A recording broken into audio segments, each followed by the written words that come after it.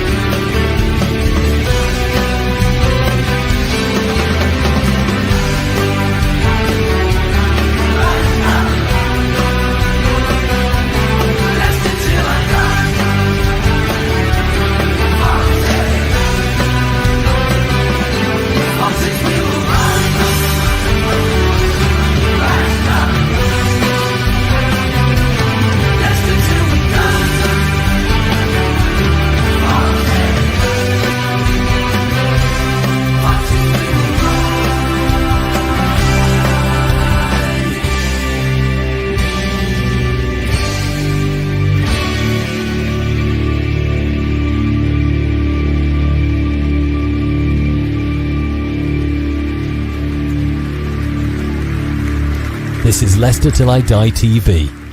Watch and subscribe on YouTube and listen on your podcast platform. Good afternoon, everybody, and I'm going to start positive because I notice there's a few people that are already in the chat that aren't feeling very positive, and I get it. I totally get it. All I will say is, not a good day to try and give up glue sniffing. You've started the show already, Chris, with the star one-liner of when things are going wrong, Chris. So, yeah. Can I just say, by the way, do not try that at home, whatever you do. Azza is in, and he's saying, what an awful lineup. Gray is in. Afternoon, Chris and Tom. Same rubbish, different day. Well, that's probably going to be true. And Stuart's come in and says, hi, Chris and Tom. Good afternoon, young man.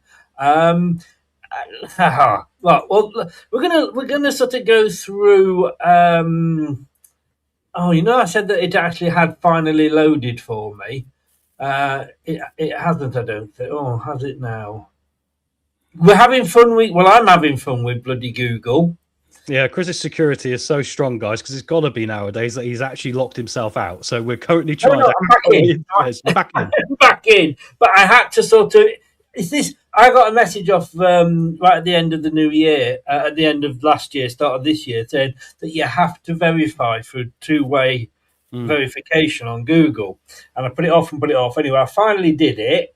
And, it is when it actually have to do it, like I say, it takes me sort of pressing 10 things, getting me... my underwear out, showing them a picture of that. Oh God, it's unreal. It's unreal. Keith's in, Craig's in. Hello, Stuart. I wish I was young, Chris. Wow. I'm just thinking that if I say it to people, people will say it to me. It's supporting Leicester. It will age you a long time ahead of your time, doesn't it? Being a Leicester fan. Oh, indeed it does. Look at me, I'm like Gandalf. Yeah, Tom is really 17. Yeah, exactly. It's been a hard life, guys. It's been a hard life, ups and downs. Bloody hell, Tom, you got a big enough cup there. Oh, mate, you're going to need a lot of coffee to stay awake from this one, looking at performances recently, aren't we? Well, yes. I mean, I've started already on the old cider, but my cup's big, but it's not that big. So... let us just go through this and let's get up and running. Don't forget, guys, football financial expert Stefan Boran talking PSR and Leicester City. I haven't got a link, to be honest with you. I do apologise. But if you just go along to the YouTube page, it is in there. And I'll try and put the link up a little bit later. It makes me laugh. People are still questioning him. And I love the fact that, like I say, people like me, who's sort of a salesperson or somebody who's a painter or somebody who's a gardener, think that they know PSR better than somebody whose job it is. And at the end of the day, it's only his opinion. He doesn't know 100% because he doesn't work for the FA.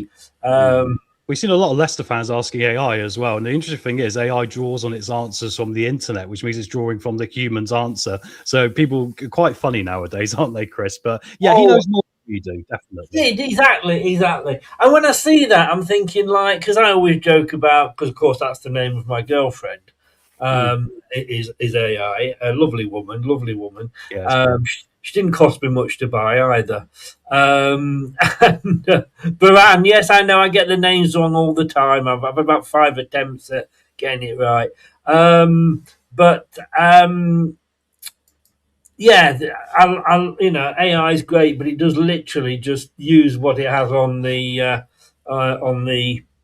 on the internet. It's a great thing to bring up at the start, though, Chris, isn't it? Because this is the thing that's still hanging over us, because there might be something that happens this week regarding PSR, but I imagine outside of just mentioning it here, it probably won't come up for the rest of the days. We've got a very big on-pitch sort of action we've got to see today against Arsenal. I don't think they will. No, I do it on a match day. If it doesn't come up this week, I'm off next week, mate. The week after it's coming up. So that's basically I'll deal with the ramifications of it. No problem, boss.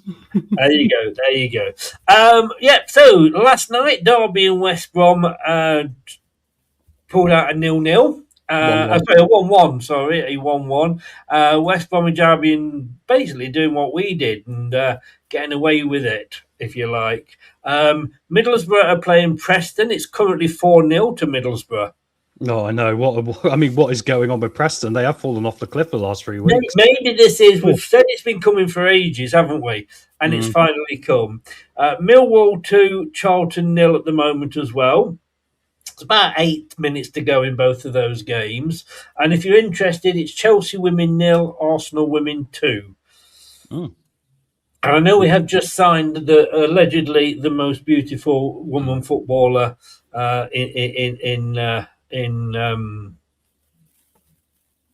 no Everson again. In women's football, but my favourite plays for Arsenal, so I'll just leave it at that. Birmingham hosting Stoke, that's a tale of two cities. Rovers, who are in deep trouble themselves, Watford. Bristol City, Sheffield Wednesday. Hull, Swansea, obviously Leicester, Oxford, QPR, Wrexham. Then you've got Sheffield United, Ipswich, Portsmouth, Southampton tomorrow. Let's hope it's a better derby than the earlier game in the season was. And on Monday night, for some reason, Norwich are hosting Coventry. Right, so let us should we look at the team news? Yeah, let's get it in there. It was a great little comment from Mazda there. A lot of the board are focusing on signing players to the women's team and forget about the men's team. I think that'll be the PSR problems we got with the male side of it, mate. Yeah, yes. We have to accept that although they are, it's like, I don't know, it's like Tesco owning Jack's. You know, it's two different shops, but it comes under the same company, but it's dealt differently. Now, look, we were talking about this before. Every week, the Leicester Mercury, Leicestershire Live, want to call this a 4-3-3. So I thought, right, I'm going to go with the 4-3-3. And I couldn't work out because that means that Chowdhury's on the wing. Yeah, and it just didn't make sense. And the BBC last time, they started with the 4-2-3-1. Then they actually went to a, the 4-3-3 afterwards to sort of, I get confusing, but they're back at a 4-2-3-1 this week. Look, Stolarczyk in goal. He needs to be taken out. He really, really does. I know it's not, is it, Azza? It's not, but you know, that's what the old Mercury say. Yeah, Stolarczyk in goal. Now, look, interestingly. A back four, again, of Piera, which I kind of thought it would be because the other guy that we would normally play there is in midfield, although Aluko, I mean, you know, all this, we can't play Ricardo more than once, you know, in a week. This will be the third time he's played in a week. Yeah, well, it shows you what we're having to draw from right now. I mean, I'd have liked to have seen Aluko today, but I'd have liked to have seen him against Coventry because I just think it's the natural progression of what we're going to have to do anyway, so why not get on with it? But it's a big team selection, this, for Marty today, Chris, because obviously we know the chairman is in today as well for the first time in a very long time. Yes, he is. I've got to say, top, you remembered where we were. Exactly. surprised. What did he do? Did he arrive on his horse, like polo horse, knocking a ball down Ayleston Road? I don't think so. I don't think it'd be that fun, boy. Imagine today, mate, he's probably being hurried in quietly from the back of a very unmarked car as quite discreetly as possible. But it does mean it's a big day today for Marty with his team selection. We'll start quickly with Begovic, because I would have gone with Begovic today like the rest of you, because the thing is, when we're in a position where there's a lot of chances coming and you can't really put the goalkeeper in a position where a mistake is going to cost us like it has been. We've seen a trend the last 4 or 5 games where Jacob's mistakes have started to really impact the overall game as well. There's a distrust between him and the defence, no matter who it is. I think the experienced voice of Begovic today would have been a more solid choice in the circumstances. So number one of the big decisions Marty has made with his team selection today. Number 2 is Ricardo. Yeah, which I think is a bizarre one again, like you say. I mean, Jordan James is out injured now. We'll get to the midfield in a minute, but that's because of overexposing him to minutes he probably shouldn't have been playing because we needed to manage his legs, and look what's happened. Ricardo, similar thing, and I don't think Ricardo's actually been really nailing down that right back place anyway, Chris. No. I mean, for me, I would go, no. We're in total agreement with each other on this. They would go for a 3-5-2. But, which is what the opposition are doing today, so that's going to be interesting. Indeed, they are. In fact, no, they're going for a 3-4-2-1. Yeah, it's basic. It's very similar. Yeah. I guess it is really, isn't it? So look, a Coley and Vestergaard, they really did nothing wrong against Wrexham, did they? No, I don't think so. The only problem with Vestergaard is, and he has been our best defender this year, means we're going to have to play a low block and we're going to have to be good on the counter-attack, which we've also been pretty poor at against Wrexham in particular, because the front three didn't look very connected at all, did they? They looked to be playing in spite of each other rather than being a team. So it's a difficult situation, this, because Vestergaard's attributes are good for us as long as we're playing a low block. If we try and play a high line, this is going to go really badly wrong. But, well, again, you can see that. I can see that. 30-odd thousand people in the King Power every fucking week can see that. But Marty can't. Can I just say, guys, 42 of you in. Thank you very, very much. Just click that like button for me, please. It doesn't require any cost or really just all the effort of just going bing like that. That's all it is, and it really does help the channel. And like you say, Vestergaard, I see this. And look, fantastic news. No Thomas again. Nelson did absolutely nothing wrong at left back, did he, the other night? No, he was superb. I think it showed his intelligence as a footballer. The only downside for us is that if I was a coach in the Premier League looking at him, I'd go, he's someone I'd be interested in getting in, because he's obviously got a very natural ability to read the game very well, irrelevant of where he's playing on the pitch. I felt he was one of the only positives we can take from Wrexham. And the good thing about it is it feels a lot more secure in that left-back position now with him there, right? Because he'll focus on the tackling. He'll focus on making sure people aren't getting through him, which is something Luke Thomas was having problems with. It does make me wonder, Chris, we should have gambled and gone with Monger on the left today, because we know Thomas would be more exposing of the defence going forward. When you've got Nelson there, I kind of go, well, if he's going to be back a bit more than likely in defensive, why not go for Monger, who doesn't track back as much, and bring in that sort of flamboyance? Monger's two positions are either a number 10 or the Fatawu position. He's not a left winger. Can I just say, because I got confused the other day, we are talking Jordan James is the number 6, isn't he? Yeah, as we call it, yeah. Yeah. And the number 8 is whoever's got next to him. Talking of which, look, Nelson can get upfield, like you say, he used to, or has been said, he is the a midfielder in the past. You've got Hamza and you've got Louis Page. Now, he's come out and said Louis Page was starting a day or so ago, wasn't it? So that's no surprise. And I know Clibbo was threatening to go down and nut it. Is it 3-0 now to Arsenal? No, it's not. It's still 2-0. Get your mind away from the women, Chris. Get on this team. Come on. This is a big choice for Marty who we put in there today. I just say, I'm sorry, as much as I like you, mate, you're not as pretty to look at as the women. And I'm not and I'm not for you either, I'm sure. But I can't see what else he could have done, really. No, I mean, it's difficult, isn't it? I think it's a very interesting selection. And once again, it's mark 2 on my list of what is Marty going to come back on Marty after this game if it doesn't work?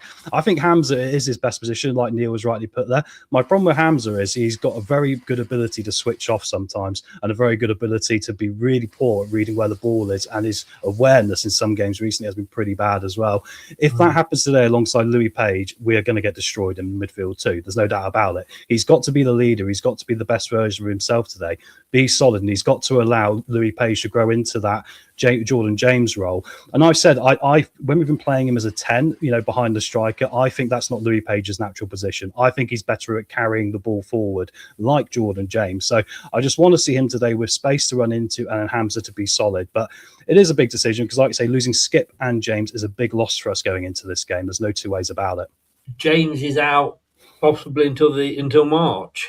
Which annoys me, Chris, because I was shouting this 4 weeks ago, wasn't I? What are we going to do if Jordan James gets hurt? Because so much of what we do this year is reliant on him progressing the ball, and then we should have taken him off. The game was going anyway. We should have got him off before because it was obvious he was overdoing it. I'm going to say, and that was going to be my next question, should he have come off after the first injury? Yeah, totally. Yeah, he should have done. But you could see from how he was approaching the game that he was working himself into the ground. He was running around. At the last minute of the game, though, look, we want to see players doing this. But when he's done it for 90-plus minutes and we know his history, you've got to manage it better. And it's just bizarre to me how we allowed ourselves to get into this position. And we could happen to other players. Yet we talked about Ricardo, right? Yeah, and the thing is, though, maybe he feels he has to do that because nobody else in the team fucking playing. Well, exactly. It's a group of individuals, isn't it? We've seen individual performances this year that have carried us to results, but I can't think of one team performance we've had this year. Not one. No, you're right.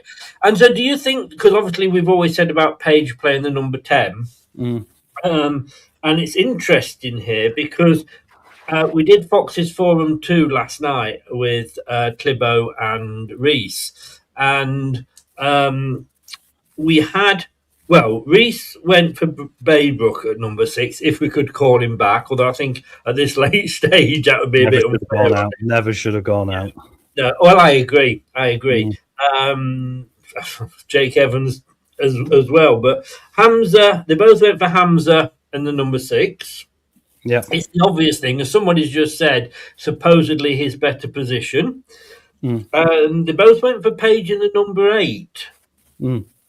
And, I always thought more of a number 10, but you're saying that's Page's better position or preferred position. Well, I think we saw that in pre-season, didn't we? We got our first little look of him. I think he was a much better player when he had the pitch to run into. I think when you put him too high up the pitch, it actually limits him because he's better in a bit more of a free role, like Jordan James, where he can run and really get incisive. Even against Wrexham, when he came on, he was the only player for us who was actually moving the ball forward insightfully and also running with the ball forward as well. And we've heard all the stats, Chris. We're bottom of the championship for running. We're bottom of the championship, for sprints, And you think, look at other teams in the championship. Look at Blackburn when they came to the King Power, what they did to us. They just run a lot more than us. They weren't a better team. They just ran a lot more, right? Yeah. I mean, look, as I said there, still Hamza can't pass the ball. Look, I'm no different to anybody else. I criticise players when when they're not doing well. But let's not forget, about 3 seasons ago, we had Hamza being walked off the pitch by Brendan Rodgers, with Brendan Rodgers with his arm around him going, because he had a fantastic game against Liverpool and probably helped us win that game. Then we never saw him again for the rest of the season. He then was man of the match. Remember that triple goal line clearances, one with his left foot, one with his right foot, one with his header against West Brom, and we were all singing his praises. Yeah. We're football fans, and yes, I take it that at the moment he is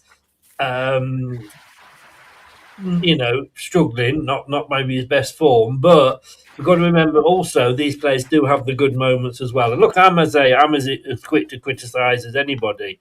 You've noticed a trend there, though, because Hamza does normally play a walloping good game once a year. And unfortunately, we need that game to be today, especially with some inexperience alongside him. He needs to be a leader today, Chris. This is where if Ricardo wasn't fit, I would have preferred a Luco at the back and Hamza where he is, because this is Hamza's better position. I would have been controversial and gone for Ricardo as DM. I think Ricardo now is looking so exposed at right back. I think playing in DM to hopefully bring back more of intelligent side of his game and put Hamza at right back controversially, Chris. I mean, if Ricardo gets exposed early here, we know that there was something maybe in that. Yeah, I know. Yeah, I mean, I can see what you're saying. We will just agree to disagree on that one. Yeah, it's square peg around holes, isn't it? Because there's no way you can get it right. But I can maybe look at it now. Yeah, Hamza must have regressed because Wilder doesn't want him. Name me a player outside of Jordan James that hasn't regressed. Oh, Talking of which, they both said they'd have Monga at number 10, which is his natural position again. He's not a left winger. You know, as Reece said, if he's on the wing, he's a right winger. So why are we playing it on the left? Do you remember when we used to get excited? Oh, Monga's warming up. Monga's coming on. Yeah, great. Now, fucking shit. So he's coming on again. He'll do nothing. There's a bit of that energy around the entire football club, isn't there, Chris? Which brings you back to the Marty Cifuentes question, doesn't it, unfortunately? Yeah. Because that is the minimum the manager should do, relevant to what the playing squad is. Yeah. So they'd have had Monga in the number 10 and then Dakova Reed. I mean, Clibbo will be going apoplectic. I won't be surprised next time I see him if he's not bold, because he's not a fan of AU. I'm not a fan of AU now. You know, Dakova Reed, at least, I know he's old, but at least he knows where the net is. All AU can do now is fall over and either break the play up or get a free kick, which is fine in the last 10 minutes, but not in the second, third, fourth, fifth minute. No, that's it. I hope they've had at least a come to Jesus meeting between them this week, because it was very apparent to me, the one thing I missed on the post-match last week, which I'd said against Wrexham, was Mavididi, Fatu and AU looked like they did not want to play together, because they were always doing selfish things rather than doing something for the person next to them. And how are you going to score goals, Chris? Especially we've got to have a low block, and these guys are going to have to be, like Spitfires and getting it right first time and not holding onto the ball too much and losing that opportunity. That's my concern. This is the thing. Fatu does it, Monga does it, but the main guy that's the trouble is Steffi Mavididi. He has, and I can't remember which game it was against, but he'd broken down the left. He had one defender chasing him back. He did his 55 step overs, and by the time he'd actually decided he wanted to go past, another defender had come back and he'd ended up with the two marking him. So fucking hell, Mavididi, get off social media or whatever it is you do and concentrate on just getting past the first man. Don't do all this fancy foot. I mean, we can all do that, let's be honest with you, because all he's doing is leaving the ball in its place and taking his foot over, each time. It's not that brilliant.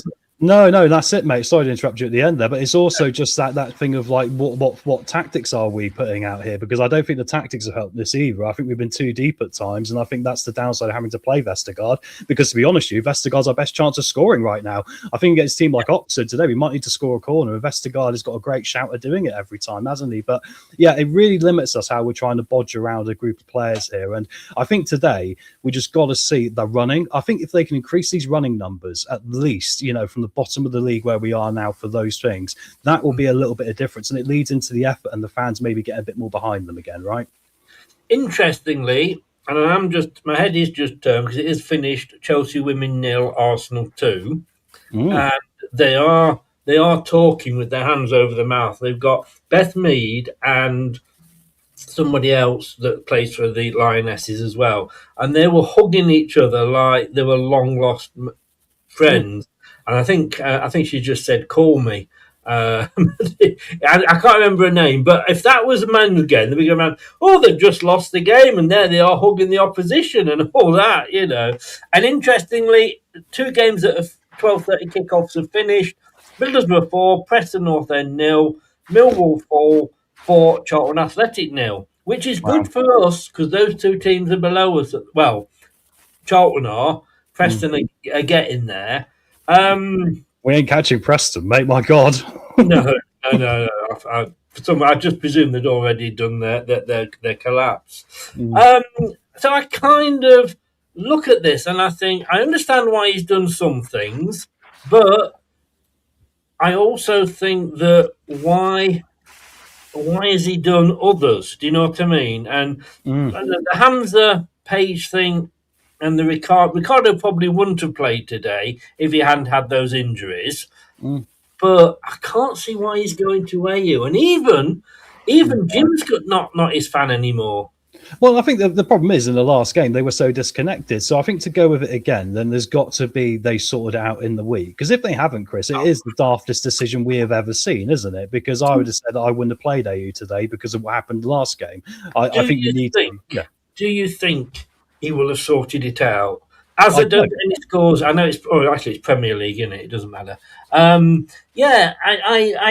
when we get to the game though, Azad, I don't want to see any Premier League scores because that will get you banned. Any scores do, then there's no confusion. It's just a blanket. To me, again, I'm looking at this, and Sumari's on the substitutes bench, and let's have a look at the substitutes bench. Ayu's going at the end of the year. Why are we sticking with him is the one question. And then when I look at the substitutes bench, interesting to see, and I don't really know this guy at all, but we've got on the bench Gray. Yeah, centre-back academy prospect, Chris. Yeah, so I was calling for him or Marty to get onto the bench sooner rather than later because it was very apparent we were going to have a problem at centre-back, wasn't it? And eventually it's finally happened. So I don't think he'll come on today. I imagine Marty will still shoehorn around this, but it's interesting to see his name at least listed up there, isn't it? Yeah, let's be honest with you. He won't come on, and in about 5 days' time, we'll hear that he's been sent out on loan somewhere. I mean, that's all Marty does, isn't it? You know, because he wouldn't want to upset the likes of Sumare, Daka, all these players that are going to be where at the end of the year? Oh, no, we've got to play. We've got to keep them in the squad. Got to keep them happy. Fuck it. Send them out on loan. Well, we've got to identify who are those that have got to be involved and their attitudes are in the right place versus those that aren't. I will say with Jordan Ayew, I don't think he's got a bad attitude. Well, he's nowhere near Harry Winks, for example. Who's his attitude you know is what I mean? fine. Yeah, his attitude is okay, but he just hasn't got the... I think he's frustrated with what he's playing around as well, but it's very hard for me to ascertain who you can park the blame on that. I'd park it firmly at the manager in that case and say that this is something that needed to be resolved a long time ago if there is bickering and fighting and things going on between the attacking units and we're all struggling with it. I think Jordan Ayew's got a place in this coming off the bench because I think, like you say, some of his qualities like winning free kicks and stuff like that can be very helpful at breaking up play at certain times, right? But we're just in this difficult position where I don't know who else we put up top right now. I mean, is it Glatt or Daka today? I mean, do we want Daka up front? I don't think we do. So Evans, well, he's going out on loan, isn't he? I know. Why the fuck? Because we must be absolutely fine for strikers, mustn't we? We've got Jordan Ayew who can't sort of, when there's a breakaway, keep up with the play. We've got Daka, and it's the old, he couldn't have a wank in a whorehouse, could he, Patson Daka? And they're both leaving at the end of the season. But let's put them, let's have those two as their main up front options.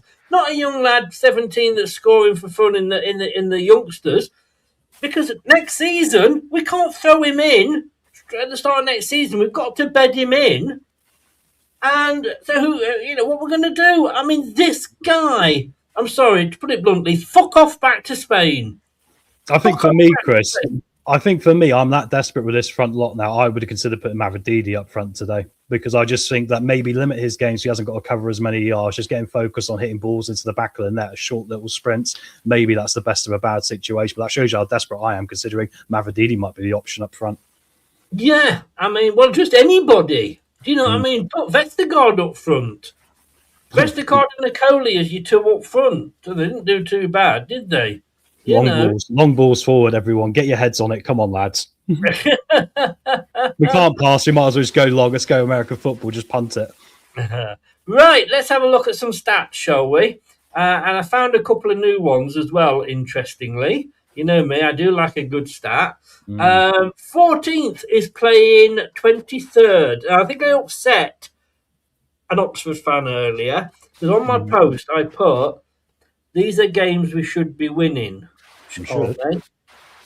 Yeah, it's true. And I said, no disrespect to Oxford, but these should be the games we're winning. Well, they should be. And I'll tell you what, Chris, with the atmosphere around at the moment right now, there is a small fire burning, and a loss today would be a whole can of petrol being poured on that fire, wouldn't it? So, I think this is the most important game of our season because the stats have been trending down, and we can see a lot of them here on screen. If we do not go out there and get a win today against Oxford, who have not scored for 2 games as well, bear in mind our clean sheet record at the moment, they've not scored for 2 games. We could see to Oxford and end up losing this game.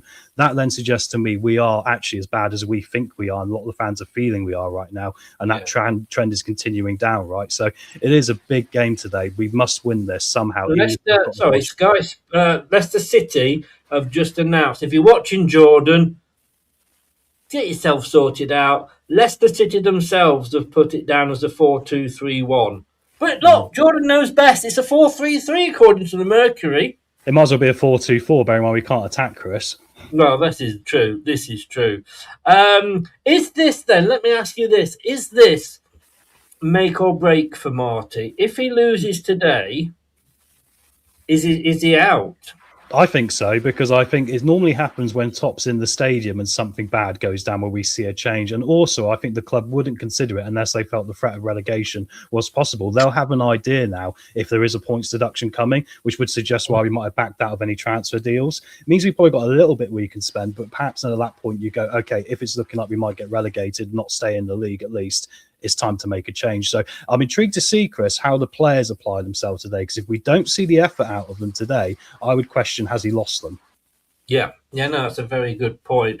Home advantage, apparently, I don't know how we've managed this, but we get a plus 13% home advantage. I mean, I do know how they get that. It's because of our results at home, you know. But yeah, unreal. Win probability, this is where my AI, earns a living. 48% chance of us winning, 23% chance of Oxford. Yeah, insane, isn't it? Yeah, I mean, like I say, Oxford really are the team right now you kind of would want to play because they're struggling to score goals, right? You know they're going to keep it tight. You know they're going to be compact. You just got to get over that hurdle, right? The thing that worries me with it, Chris, is you look at these stats as a year ago, these stats would have been a lot higher in our favour, or 2 years ago, right? I mean, that shows you the decline of where we are. And it's concerning how when we fought against teams like this before at the King Power, if their counter-attack game is good, then we've got a challenge on today, right? Yeah. I mean, when I was doing this, which was late last night, so bear with me if I got anything wrong, I was looking at this thinking, there's no way Oxford, on paper, should win this, which means they're going to win this. Yeah, they've got to have a motivation, Chris, somewhere, because they need 3 points. They can't do a draw anymore. They need 3 points. Yeah. Oh, no, like you say, they need to get those wins.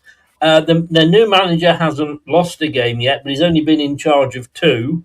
And, they've both been draws. Look, Leicester's last 5 home, 1-1 lost, 1 lost. Top 5, last 5 games away for Oxford, lost, drawn. But we are the team that everybody would want to play if they're in a bad run. Exactly. And I look at this Oxford team and go, even under Rowett, before they obviously gave him, I think it was a bit of an untimely push, actually. They seemed very much all on the same page with each other. They knew they were the underdogs of the league, but they applied themselves with passion, and they do the running, Chris, And this is the thing we will see today. This could be that battle of, okay, in theory, we're meant to be a better team, irrelevant of the lineup we've got today. If we come up against a team that wants it that bit more than us and are more motivated to get that more than us, that will be what brings us down today. And this is why we talk about the team selection with Xhaka being in. All the little things now are highlighted, right? All these little mistakes when you're under the microscope, and Leicester are under the microscope. It's time for performance today, no matter who's out there. Yeah, totally. Top goal scorer. Ours is Jordan James with 9. Oh dear. Theirs is Lancashire with 6. Now this is interesting. This is what I found. And you know me, I'm easily pleased. Just ask my ex-wife. The most goals scored. So the 15 minutes when the most goals are scored by Leicester is in the 76th to 90th minute. Yeah, 26%. So over a quarter of our goals are scored in the last 15 minutes. Yeah, that's worrying, isn't it?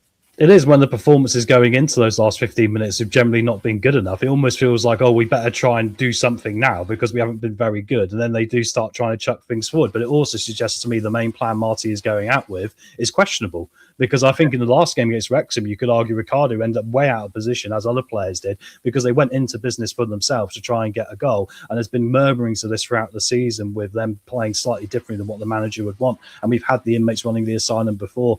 Once again, Chris, we've got to get a grip on this some way or another. And today will be very enlightening as to what that path's going to be for me.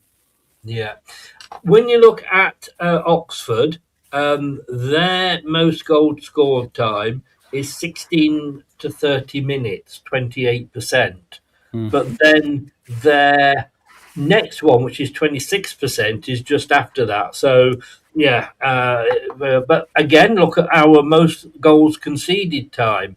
And I thought that this might actually be just after half-time. But it isn't. It's the other one just before half-time. Again, almost a quarter of our goals are conceded in those 15 minutes before half-time. It's almost like the players are just shutting off and I don't know, thinking about having their cup of tea. I think a lot of it, and this is not me just picking on Marty for the sake of it, I think a lot of it is there's a negative element to our style of football anyway. A lot of it is about holding on to possession, passing it around the back, and there's times where, teams in the Championship will force onto you and force you to make a mistake because that's what they do and that's what they're drilled to do. So, so I think that's what a lot of that is as well, Chris. And, it's disappointing because I've said for a while that we know we can't defend with this team, so the best form of defence is attack. Well, attack your way out of it. I've said that many, many times, but this team can't attack, can they? And fitness from Neil, fitness as well. Good shout. We question fitness in these and the end of the halves. There we go. Yeah, I thought nobody could have a worse training top than Leicester's tenable one. I was looking at Oxford and doing my head in. Talk about psychedelic. Interestingly, the most goals conceded time for Oxford with 26% is 31 minutes to 45 minutes. And that's so basically don't go anywhere for that last 15 minutes of the game because it could end up 4-4 just on those 15 minutes, the way that these stats are working. I do find that one actually quite interesting, to be honest. Right, goals for and against. Yeah, we've scored more than them, but we've conceded more than them. 39-41 there, 25-35. And yes, somebody questioned this earlier, and I did check this when I did it yesterday. The XG for Oxford is better than ours. Only just by 0.02, but it is slightly better. Clean sheets at home, we've only kept one clean sheet at home, and it'll be 23 games in a row today if we concede again. Hi Jeff, how you doing, mate? Clean sheets away, it's again just 1 and 8% for Oxford. Failed to score at home, 15% of our games. 2 games we haven't scored. So we're scoring, but we're conceding as well. But it surprised me with the stats about how many we scored, Chris, actually. Sorry to intrude there, because actually it feels like we've not been that free scoring this year at all, does it? No, but when you come to think that is over, 28 games, 27 games. So, it's not, as good as it probably looks. But yeah, at home, their XG is better. Points per game. At home, ours is 1.69. Away, theirs is 0.69. But again, I'll tell you, the one I missed, I think, was their failed to score in away games 5, 38%. I mean, looking at that, we could see a 4-4 or we could see a 0-0 because neither of us can keep a clean sheet, but neither of us can score. No, exactly. And it's a very hard one to predict, this, isn't it? It definitely doesn't help us having to bodge around with our defence the way we've had because of poor performances in the past few weeks with Luke Thomas. It doesn't help at all. And in the midfield too as well. I'm expecting it to be quite tight today because I think Oxford would like to keep it tight and look to try and punish us very decisively on counter-attacks, right? So it's going to be one where we're going to have to really step up and hope that we can show some overall quality, which I guess people outside of Leicester fans will look at us and go, well, they've still got quality. Yeah, you're not seeing it as close as we are, guys. Don't get me wrong, neutral fans, right? But yeah, it's going to be one of those sort of games that it's going to be hard. I mean, I could see it being 4-1 Leicester if we turn up. I'm just concerned we're not going to. No, and I'm not expecting us to. And 1 second, I'm about to sneeze. Everyone focus your pressure on him. There we go. There it comes. That's what you come to this show for, the sneezes. I thought I'd muted myself. Did I not mute myself? No, you did mute yourself. I was commentating over it, Chris, for the laughter. That's why you commentate the games, mate. That's why you do it. It'll be no surprise. The player watch this week. Last week we picked Luke Thomas, and of course he didn't end up being picked, though we went for Jordan Ayew last minute instead.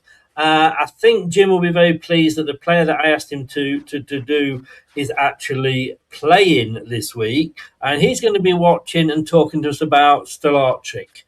Good choice. That'd be my choice for today. Yes, Great shout. yes. Yeah, I think you can watch him, see how, because he's going to watch the rest of the game as well, obviously, but he'll be watching him and just seeing how he does.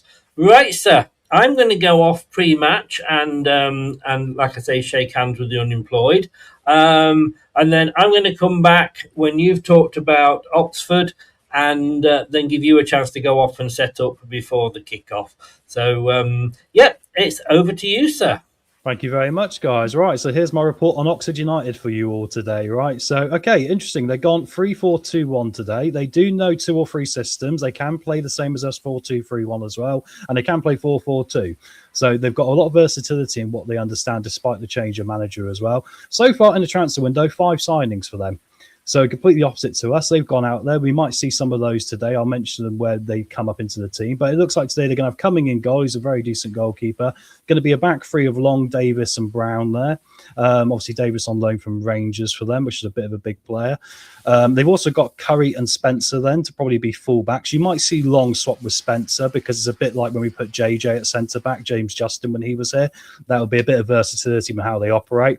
Then we go into the midfield and we've got McDonald making his debut. He was signed from Nottingham Forest Academy, so that'll be interesting, one of their signings. Another one of their signings is Miles Peart-Harris on loan from Brentford, who gets a nod today while they got Konach on the bench for them. He's also another player to watch out for if he comes on. And then we got Brannigan, who's been there for a long time. He's got a long-range strike on him as well, similar to Fataru when he's up to it, so he'll be one to be dangerously watched. The other player who's been really good this year is Mills, who will be on the flank for them. So how this all lines up with this 3-4-2-1 is going to be interesting to see who plays well. I imagine it will be Peart-Harris and probably Mills in those attacking mid positions, but they will move around. And then they got Harris up top today. He wasn't their top goal scorer. Obviously, it's Lancashire who is on the bench, so that could be something. But they've got a very strong bench as well, guys. I mean, if you look on the bench, they've got Volks, who's a championship midfielder, who's had a lot of experience in this league, other teams like Cardiff as well. De Kersmaker, who I quite rate, a Belgian signing they made in the summer. New signing from Hyundai Motors, Jin Woo, is also on the bench today. Let's hope he was part of the production line in the factory and not a very good footballer, because if he comes on and gets a really good debut, that could be bad news for us. Once again, making positive moves. The experience of Matt Phillips as well. I also like Romney they got on the bench as well, who's someone who's got a lot of ability, a foreign player they brought in. And I look at their bench and go, they've got options to change it as well. So going to be very difficult for us today, I think. So hopefully we will see a good performance against this lot. But I am a bit nervous how they started 3-4-2-1. I was hoping they would start 4-2-3-1 and match up against us and try and keep the game tight. So there is going to be space for them to exploit. But of course, this is a team that also hasn't scored a goal for 2 games, which probably suggests why Lancashire's been dropped for this one up top and been replaced by Harris, and we've seen 1 or 2 little tweaks in there as well. But they're desperate for 3 points, aren't they? Because if they don't get 3 points, all of a sudden they're getting cut adrift on the same sinking sort of iceberg as Sheffield Wednesday, right? So they need to get 3 points. They'll be up for this today, and it's going to be very interesting to see what sort of reaction we give back to them, because obviously, who knows how it's going to turn out. And I'll pass you back over to Chris here. Look, who's having a little bit of a munchy time there. I am, because again, I was up at 6 o'clock this morning doing my radio show. Went back to bed afterwards, so I haven't really eaten anything. Tom, I'll let you pop off. No, I can't let you pop off because he's gone to Morecambe, hasn't he? Oh, well done, mate. Straight in there with the dad jokes. I mean, lots of these today to get us through, guys, anyway.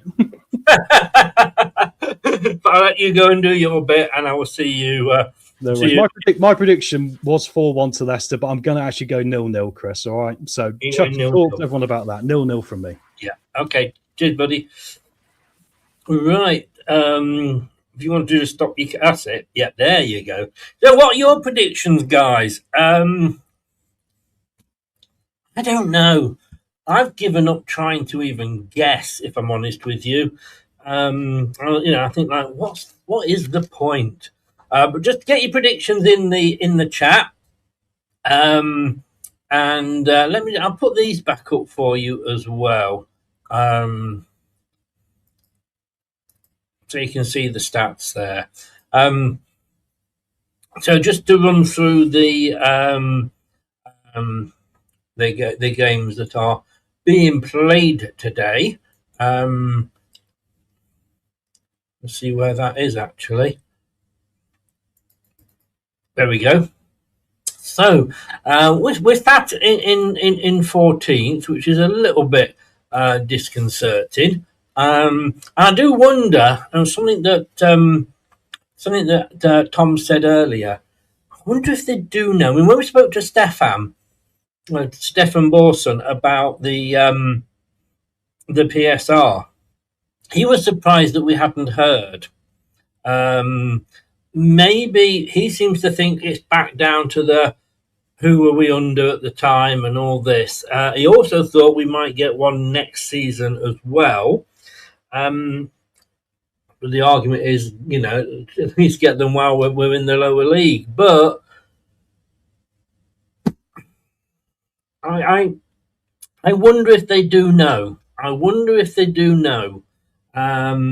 And this is why we haven't seen any activity in the transfer window at all. Marty's saying a few things about, we need this or we need that, blah blah blah, but we're seeing nothing. So let's just go through some of your scores and what your predictions are. Tom, have you put your CV in? Hey, I tell you what. Somebody said earlier, Leon Hutchinson, is it something that he's been picking that's scoring very well on FIFA? In fact, when Tom comes back, I've got something very, very interesting to tell him about managers. Okay. So what do we got here then? Oxford 2-0, says Gray. Oof. Keith has gone 2-1. I don't know who that one is to. That could be either way. You haven't said. I'm presuming you're going for Leicester because you put the 2 first. Do we have a squad to get out of League One? Very interesting, Scott. Very interesting. And Scott's then gone for 3-2 Oxford.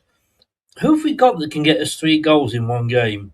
Andreas has gone 2-1. 2-1 to Leicester. Showing his support for the Blues there.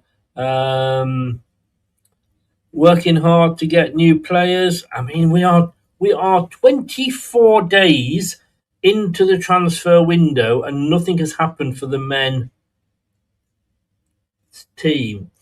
I didn't expect there to be much, but having sold that 80-odd million, I thought we might have a bit of wiggle room.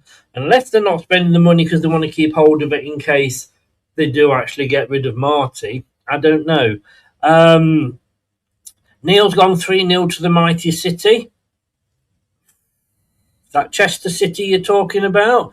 Certainly Leicester City certainly aren't mighty at the moment.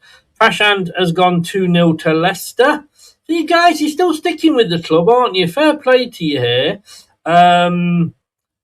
Keith has got. They're waiting for 2 games before the end of the season. Hey, if they're leaving until 2 minutes before the end. But of course, let's not forget, because we've been there before, haven't we? This season, the EFL are doing what the Premier League have been doing for a few seasons. With the Premier League, when it gets to, I don't know what time the window shuts. Let's say it's 11.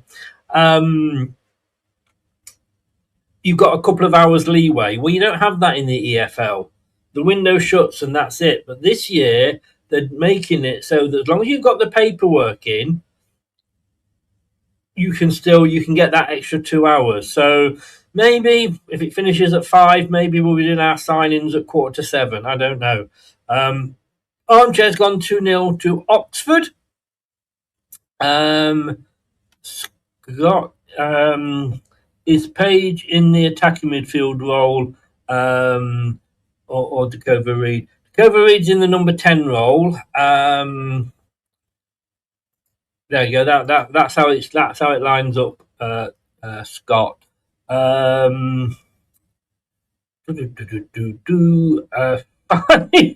Jeff. And I'm guessing, Jeff, this is about 7 o'clock, 8 o'clock at night where you are. And I think you've had one or too many of the little, the old Scottish whiskies there. If you've gone 5-0, if that is the correct score, I will fly over to the Philippines and buy you a pint. How about that? 5-0. The old saying goes, I'll have a pint of what he's having, please. Armchair, one question yesterday was, you've got 10 days left of the window. His answer was, so is every other team. Do we expect anything more?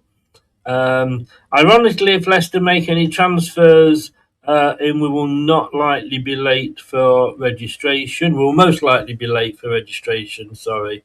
Okay, it's the watch along. We're just waiting for Tom to come back, and then we will make a start, I think.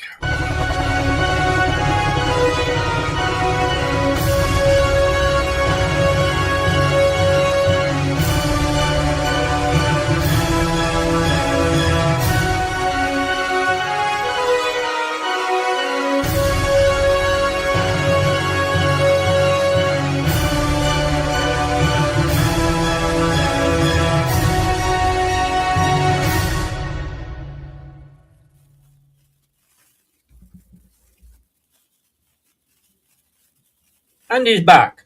Just going to say, Tom, a couple of things I wanted to say to you before I went and left you to it. That this 24 days into the transfer window, we haven't made any signings yet. But like the Premier League, next season, they're going to have, that 2 hours delay where as long as you've got the registered, you can actually still sign them. That's going to apply to the EFL this season. And I was reading one of the Leicester blogs. I think it was Foxes of Leicester. Could be wrong though. And they said if they were to sack Marty Cifuentes, 2 managers that we should be looking at. One of them's Ralph Huthenal. Okay. And the other one is Will Still. And I'm thinking, no, because if we're looking at Will Still, we should be looking at Thomas Smith.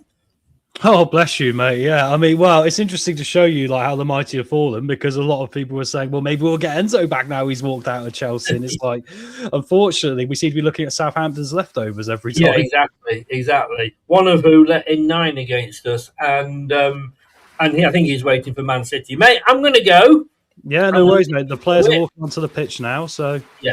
And I'll see you. Well, I won't see you. I'll see you at full time. I'll be here at half time with Wayne, of course. Take care, everybody. Have a good match. No worries. Thank you very much, Chris. Send your updates and scores in. There we go, guys. Chris has gone into the back now. So, yeah, mind your spoilers in this one, guys. Obviously, I don't really do a lot when it comes to anything with that. The chat, we got some great mods in here today who are going to do that side of it for us, and they always do a great job. So just make sure that unless I've said the goals happen, I've got a cup behind me on the shelf, I'll go move that in a minute. If I've said the goal's gone in or whatever, that react afterwards, but obviously don't give anything away before we've said it on the channel, all right? Because you will get a little block there, all right? Anyway, they're coming out onto the pitch now, guys, and hopefully we'll get into what will be a very good performance. Any spoilers in your history? Well said there, great. Afternoon, Blue Fox. Hope you're all right there. Yeah, let's hope we do stay on track. Yeah, and hi, Neil, as well. Let's see how we get on today. I think last time out was a very difficult game for us, right? I think we saw a lot of things where it was just really frustrating to see the players showing that frustration as well. Obviously, we still got a mixed mash of players out there today, but it's against a team in Oxford who desperately need something. So it's going to be a really difficult game for us today into how we're going to take this on. I think they're going to be a lot more of a difficult opposition than what we like, but that's just the nature of what we're having to face right now, guys. Anyway, Like I say, get your thoughts in the chat as well. I'm just going to quickly go and move that cup from behind me. 1 second here. It's really going to annoy me otherwise.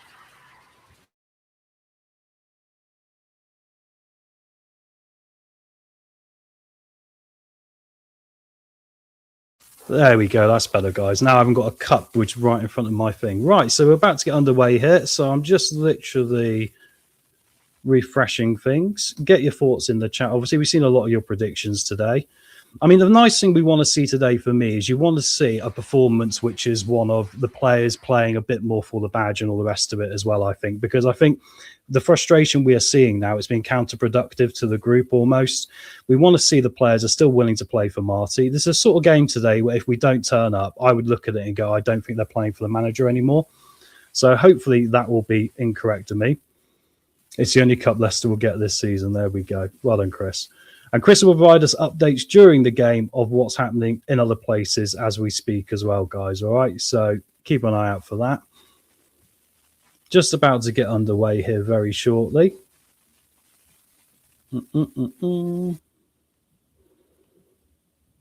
As I organise myself. Hopefully our lucky Tom can help us win. That luck's been completely running out a bit, Prashant, hasn't it, to be honest, mate? I wish we would be that lucky, but I had a good spell while Chris is away, and now we're back to reality, aren't we? Very difficult. As we get ready to start here, imagine the game is just about getting underway. 5-0 Leicester from Jeff. Well done, mate.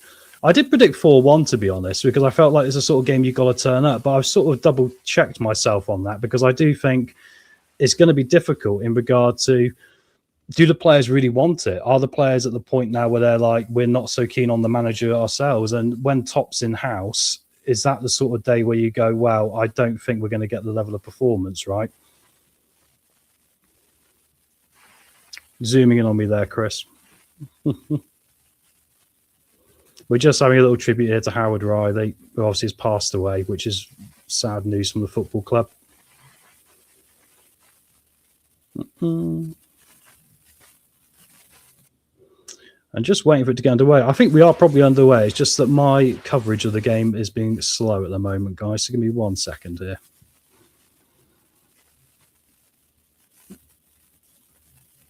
I live in Devon, so we literally have the most rubbish internet around, don't we?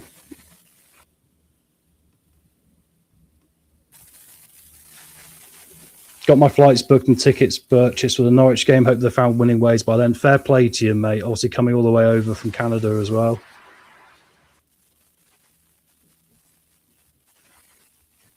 It's a big commitment, that. Big commitment, especially when the football club's having difficulties right now.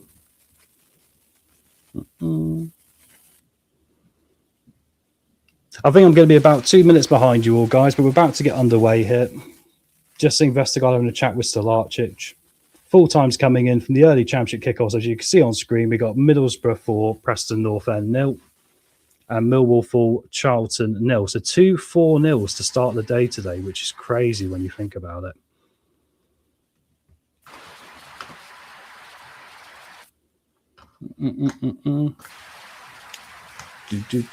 Chris, if you've got the game going, mate, do you want to come back in for a minute? Because I'm having difficulties my end, unfortunately. Everything was running and now it's all stopped. So do you want to come back in and... Yeah, I will. We've not kicked off at hours yet, so I don't know whether it's the kickoff. They're all in a huddle at the moment. Stolarczyk looks like he's waiting for somebody to use his back passage. He's bent over, but they are all still in the huddle. The joy of modern television and all the different ways it goes. Tom, wave at me when you're ready to, when you get it running. But we're all lined up. Leicester City, obviously, all in blue for the home kit, and we're off. We are off. Finally, Oxford in their yellow tops, black shorts and yellow socks. Leicester, as usual, kicking from left to right in the first half, and it's down this left-hand side. Mavididi got tripped up, but Leicester have kept hold of the ball. Some nice 1-2, played it over the top, but... Oh! Played it over the top then at a second attempt, Leicester, but they couldn't. They couldn't get it. Well, it ended up back with their goalkeeper. So let's have a look. 36 seconds gone, and we've not conceded yet. some things are looking good. I think it's a free kick to Leicester. Oxford are arguing it. Of course, Oxford come into this with a new manager. This is just his third game. Oh, that was I have to say, even as a Leicester fan, that was a bit of a soft free kick for the referee to give. Maybe for once we're going to get a referee who's on our side.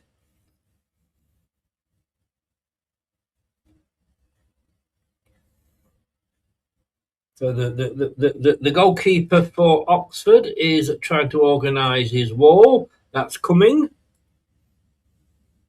And I can make so many jokes there, but I'm not going to. So Fatawu and Ayew are over the ball at the moment.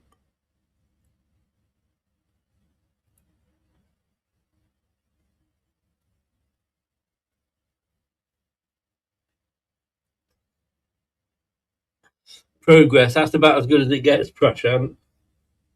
Chowdhury's, he's backed away, Chowdhury, so it's either going to be Fatawu or Ayew.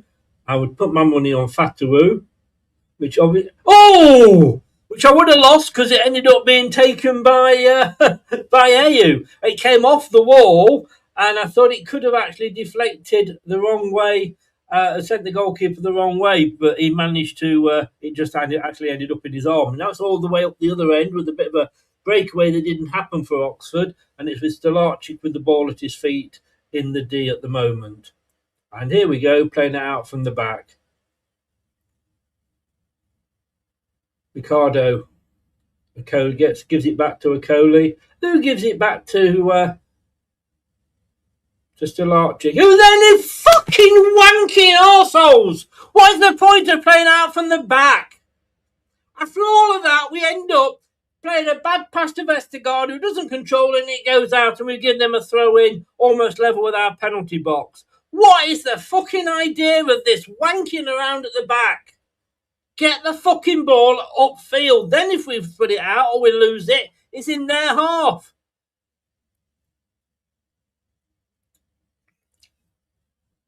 And we'll come back.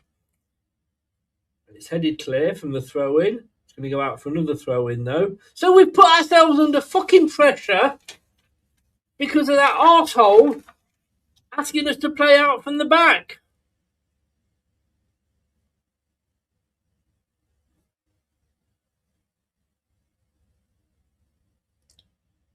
What is the point? What is the point?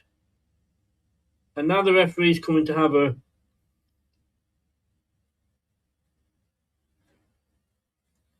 I don't know who's having a word with there.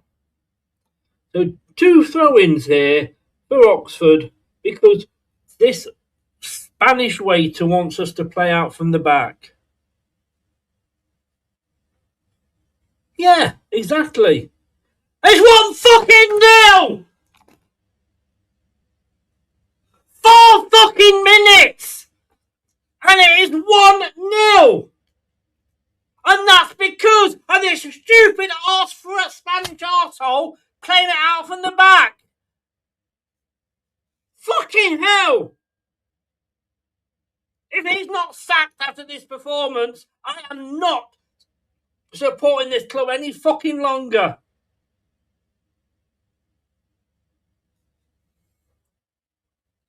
Unfucking believable.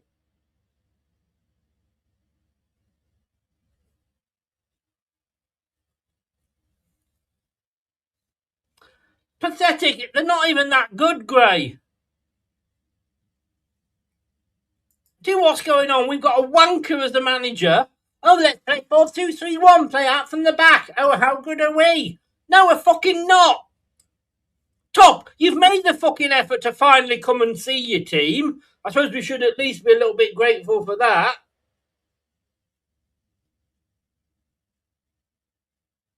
And if you don't fucking sack this wanker... 4 fucking minutes! And that all came from trying to play out the fucking back.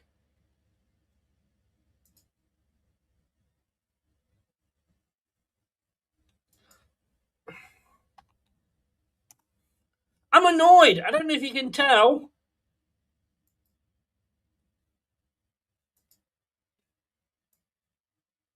What is the fucking point? Yep, Tom, not a problem, mate. Just give me 2 seconds. I've just got to put the fucking score up.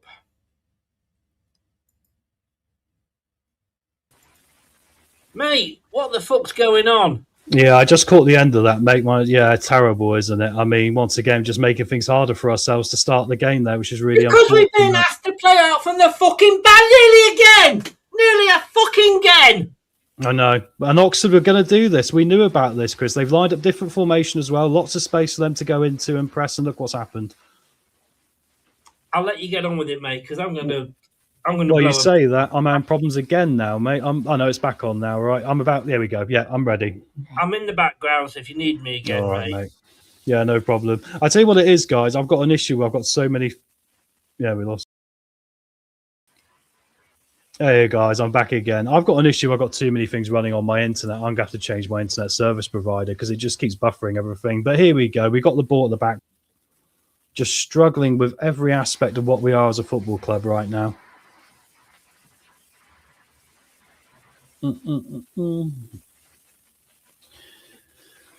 Already lots of moaning going on from McCody here, but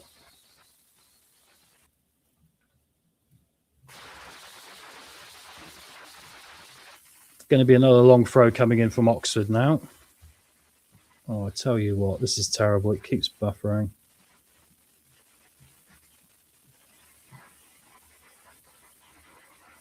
Chris, I'd come back in, mate. I'm just not. I've got too many things open, mate. It's not going to do it for me, I don't think. Unfortunately, I'm going to have to work out another plan here.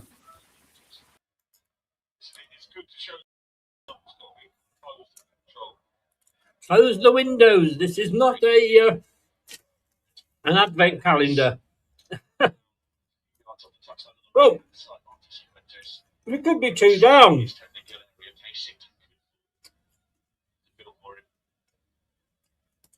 I mean,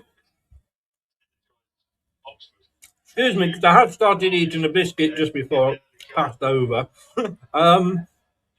It's a throw into Oxford. Oh no, it's not. It's a free kick to Oxford.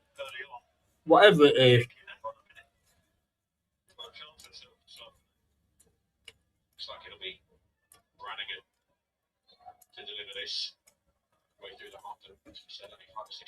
Free kick comes in. It's headed clear. But only as far as an Oxford United player. Head tennis at the moment. Ayu controls it. Oh. And then Mavadidi gives the ball away. Oh, and then a shot which goes well over the top, in fairness. But again, they cut us open so easily.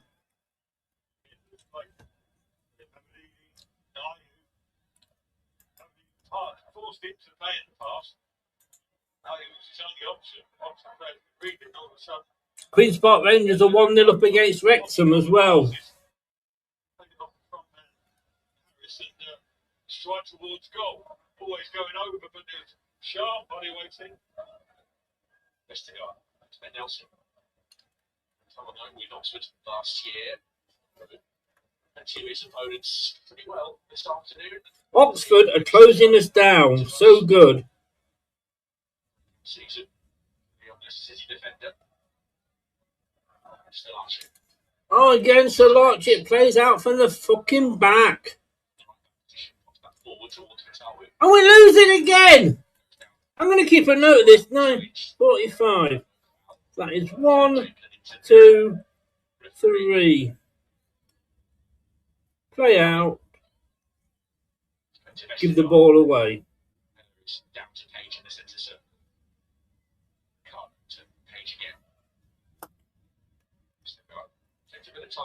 Sorry, Tom. I was on full screen then. I don't know if you waved at all. And we give the ball away again. And we give away a free kick now. similar position. Same, almost the same place as they did before. I don't know if you did wave, mate. No. Don't know if Nate is in. Is Nate in at all?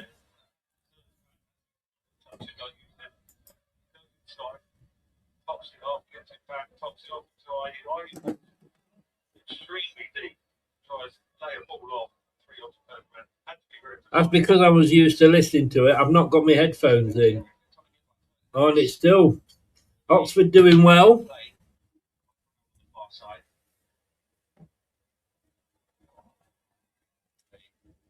Chowdhury's begging for something, probably to leave the club.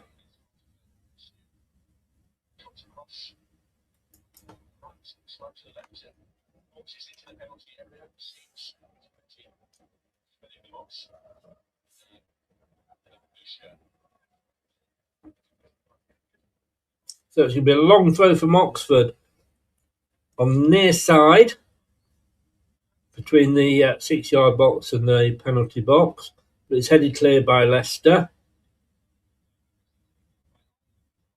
Fatawu got there first. Oh, come on! That was a free kick, surely!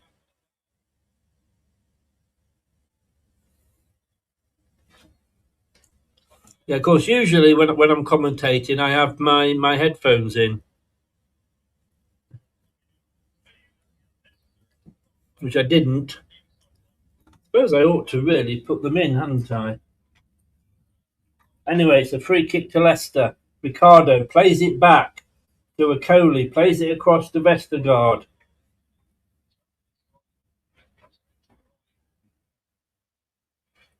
Okay, guys, you just give me 2 minutes. I am...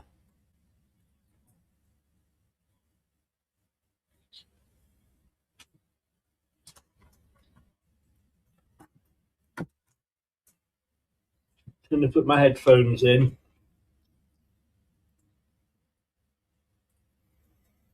Oxford. Oh, took it to the byline, chipped it into the box. Thank goodness. Well, it just went straight to Salarchik. But then again, you never know with him, do you?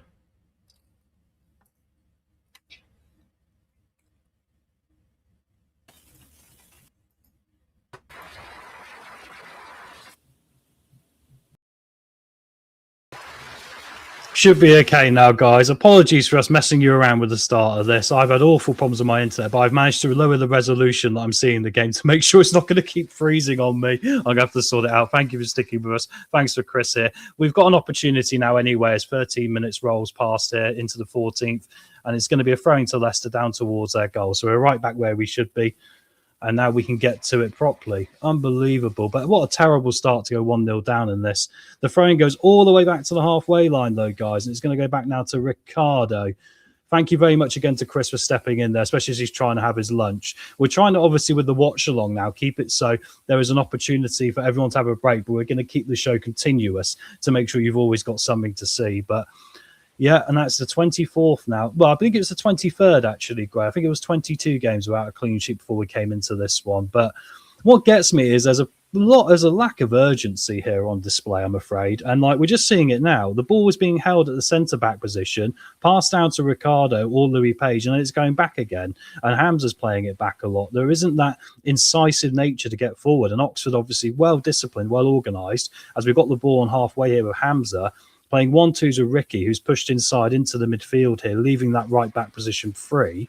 And now we're going to come forward with Vestergaard as we push up in quite a high block here into their half, battling for the ball in the middle, and it's very scrappy. And Oxford is just going to put their boot through it and get it all the way down into our half. And Jacob's going to come outside the penalty area now in order to pick it up. So there we go. I've thrown one out already, Tom. Oh, bless you, mate. There we go. Well, it's my fault as well for not being completely up to date with you all. I tested it all before I came on, and obviously as soon as the pressure came from the actual masses of the chat and all the rest of it, my internet just went, oh, what a world we live in. Technology. But anyway, we're back with you all now, which is the main thing. Ball comes back to Okoli here now on halfway, who's going to come forward. Fatawu there has given the ball away, and I think he's been brought down. No, he has brought down the Oxford man. It's a bit of a cynical one here. The frustrations from the last game immediately showing here, as we were seeing before, which is really frustrating. We need to get a grip of this, guys. We definitely need to get a grip of this. The latest update is QPR 1, Wrexham 0. Thank you very much, Chris. We will be getting updates from the other games as we go. And the more this season goes on, the more I'm thinking, the more it's going to be a case of it's 3 teams worse than us and us doing anything else on our terms. It is wireless, Prashan, and to be fair, we had a power outage this morning due to the rain, so that is part of the problem. I need to go run a big cable at some point, which would be my job when I get a minute, but I can't do it today, obviously. I need like a 10-meter cable to get to the router, but that threw us off this morning. We get that quite a bit. Anyway, Nelson here just trickling on forward up that byline. Marty Cifuentes looking very animated on the side of the pitch, but much more animated than the players look, as Vestergaard is just currently stood there in the D outside the penalty area with the ball at his feet. Cody now picks the ball up, and Oxford run at us straight away and come out with such energy, and we've got to go quicker. Decordevereid is pulled back on halfway by Brannigan, and it's going to be the free kick. But once again, we haven't got a quick free kick option here, so we're just going to pass it to the back again, guys. Why can't we show any passion? That's a great comment, Gray. A great comment. We don't look like a team that is really, really desperate to get a goal. We seem very happy to keep passing it around the back again. I don't know if it gets to the point where the players are making a bit of a protest or trying to prove a point. Yeah, step away for a short period and come back and we're losing 1-0. Who was at fault all asleep? Passing out from the back again, Scott, making things hard for ourselves. Consequently, we give up an opportunity and they score. It's pretty much as simple as that. I would like to say it's not something we've seen already this season, mate, but unfortunately it's deserved as well. You've got to say Oxford have been very much in the headspace of let's keep ourselves organised at the back with what looks like a back 5 right now, and then just using the opportunity to press us high. Unbelievable. Ball's played forward now. Oxford are going to pick it up with Curry at the left-back position, and they put their boot through it again. Oxford are very happy to go long here and try and really win and compete for this ball back in our defence. They know there's a susceptibility there.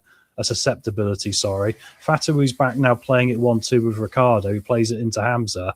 We're trying to play some nice one-touch football here, but it's pretty irrelevant. Vestergaard now finally goes long himself, trying to find Jordan Ayew, but unfortunately that was a bit of a hit and hope, and it's gone all the way through to Cummings in the goal for Oxford.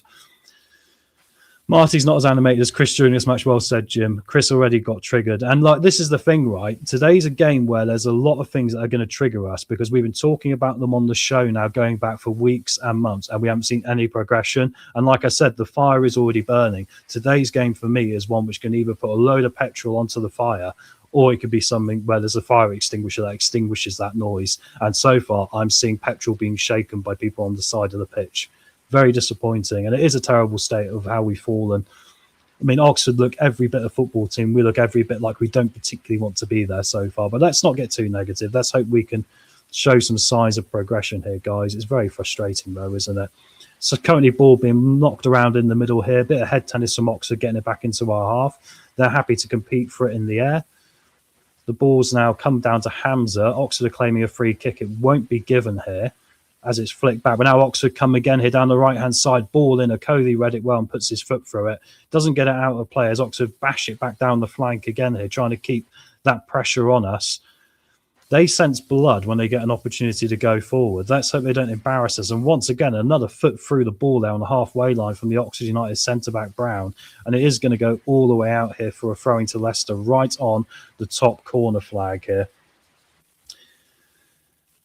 Rotten from the top down. Well said, James. Marty knows he's done. Why would he care? There is vibes of this team where they're just, difficult. And like Chris says there, 5 years ago we win the FA Cup. 5 years ago Wrexham were a non-league club. Only one of them looks like it's going in the positive direction now, doesn't it, guys? Unfortunately. Ball ends up in the Oxford United half, and it's going to be Oxford United with a throwing now halfway up the pitch. First 20 minutes, nothing to get excited about. And that's the thing, right? I'm not just being negative for negative's sake. If the football was at least exciting, if there was at least, we're going to really press them in a minute, show a bit of passion, show we want to get a goal. And all we're seeing instead is just passing sideways, backwards, forwards. Oxford get the ball off us and score. And it just gets to the point where it's like, do you guys really want to play football? You look like you'd rather be anywhere else. And that's the biggest criticism I can have right now. And that's got to change. Until that changes, nothing will. We nearly get caught out there again as a Cody was being chased down by Harris and had to play across the Vestergaard. But saying that, a nice long ball to Mavididi, takes a touch into the middle. There's no one there. Jordan A was too far back, goes across the 6-yard box and dealt with by Oxford and Brown, who put it behind for our first corner. We need to make use of these corners in this game, guys, with Vestergaard and Oxford willing to take one here to defend against. Mavididi there, a nice little bit of kicky uppies as he managed to get on the end of the ball. And he was onside. They are looking here. He would have been onside. Linesman wasn't going to give it anyway. 2 touches there, nice touches. Gets it into the right place, but there was 2 players on Jordan A, so that was never going to find its way through, unfortunately. Here comes the corner now, though, for Leicester. If we get this level, then it can reset the game here early at least, and then we can hopefully learn. Corner comes in now towards the back post. A lot of height on it. We get ahead on it, though, with Vestergaard. He puts it back in, and unfortunately, there's no one on the opposite side. It's going to come out to Mavididi. Curls it over the crossbar. Too much height on it, not really enough power. Over the top of the far right-hand crossbar. The goalkeeper not worried, and that keeps it here at Leicester 0, Oxford United 1, guys. Nice touch from Mavididi there, but unfortunately, when he set himself up for the shot was on his left, and it was very wide and high, unfortunately. High and wide, sorry. I spoke so quick, I muddled those words up. So Oxford are going to take the goal kick now. Interesting enough, they're trying to play out from the back, but they play it off to Cumming, who's now going to drill it forward. They've lost the ball here, and here comes Decordova-Reid trying to turn. He's got into some space here, and he's trying to find Fatawu. Unfortunately, the pass was a little bit laboured because he had a bit of pressure on him, and the ball's going to come away now of Oxford again. Diving in is Louis Page there to keep it down towards their end of the goal, but it will be a throwing to Oxford United on this near side. Not being bad 20 minutes into the game, and then we're playing worse than my local Sunday team. It shows you a little bit that we really have a problem with mentality as well. As soon as there's a bit of pressure on us, we just wilt so quickly. We're so fragile mentally and physically as well, by all accounts, this season. That is a very difficult place to be, guys, isn't it? Stephen, we humped the ball forward to an invisible centre-forward, never press. I think already after 20 minutes, the reason why is because we're getting a bit desperate already. I think Marty's idea is going to be to try and pass it up and try and use the legs and try and get down the flanks. But we've already shown Oxford have got our number there, so we're already a little bit desperate, aren't we? Hull 1, Swansea 0. Latest score. Hull obviously on a great run right now. They're looking like they're going to maybe get themselves right up into contention from nowhere. Done a great job there at Hull, bearing in mind they lost obviously Liam Rosinia in the summer, which seemed to be a bit of a left field selection like what happened with Sheffield United, but it's worked well in their favour, ironically. Here we go now. Leicester coming down now towards Fatawu. We're trying to take his man on. He's got past Curry, though. He's got his arms all over him. Referee's playing on. Fatawu comes inside. There's a diving tackle there, and the referee has blown for the Curry incident where he had his arms all over Fatawu, which does make sense. He allowed the game to continue, but he had his arms all over Fatawu there trying to stop him. Literally tried to give him a hug from behind. Leicester after 25 minutes, 74.9% possession. Correct. Once again, pretty ineffective with it, apart from maybe going long. Get ready for the free kick now. Louis Page has stood over it, guys. Need to get a goal here. I mean, I think for us, we're so poor at the moment at actually doing things on the pitch. This is our best opportunity to get anything, and it's going to have to be get it on the head of Vestergaard or a Coley here and try and get it in the back of the neck. Back of the neck, back of the neck, back of the net. I should start drinking for these things. I probably wouldn't be so bad then at speaking. Here comes the free kick now. It's going to be swung in towards the back post by Page. It's gone all the way through and out for a goal kick, everyone. Over everyone, unfortunately. Too much on it. And it's gone behind. This guy is heading to be another Frank McClintock. He's a dreadful manager. The difficulty is we don't know where it starts and where it ends from. I mean, I know what I'm seeing, and I know, look, we want to try and be optimistic where possible, but it just strikes me that what he is doing on the training pitch cannot be translating to the game we actually see every week, because even he's looking like it's not as he intends. So there is a problem there with him obviously putting down what the players need to be doing and then following it as well. It's an unhealthy situation. It's getting worse, isn't it? And a loss here today would solidify that, as Xhaka plays a poor ball out and it's picked up really well there by Oxford United. Once again, they're trying to press. They've got 6 players up here, really pushing our defence, guys, getting involved here, really battling. And it was a poor ball out from Jacob there and really read well by Oxford. We seem to be slightly off the pace again as well. Slightly off the pace, which just makes things twice as hard, doesn't it? Here comes a Cody now coming forward at least. He's going to lay it off to Vestergaard. Right, Oxford literally stood back going, play through us, see what you can do. And so far, we've offered very little. Okoli forward now towards Page. Got 3 men on him. Manages to come back to Okoli again. Okoli lays it off to Hamza. Hamza, who seems to be looking like... I mean, he just looks like somebody can't be bothered. Just through his body language, he just literally like, oh, just get it back and play it off. But he's not leading this team or directing to go forward so far. As Okoli comes over halfway. One touch passing, but all of it's so ineffective, guys. Decordova-Reid's back there trying to make something happen now, but unfortunately we're just playing triangle football at the halfway line and we can't get past them. Here comes Ricardo, he's come inside a little bit. Here's Fatawu down the right-hand side now, trying to get his man to be committed there. He takes him on, gets past him into the penalty area, across, and it's going to be kicked behind for another goal, corner. Are we actually fit to play football? Good question. I mean, we tried there, and there was a little spell where Fatawu managed to get down, get some space, and get the ball across. But we need to take advantage of set pieces. I see us now as a team that's really only looking dangerous from either long shots or set pieces, ironically. Makes it very difficult, doesn't it? Opportunity now, though, from the corner. Can we get this one right? Louis Page is on corner duty today. A lot of pressure for him. Last one went right away over the top to the back post. This one's going to go similar towards the back post. Goalkeeper's punched it. Unfortunately, there was no Leicester player there just inside the penalty area to get on the end of it. And Oxford will hoof it up to halfway. We pick the ball up again now, though, and we're going to dig it all the way back in towards the left-hand side. Mavrididi flicks it straight on. No one in the penalty area. Everyone trying to rush in too late, and Oxford will let it go out for a throw-in to them on this near-hand side by their corner flag. So... bit of huff and a bit of puff there, but very little in the way of quality, unfortunately. And we're not the tallest team ever. This is what gets me. Mavrididi's not the tallest bloke, neither is Decordova-Reid. When we're in the position already of having to punt it long, do you want to swap it around and maybe chuck Vestergaard up there? If that's the case, if we have somebody who can win the ball at that position.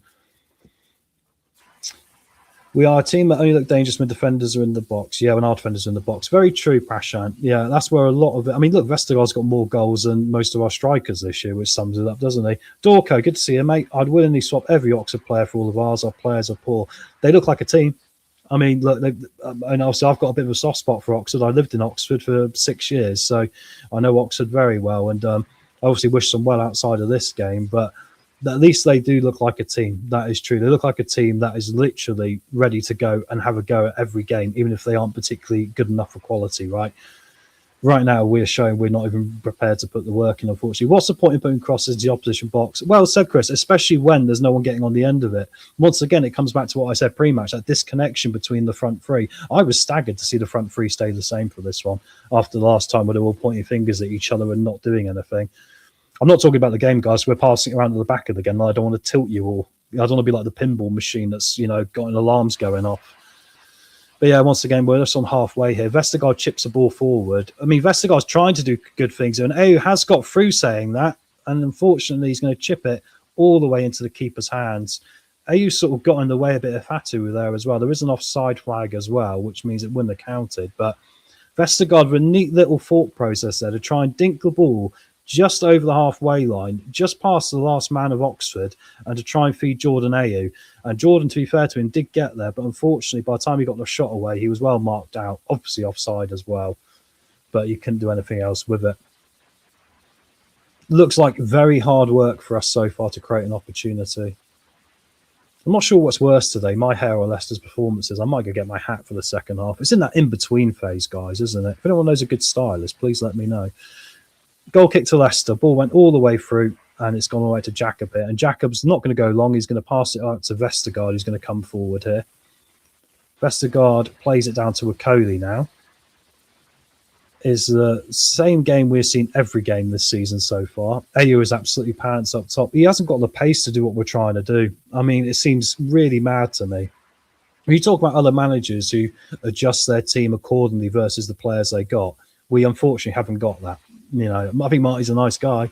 Wouldn't mind having a beer with him. Be a good laugh, probably. Got some stories to tell. But I think him literally beating us over the head with this formation to death now is really not working. Long ball forward towards Ayew. He's been shrugged off that, and it's going to go up towards the top corner of the pitch here. Good tackle there from Nelson to win it back halfway into the Oxford half. We've got to move now, guys, before they get too many players back and everyone's back again. Here comes Mavrididi. Plays it down now to Hamza. all the way back again to a Coley who's pushed right up. There's no one particularly in a space. Oxford have really narrowed it in the middle here, and they're keeping with the 5 at the back, that fullback literally on Fatawu, so he can't get very far. Here he comes now trying to take on Curry. Curry did enough there, but the ball's fallen. It's deckled over Reed, who plays it up to Ricardo, and once again we're passing it backwards, guys, back towards the centre-backs. We are a very strange football team. Half an hour on the clock here, and you've got to say this is levels of Wrexham performance so far. Honestly. We just don't look like we've got any ideas. It's a lack of ideas to know what to do in this situation. We're trying to get it to Fatawu and get inside, and we can't get that to work. We're trying to get AU in. We can't get that to work. We're going long. We haven't got the physicality to win that duel. Oxford do, so they pump it back the other way. We are lacking ideas here. We need a formation change at half-time for him. He needs to go 3-5-2. We lose the ball in the middle again now, and the free kick's going to be given to Oxford United. Difficult first half, everyone. I'm sorry to say my good luck charm has worn off. I'm being polite by not using that word, Chris, but yeah, it is strange, definitely. I think we could save the pelters till full-time. I still would like to believe that Marty is going to get out of his own way and change us at half-time, but it's very difficult.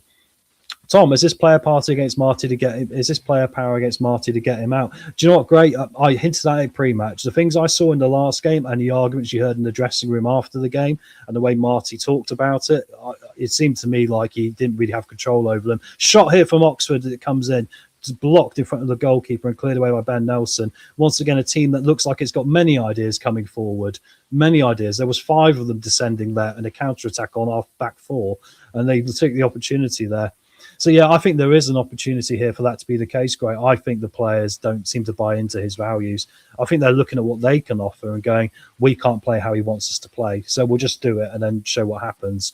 Long ball again now, trying to play up to Mavididi, who's always going to lose that duel against Long every time. And once again, he loses out.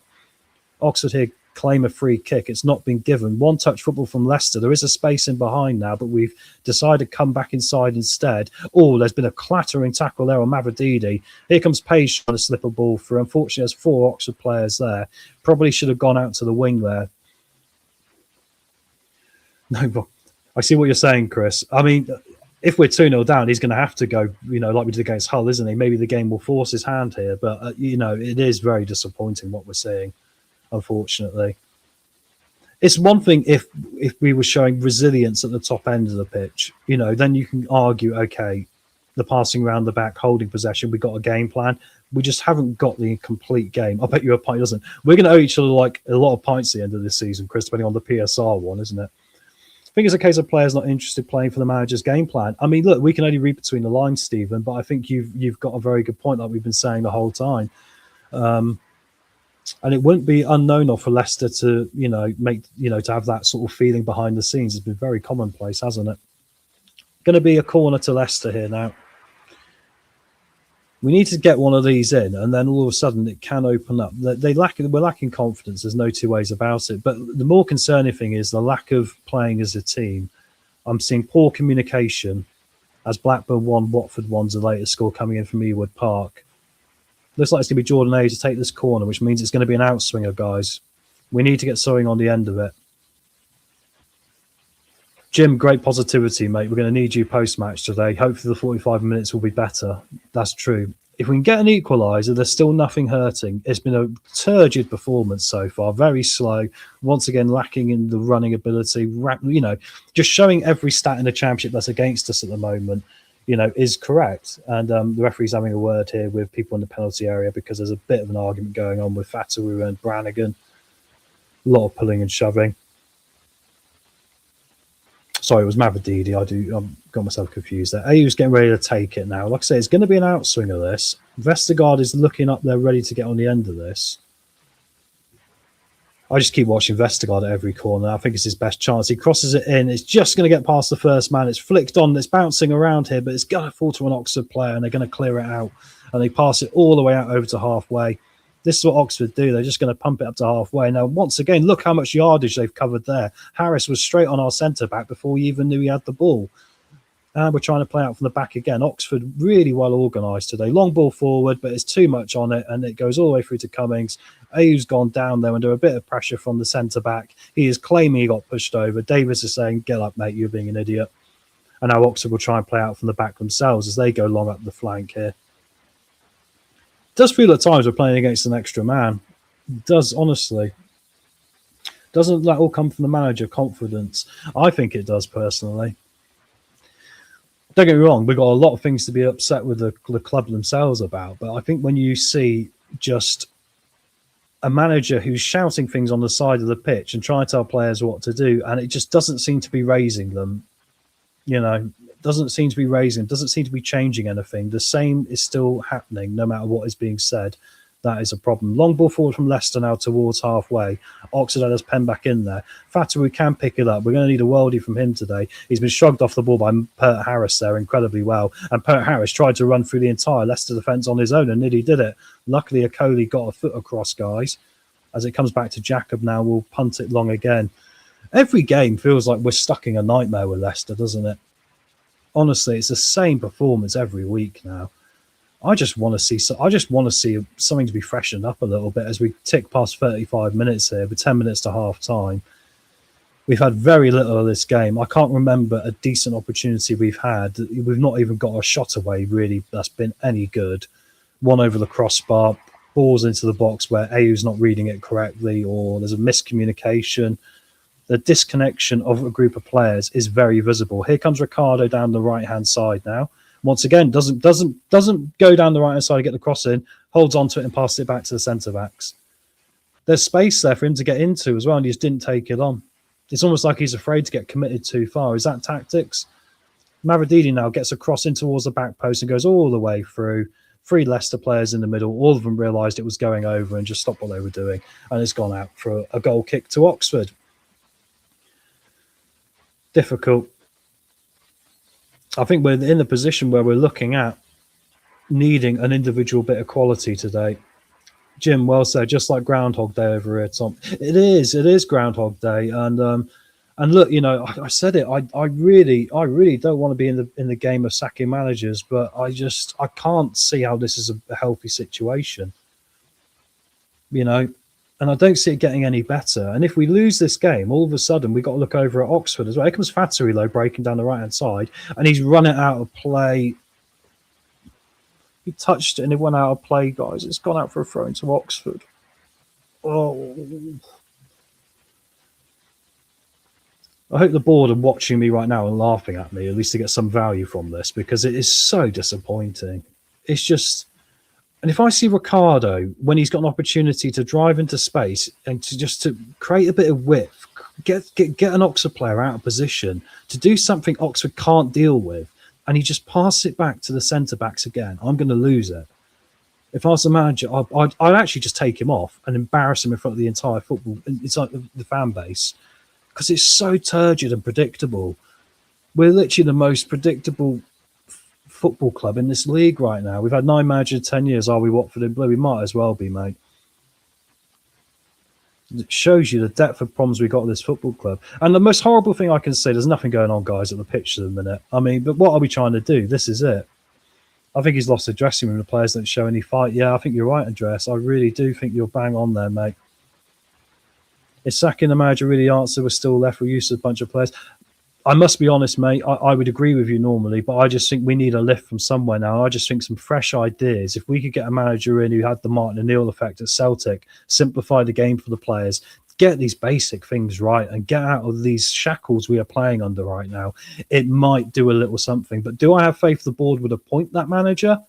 Probably not. They probably go for a left field replacement, very similar to Marty Cifuentes. So, yeah, so good point there, Rojo. I mean, it probably won't actually do anything anyway. That shows you where we are right now. Leicester got the ball back here in our own half. Decordova-Reid's coming back and looking frustrated here. So he's come and pick the ball up and will run it on his own. He's trying to look for a pass. The movement's pretty poor in front of him, very static. Hamza has now got the ball and plays it back to Vestergaard. Hi, Paul. Yeah, sorry, mate. We're already losing 1-0. And it was a typical, usual way for Leicester to do it. We gave them it, mate. And now, since then, Oxford have just been disciplined in what they do. And we look struggle. Ricardo once again back to the centre-back. You look at where Ricardo's passed today, I bet you he's passed to a Coley 95% of the time. It doesn't do anything for us there now. Fatu are getting predictable. Yeah, I mean, they're dealing with him. Curry's just literally wrestling him off the ball at every opportunity. Doesn't mind giving away a cynical free kick. They know they just got to rile him up and he'll lose his head.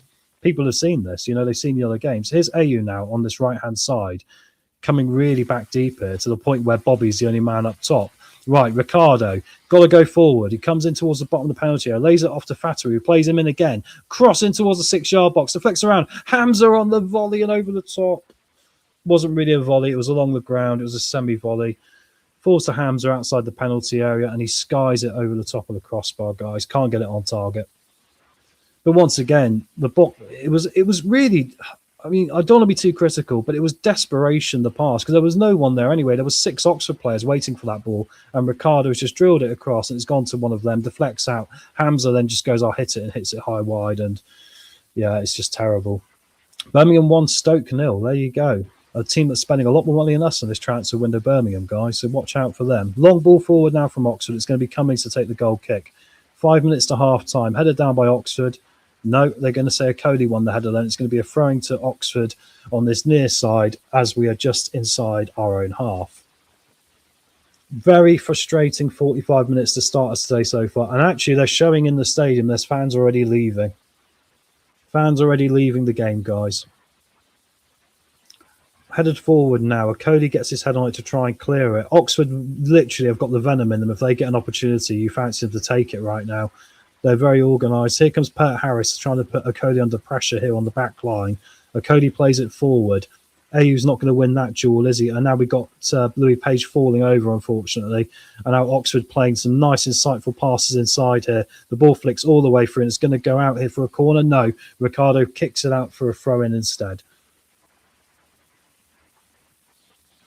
So it's going to be a throwing here for Oxford. Going for half-time drink, I think, mate. Yeah, good shout, Chris. Good shout. I need to run upstairs and get myself a Guinness, I think. Going to be a long throw into the box now from Oxford.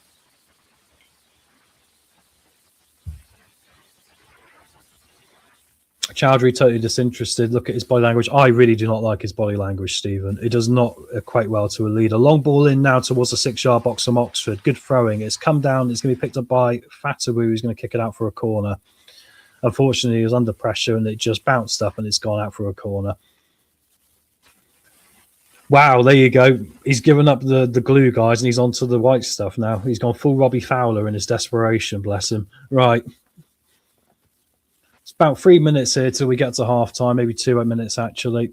Very difficult. Time for a Guinness, definitely, Tom. I'll leave you, Wayne and Chris, to have a talk about this at half-time. Hey, look, if we are 1-0 down at half-time, it's been a turgid performance. There is the possibility we might turn out to give 45 minutes. But here comes a corner now for Oxford. It's going to be drilled in towards the back post, swinging in, and it's 2-0, guys. No, the referee's blown. He hasn't given it. Oxford look angry. There was a bit of pushing going on with Pert Harris there, and the referee's given a free kick. That is one we've been let off for because it was an easy header unmarked into the back of the net from what it looked like for me. There was a little bit of pushing going on. We'll see if we can see the replay here. Exactly, got away with one.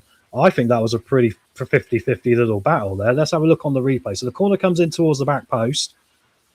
And then, I don't see this again from this angle. Yeah, okay, so Harris was dueling a bit there with Vestergaard and Decordova-Reid, but I think that was, half a dozen of one, half a dozen of another there, wasn't it? Referee immediately blew to give the foul, so we'll take it. But I think Oxford will feel a bit aggrieved at that. It seemed to be a little bit of what you term normal championship defensive dueling in the box. And they've had a goal disallowed. But into the final minute. It's going to be a free kick here from Oxford now. Brannigan pumps it forward. Headed on there by Okoli, and it's going to go all the way behind for another Oxford corner. What's disappointing as well is if we have a spell when we are passing it around the back, that's the time we need to do what Oxford are doing here and just being more incisive with the ball, right? And I think we're not running into the right channels. We're making it as easy as possible for Oxford as we can, but they just can predict everything we're doing. And then when Oxford get their opportunity, they're doing things which are looking very difficult for us to deal with. And that's the difference, right? Because championship games are like this. You're going to have games where you're going to have to hold the possession for a bit and then you're going to have to break quickly. You're going to have to be organised. We just look like we're so average at all of those things that everyone else has got down as a basic requirement to be a competitive championship team, and that's a concern. Corner from Oxford comes in towards the near post. There was a deflection there, but it looks like Bobby got on the end of it. It's come all the way back out for another attempt at the cross, back in towards the corner of the 6-yard box. There's been a head on it there from Page. You never said before. I thought it was good. Oh, okay, I missed what was going on there. Anyway, there's been a whistle blown there for a little bit of a push from the linesman. And it's going to be 2 minutes of added time in the end of the first half, guys. So we've got 2 minutes left. This is normally the time where we'll concede another. Let's hope not. Okoli coming forward. Unfortunately, Okoli's just holding on to the ball again, guys, as we enter the first of 2 minutes of added time. Decordova-Reed's paid it back to Okoli again. Oh, this is so poor. Long ball forward now to the left-hand side. We've seen that before today. It's been dealt with once again by Long there, who heads it down. And there's a bit of a wrestling match happening here on the side of the pitch, and the referee's given it in favour of Oxford. Ben Nelson looks really aggrieved as he got into it there with looks to me like Mills, and unfortunately, Weedy got the bad end of that. He's arguing Mills pulled him over there.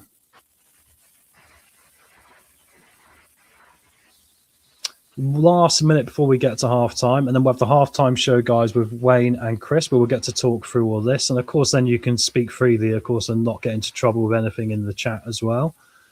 Long ball forward, flicked on by Oxford, and it's going to go behind here for a Leicester goal kick. We're down to the last few seconds here before it's going to be half-time. Look at the empty seats. Well said, Stephen.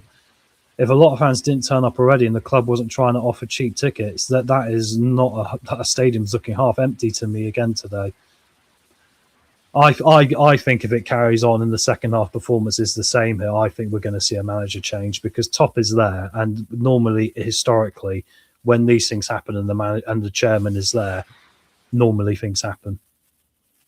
Mavrididi coming down the left-hand side now. He's got two players up on him. Play back to Hamza, who once again, they're just pushing us out, guys. They just pushed us all the way out, back over halfway. We couldn't get past them, couldn't find a pass inside. It's all the way back to Jacob now. Oxford going, we will not let you pass with the staff. Is that Lord of the Rings or something? Doing that to us, and the halftime whistle blows. We are done. 45 minutes in the book. I'll pass you back over to Chris. How are you, bud? Pissed off. I'm trying to keep it positive and try and just comment on what we're seeing, but the game plan is just not there. It's just completely redundant. I tell you what, we need about 50 Viagras to get an erection, this team. Honestly. Look, Sheffield United 2, Ipswich Town 0. There's what we could have had. Anyway, mate, you go and have a break. No worries, mate. I'm hoping that he'll be coming in, Wayne. Oh, well, he is. Here he is. There you are, mate. I'll see you in about 10 minutes. Yeah, not a problem, mate. Wayne. Chris. Talk to me. Well, we could have been 2-0 down, couldn't we, Chris? Well, I think it looked okay. Again, look, I'm not saying the referees are awful, but I'm saying the referees are awful. That was... You maybe need to shut your curtain behind you and put the light on, mate. Shall I go and do that now, Chris? You go and do that now. You look like I'm interviewing you for police protection. Well, that has happened before, Chris, to be honest. I've seen on Police 5. Yeah, I'm going to say, but when they interview people and they're either interviewing them from the back or they're totally blacked out, that was you. Mind you, that's how the Marty might be doing his post-match interview. Just quickly run through the half-times. Obviously, Middlesbrough 4, Preston North End 0, Millwall 4, China Athletic 0 were both full-times this morning. Birmingham 1, Stoke 0. Blackburn 1, Watford 1. Bristol 0, Sheffield Wednesday 0. Hull 2, Swansea 0. Leicester 0, Oxford 1. QPR 1, Wrexham 0. And like I say, Sheffield United 2, Ipswich 0. Now, when looking at some of those results, Sheffield United, they should have been on a hiding to nothing, really, but they can do it. And then I'm looking at this. I don't know how much of the game you saw. I got slightly annoyed after 3 minutes 16 seconds. Why specifically 3 minutes 16 seconds? Well, it says 4 minutes, but that's when the goal went in. How do we have to play out from the fucking back every single time? I mean, I've got in the first 10 minutes 3 times we tried to play it out from the back, and that goal came just from Stolarczyk playing it out from the back. They were passing it about like they were. I mean, I watched Chelsea Arsenal women before the game started. That was so much better than what I'm seeing in blue hair. Sorry, Chris, can women play football? Oh.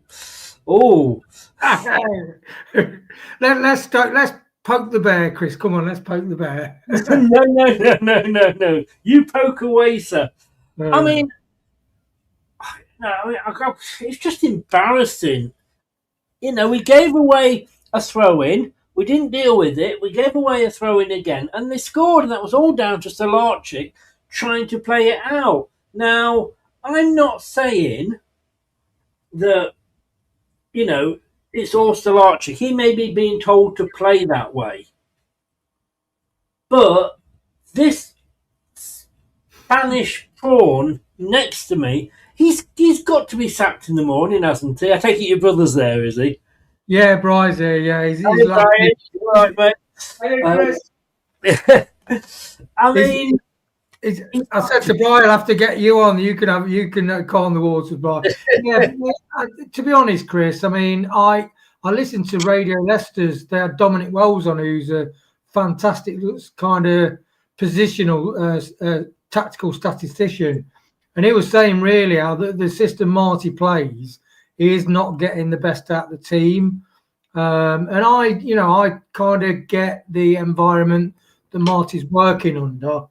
But some of the things, this playing out from the back, because even at 24 minutes, I've got Stolarczyk passed out from the back when Oxford pressed straight to one of the 2 Oxford front players. And you start, if you start making mistakes like that, I mean, that first throw-in that led to the goal was avoidable because Stolarczyk didn't realise the guy was closing him down.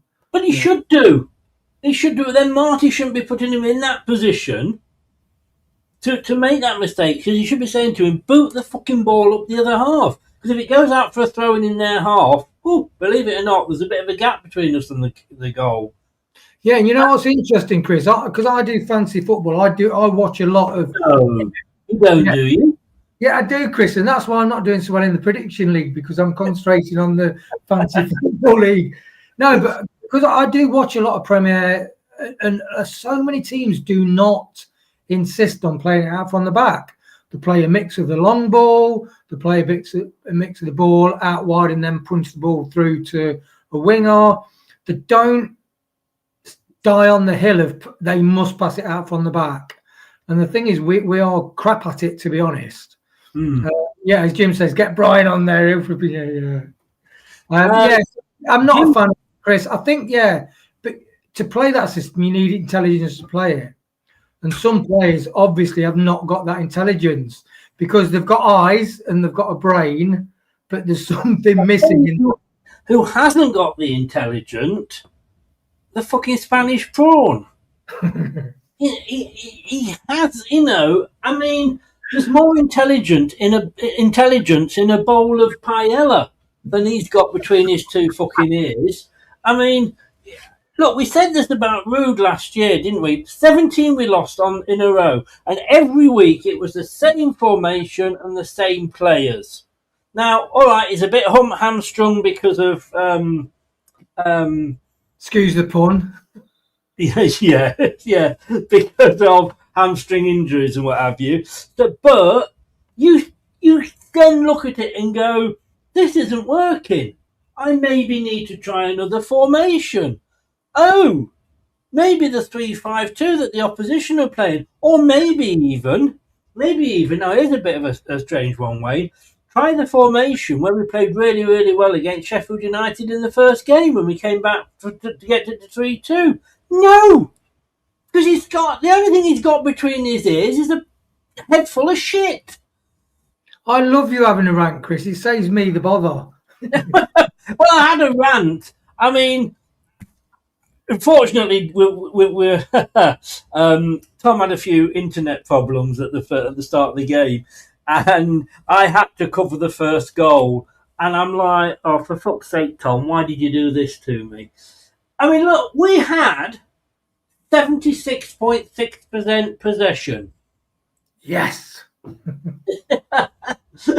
Our XG is 0.16. Theirs is 0.72. We have had 4 shots.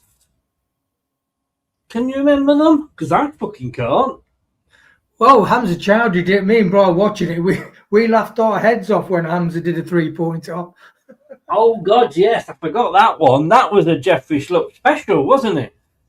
apparently, Marty does like that. He wants people to get forward, and we do quite commonly pull the ball back towards the back of the goal for people then running onto it. But yeah, but you don't want Hamza Chowdhury doing that. You want Louis Page, don't you? Or that's the problem with that plan is, if you've got shit players who can't execute it, then you're in trouble.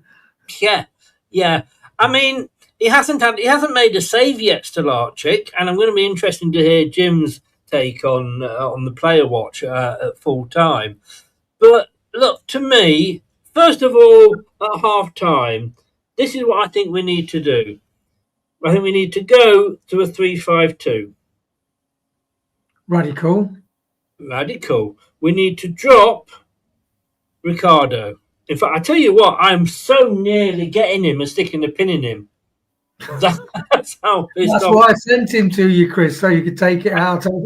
He's keeping Vardy. Did you see Vardy's into when he was asked by a fan, did you leave because of John Rudkin? Or worse to that effect. And he went, I can neither confirm nor deny it. So go 3-5-2, drop AU. But then again, who do you bring on? Look, I'm going to be radical here because he'll bring on Soumare, who's leaving at the end of the fucking season. So why are we still playing him? Get Marcel on. Get Monga on instead of AU. And stick Bekovic up front. He could do better than fucking AU at the moment. I cannot believe I mean, I'm just watching the replay there. There's nobody in the fucking box because bloody AU stopped to empty his bladder on the way up to the box because he's got prostate problems. This is why I love this channel, Chris, when I started watching it for case knowledge, but your rants are priceless. Yeah. Priceless, mate. I tell you what, let's just have a quick look. I'm just going to upload it because I forgot to play it beforehand. Let's just see what Kate said. But this was before the game. Hi guys, how are we doing? Seeing the team sheet, obviously very concerning that Skip and JJ aren't starting today. They tend to be the engine room for us, not that we have much of that particularly, but they are definitely the best midfield that we've got right now, and having those two out is pretty damaging to Leicester City in any kind of play that we managed to make. Hamza and Page in the middle will be interesting. It's forced Marty's hand to make a change and probably reward Page really for his efforts. I think he's worth his start. He's shown real good promise. He'll have high energy for sure and he'll be able to run all game. Ricardo at right back again. Obviously I just hope he picks up a bit in form because he's just been bloody awful. And the rest of the team is kind of the same. Ben Nelson at left back is not inspiring. To be honest, I think he's bordering on one of our Rolls Royce defenders, and to use him as left back is probably a waste, but it is what it is. So we'll just have to see. I'm going for a Desmond today. I think it'll be 2-2. I can't see really where much attacking threat's going to come from, but I'm going for 2 goals anyway. Ayew up front again sucks the life out of me. I think sucks the life out of the crowd as well, especially after Tuesday night. So we'll see what happens. Report back later.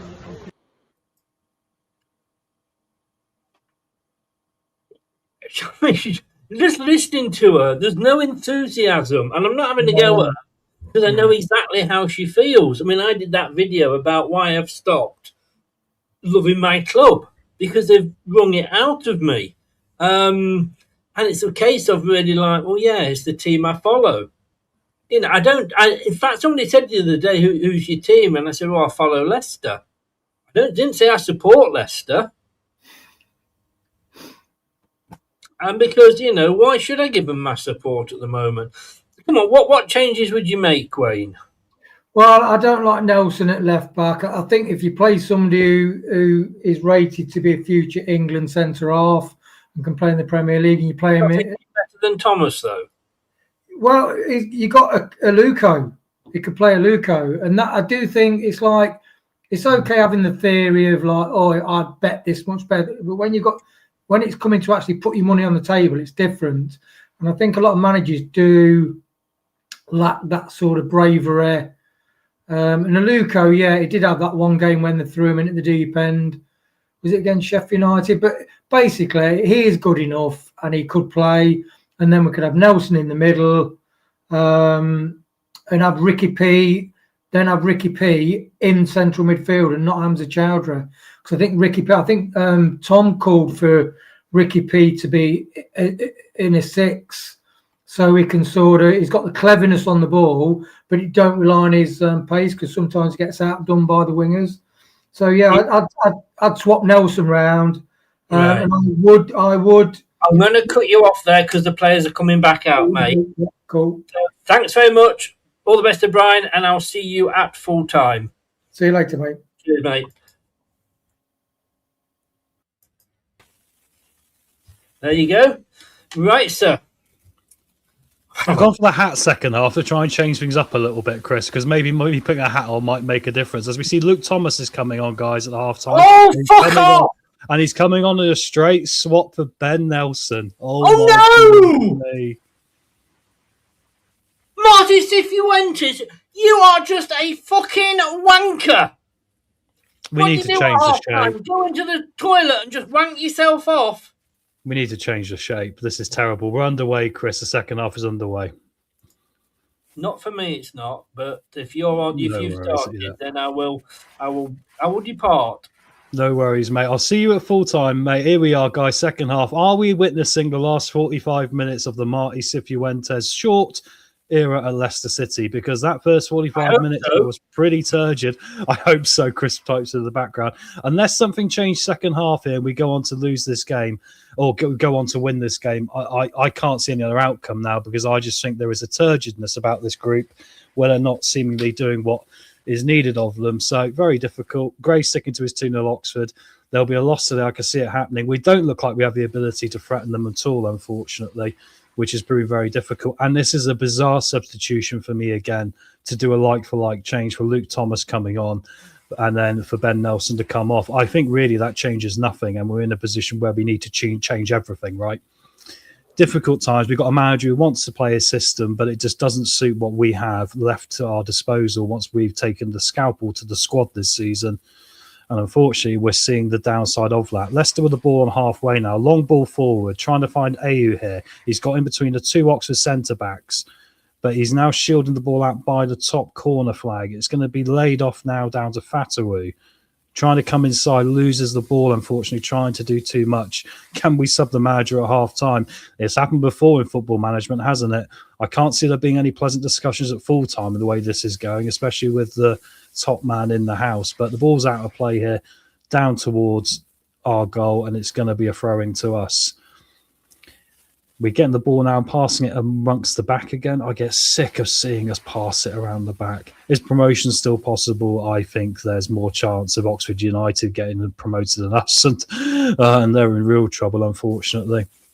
Long ball forward. Ayew's going to flick it on to Page here. Unfortunately, we give it up low. We can't get it under control, and Oxford are just going to clear it. I mean, Oxford's game plan second half is going to be very simple because they've just had to do what they've been set up to do in this game, which is to sit back. When that ball comes to them, they can then press forward. When we play back, they press onto us, trying to force a mistake. If they can't force a mistake, they get back and disciplined, and we've got 6 or 7 players to get through, which we're showing completely an ineffective nature of being able to do today, everyone. The ball is bouncing around the halfway line here. Head tennis between both teams. Leicester trying to come forward, and we lose it again. the football doesn't seem to be sticking to our feet either, as Oxford try and play in Harris down this flank here. And unfortunately for them, it's going to go back to Jacob. Jacob lays it off now down to Luke Thomas to touch it, and he's immediately got intercepted there by Mills, and it's going to go out for a throwing here to Leicester down on this near-hand side. Yeah, Leicester is 14th. Will Leicester get relegated to League One? If we get a points deduction, I've said the way the team is playing right now, it feels like we're heading into a gunfight just under a spoon. Because if some teams down there, like Oxford, I mean, the way they're playing, they know they're in a relegation scrap, but they're going to be very hard to beat and very disciplined at taking opportunities. We're just so sloppy at everything we do. I think we will get caught out. It's a very big worry, this. We got to hope we don't get a points deduction or it's not enforceable, which is my angle with it, that they would expect us to appeal and that it probably wouldn't be enforceable as a consequence. We might get lucky, but Jordan Ayew gives away a free kick here now to Oxford, seeing similar signs to Wrexham where players are already looking like they're losing their discipline because of frustration. And thank you very much, Scott. Make sure you smash the like button. Really appreciate that, guys. Load of in. We'll try and get the 50 likes in the watch along, and that'll be really helpful for the channel, so we really appreciate it. And as you say, as we're getting through this afternoon, no spoilers. We don't have any incidents at all. I'm not really doing anything in regard to, organising people. That's down to our superb mods like Gray and Scott and everyone else. You all in, you're brilliant. So they will be taking care of spoilers. So keep it general in the chat. I'll obviously lead with the goals and all the rest of it as and when they come. And as I'm saying that, Oxford have won a free kick now, and it's up towards our goal, probably about 10 yards out from the penalty area, at the left-hand side of the Oxford pitch. So going to be one we're going to have to defend early here. And if we concede early like we have done at the start of second half all this season, it could be troublesome. Ball is in. It's headed on there by Vestergaard, who flicks it out now, and it's going to go all the way out for the throwing down this far-hand side. But it keeps the opportunity on for Oxford with all their bigger players, their bigger centre-backs pressed up into the penalty area. Biggest 45 minutes of the season. I'm feeling very nervous because I sense we could be about to topple over into a really embarrassing day at the office for us. The sort of game which can give Oxford such a confidence boost for their relegation battle. And once again, I'm just looking at body language of players, and it's very difficult to see them like this. Very difficult. This lot couldn't fight their way out of a paper bag. First thing Thomas does is get caught with a ball. Exactly this, guys. Long ball in now towards the 6-yard box. Headed on. Comes back out to the edge of the penalty area. Duels going on, and it's head tennis forward, trying to break. But unfortunately, we haven't got it there to be able to get the ball over the halfway line. And here come Oxford again now. Once again, counter-pressing us really well. Pert Harris trying to get the cross in. He does. Jacob's really gone for that. He's fallen over. The secondary strike deflects over the top of the crossbar over a Cody's knee. No, it doesn't. It bounced over the top, but it's been the goal kick instead that's been given. Lucky let off again for Leicester, guys. Pert Harris getting past two men there, getting the cross in. Mills takes it. Oh, and I think that was a corner, you know. We've been very lucky not to have that given. The referees helped us out twice today. You could argue their second goal should have stood. Oh, and it's hit the Oxford player and gone over the crossbar. I do stand corrected there.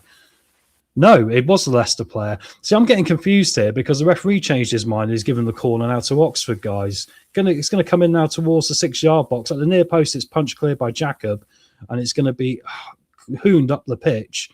There's an Oxford player still down in the box, and the shot comes away on the counter, and it was dragged wide of the far post. Oxford United starting this second half better. Is it that bad? I'll be happy to lose if it means Marty's sacked.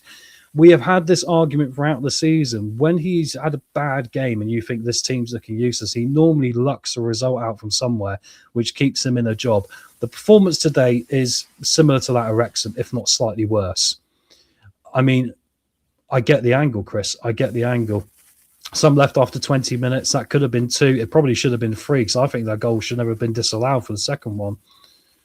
And once again, we just look so reactive to everything and poorly reactive to it as well. We try and get a long ball through now. Fatu is doing a lot of running, but there's no point to it because there's no one there. Long ball forward. Vestergaard heads it back in towards Decordova-Reid. Lays it off to Louis Page. I feel for Louis Page today. There's not a lot you can do when you're playing amongst this and you're trying to do things and there's not any support around you. Ball flicked on by Leicester towards the edge of the penalty area, but it's dealt with comfortably by Oxford here, guys.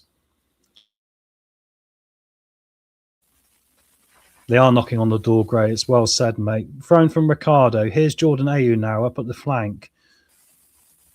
There's a little duel going on with 2 Oxford players and 2 Leicester ones. We get away with it, though, and we drive inside here. Here we go. Got to get it across. It blocks and goes behind for a corner. Corner to Leicester. Ricardo there looking like he's had a rocket put up his arse at half-time. He's running around telling everyone, look, we need to increase this, guys, increase the intensity. Going to be an opportunity. If we get the leveller here, it resets the entire game, and you never know. Confidence is a low thing, but a goal would do wonders for us right now. Vestergaard's got his arm up. Okoli's got his arm up. Page to take this. Crosses. No, he didn't. He played it short instead, guys. Ricardo lays it off again to Page, who tries to drill it in towards the back post, and it's gone high and wide of that far post. We can't even execute a short corner anymore. Do you remember that? The first time we played Oxford, our short corners looked very dangerous, didn't they? We had Ramsey in the team, and obviously that hasn't gone well. But now we've even lost the ability to make a short corner work. Unfortunately, very sloppy from everyone there. I agree, Marty must be sacked. We got to 50 likes. Thank you very much, everyone. Keep pushing it. If we can get to 60, that'll be even better. Really appreciate the support on the channel today. This is the donkey that just kept QPR in the Championship. The thing is, he's showing his limitations as a manager, and he's not going to change because he's got a stubbornness for the system, right? And when it's not working, you're showing yourself the exit door, aren't you?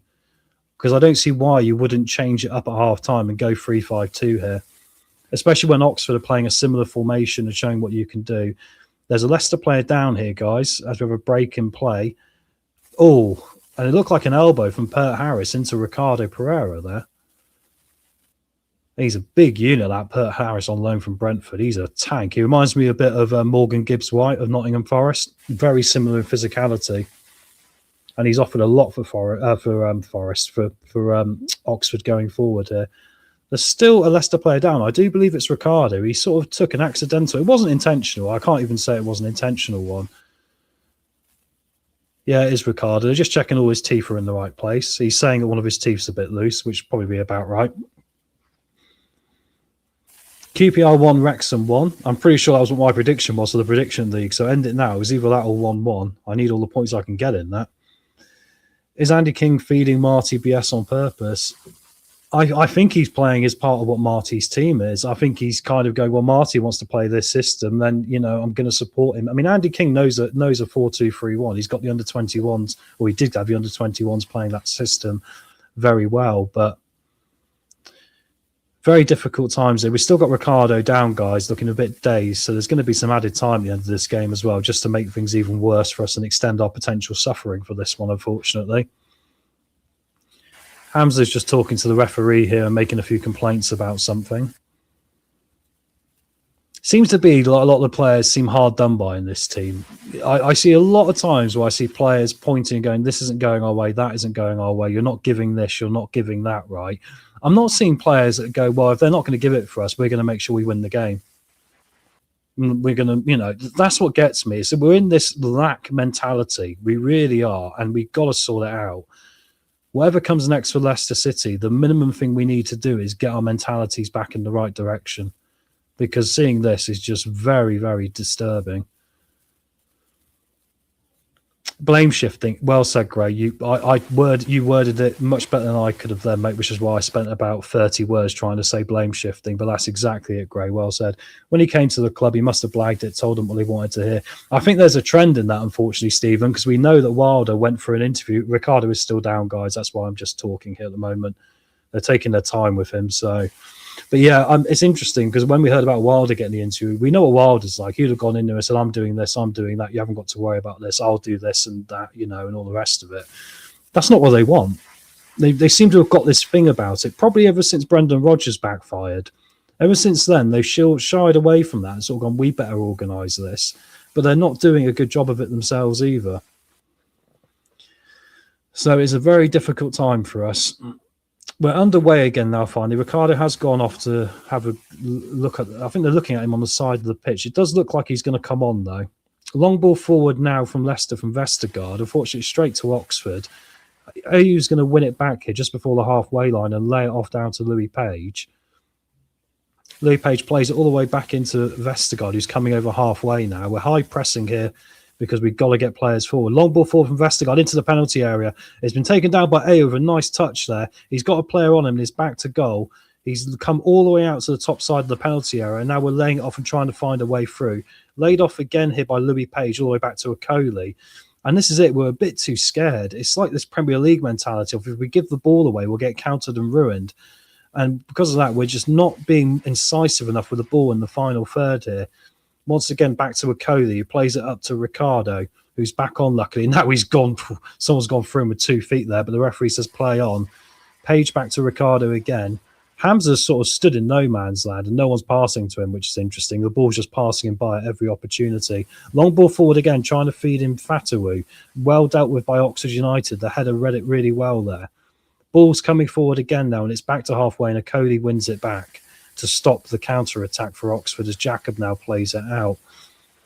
We're a bit more higher committed to the high up end of the pitch this half, but apart from that, you can't say anything has changed too much from the first half performance, unfortunately. We still don't look like we're going to be able to do a lot here, unfortunately. But while the game is 1-0, there is still that hope if we get one, it might do something. This has got the hallmarks of Wrexham Part 2 from Tuesday. It might be 1-0 until the 94th minute, and then we scramble the most unfairest of equalisers. Fatawu's gone down here and won a free kick on that flank. He literally turned Curry around for dead, and Curry's going to go in the books here, finally. In the book. Yellow card. I knew what I meant. So yellow card to the Oxford United left-back. He could have had that earlier for putting his arms around Fatawu, and he grabbed his shirt back again. Once again, trying to make things difficult for him today and doing a good job of it, unfortunately for us. Going to be a free kick here, up towards the corner flag at the top end of the pitch. Can we use a set piece? I think this is our best opportunity today of getting a goal. Players in there, Vestergaard in there, Okoli in there, Fatawu just outside of it, looking to mop up if the ball comes free. Louis Page stood over the free kick, guys. Hull 2, Swansea 1, a later score. Cross comes in towards the back post, but there's no Leicester player there, guys. There's none of them there. Honestly, what are we doing? Louis Page, bless him, he's trying to get a ball into the danger zone every time, and there's no Leicester player wherever he plays it. That's the third time in this game it's gone to the far post when we had a set-piece opportunity, be it a corner or be it a free kick up towards the corner flag, and there's no Leicester player there. It's gone over the top of all of them. Why do we even bother doing set-piece training? Why do we bother doing training? You might as well let him go home for the week and just let him play the football match, because we're seeing nothing that's translating across from being productive work off the pitch to good work on it. Hamza now just hoofs it long in frustration. Oxford here are just going to ping it back, and we've got a Leicester player again on the deck here. And it's Vestergaard this time, who took a whack in the face. He's saying to the referee he's taken a whack in the face. Bless him, he's a bit like me, face to radio, so it's hard to tell if he's been smacked in the face. Sorry, Yannick, you've been one of the better things this season, so I'm not ragging on you for that reason. He went up, and he just got caught by a trailing arm, and it's Pert Harris again, who's just been a physical tank for them. Every time the ball's gone forward for Oxford that's been high in the air, he's made sure that he is going to try and win that. Have there been any other subs other than Thomas? Not so far, mate, and we're over 60 minutes, which sums it up. We're still sticking with the same broken record we saw in the first half. And as we say, Luke Thomas passes it back to Vestergaard, which is the thing I've probably said most often this season. Why do we all go to the front post, no one at the back? Exactly. Dorco, I wonder where Oxford get their players from. Good scouting, mate. I think they've done some pretty good business, actually, this summer. And also, they've already got 5 players in, so they're not resting on their laurels. They're going to try and fight to stay in this league, aren't they? I live in the hope a Leicester player scores. I mean, Jeff, if it does happen, mate, it's going to be a case of what we saw against Wrexham, I think. But I don't think from open play it's going to happen. As I said, there's a long ball forward here. And unfortunately, no, we've kept it in.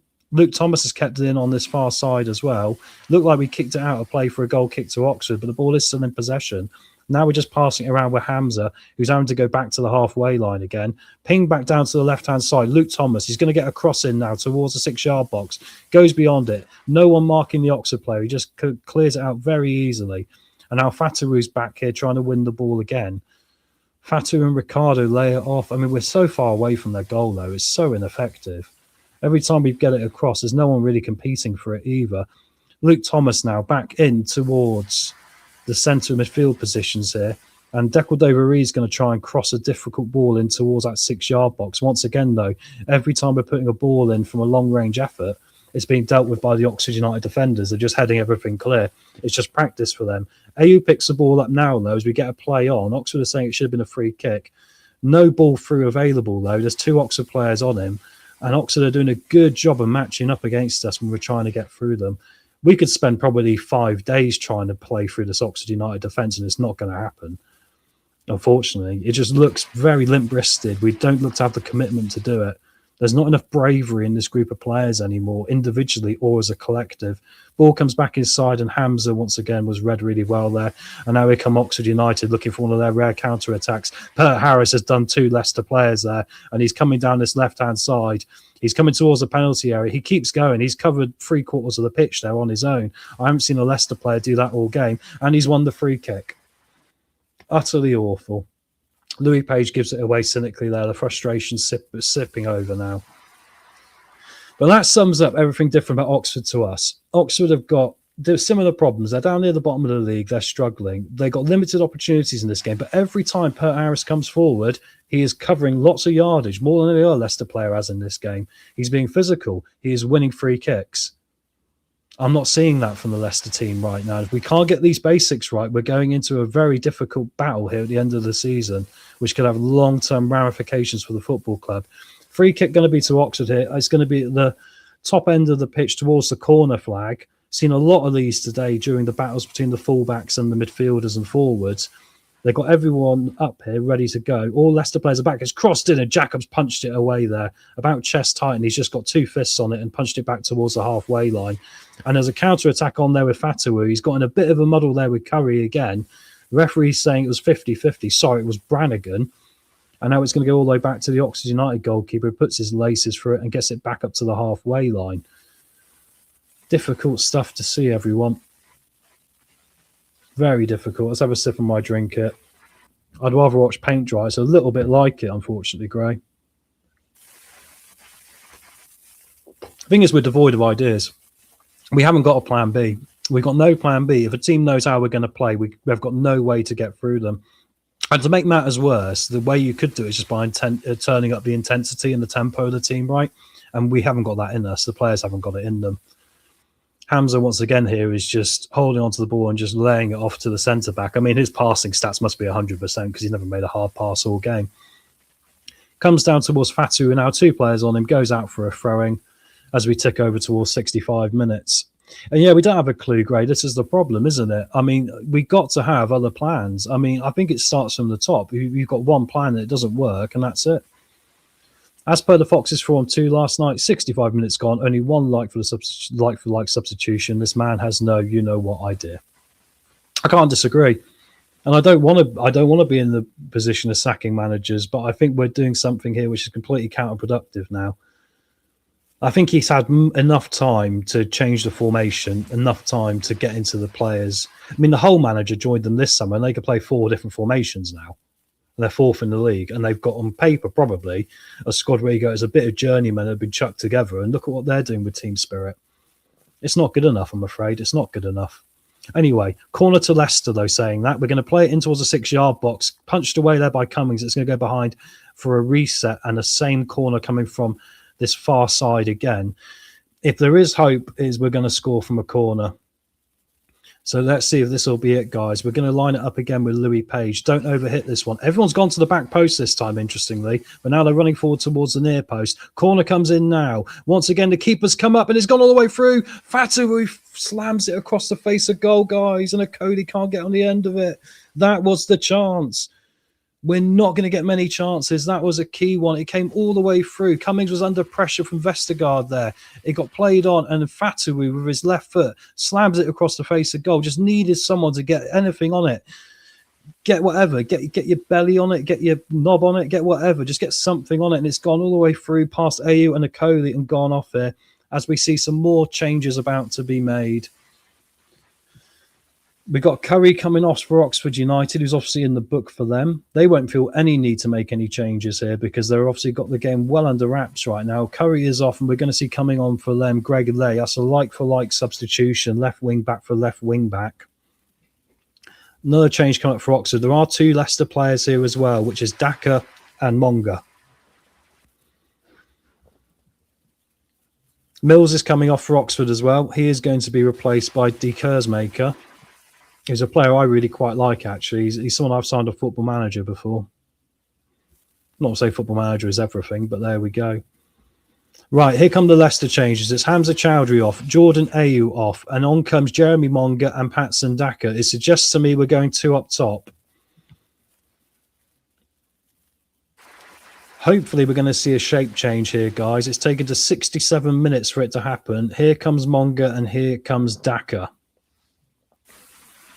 We can't even do the basics. More than enough time, Tom. Yeah, that's it. No signings, phase no departure, young striker out on loan, best 2 players injured. Tom, you're turning into Chris too. I'm trying not to. I'm trying to be a bit, I mean, it's not great. It's not great. But I'm thinking like the bigger picture for us is we mustn't get relegated. So we just need to just absolutely get as many points as possible, irrelevant of how poor the performance is. Right now, we're still only a goal behind them. As we've got the head tennis going on at the halfway line here. It looks like Leicester tried it. There's so many Oxford players everywhere. Every time I look up, I just see yellow shirts everywhere. It's like they're all over the pitch. It's like there's double what, the amount of players for them than there is for us. Page will go into the base of midfield. Deckard over Reed to the number 8, and then Mavrodidi on the 10. Monga is on the left. So there we go. Thank you very much for the update there from the man behind the scenes, Mr. Chris, who is keeping an eye on all the stats for the post-match, because we know how much he loves his stats now as well, guys. It'd be nice today if we could say that stat about us making sprints would have improved, but I can say it definitely hasn't, because if you look at how this game's panned out, it's shown us. Here's Monga on the left now. Got 2 players on him, and unfortunately he can't find the pass through there to Luke Thomas, and now we're going to lose possession. The counter-attack was killed by Oxford, and now we come again. Ricardo driving into midfield. Deckard over Reed plays it up to the right-hand side here. Going to be cut across. It's a cross in towards the near post. Oxford get the head on it and get it clear. We're still getting volume of crosses into the box here as Vestergaard's going to lay it off down to the left now. Monga and Thomas trying to tag up. Monga's got around his man there very well, and he's trying to come inside 2 of them and win the free kick. The referee says nothing given.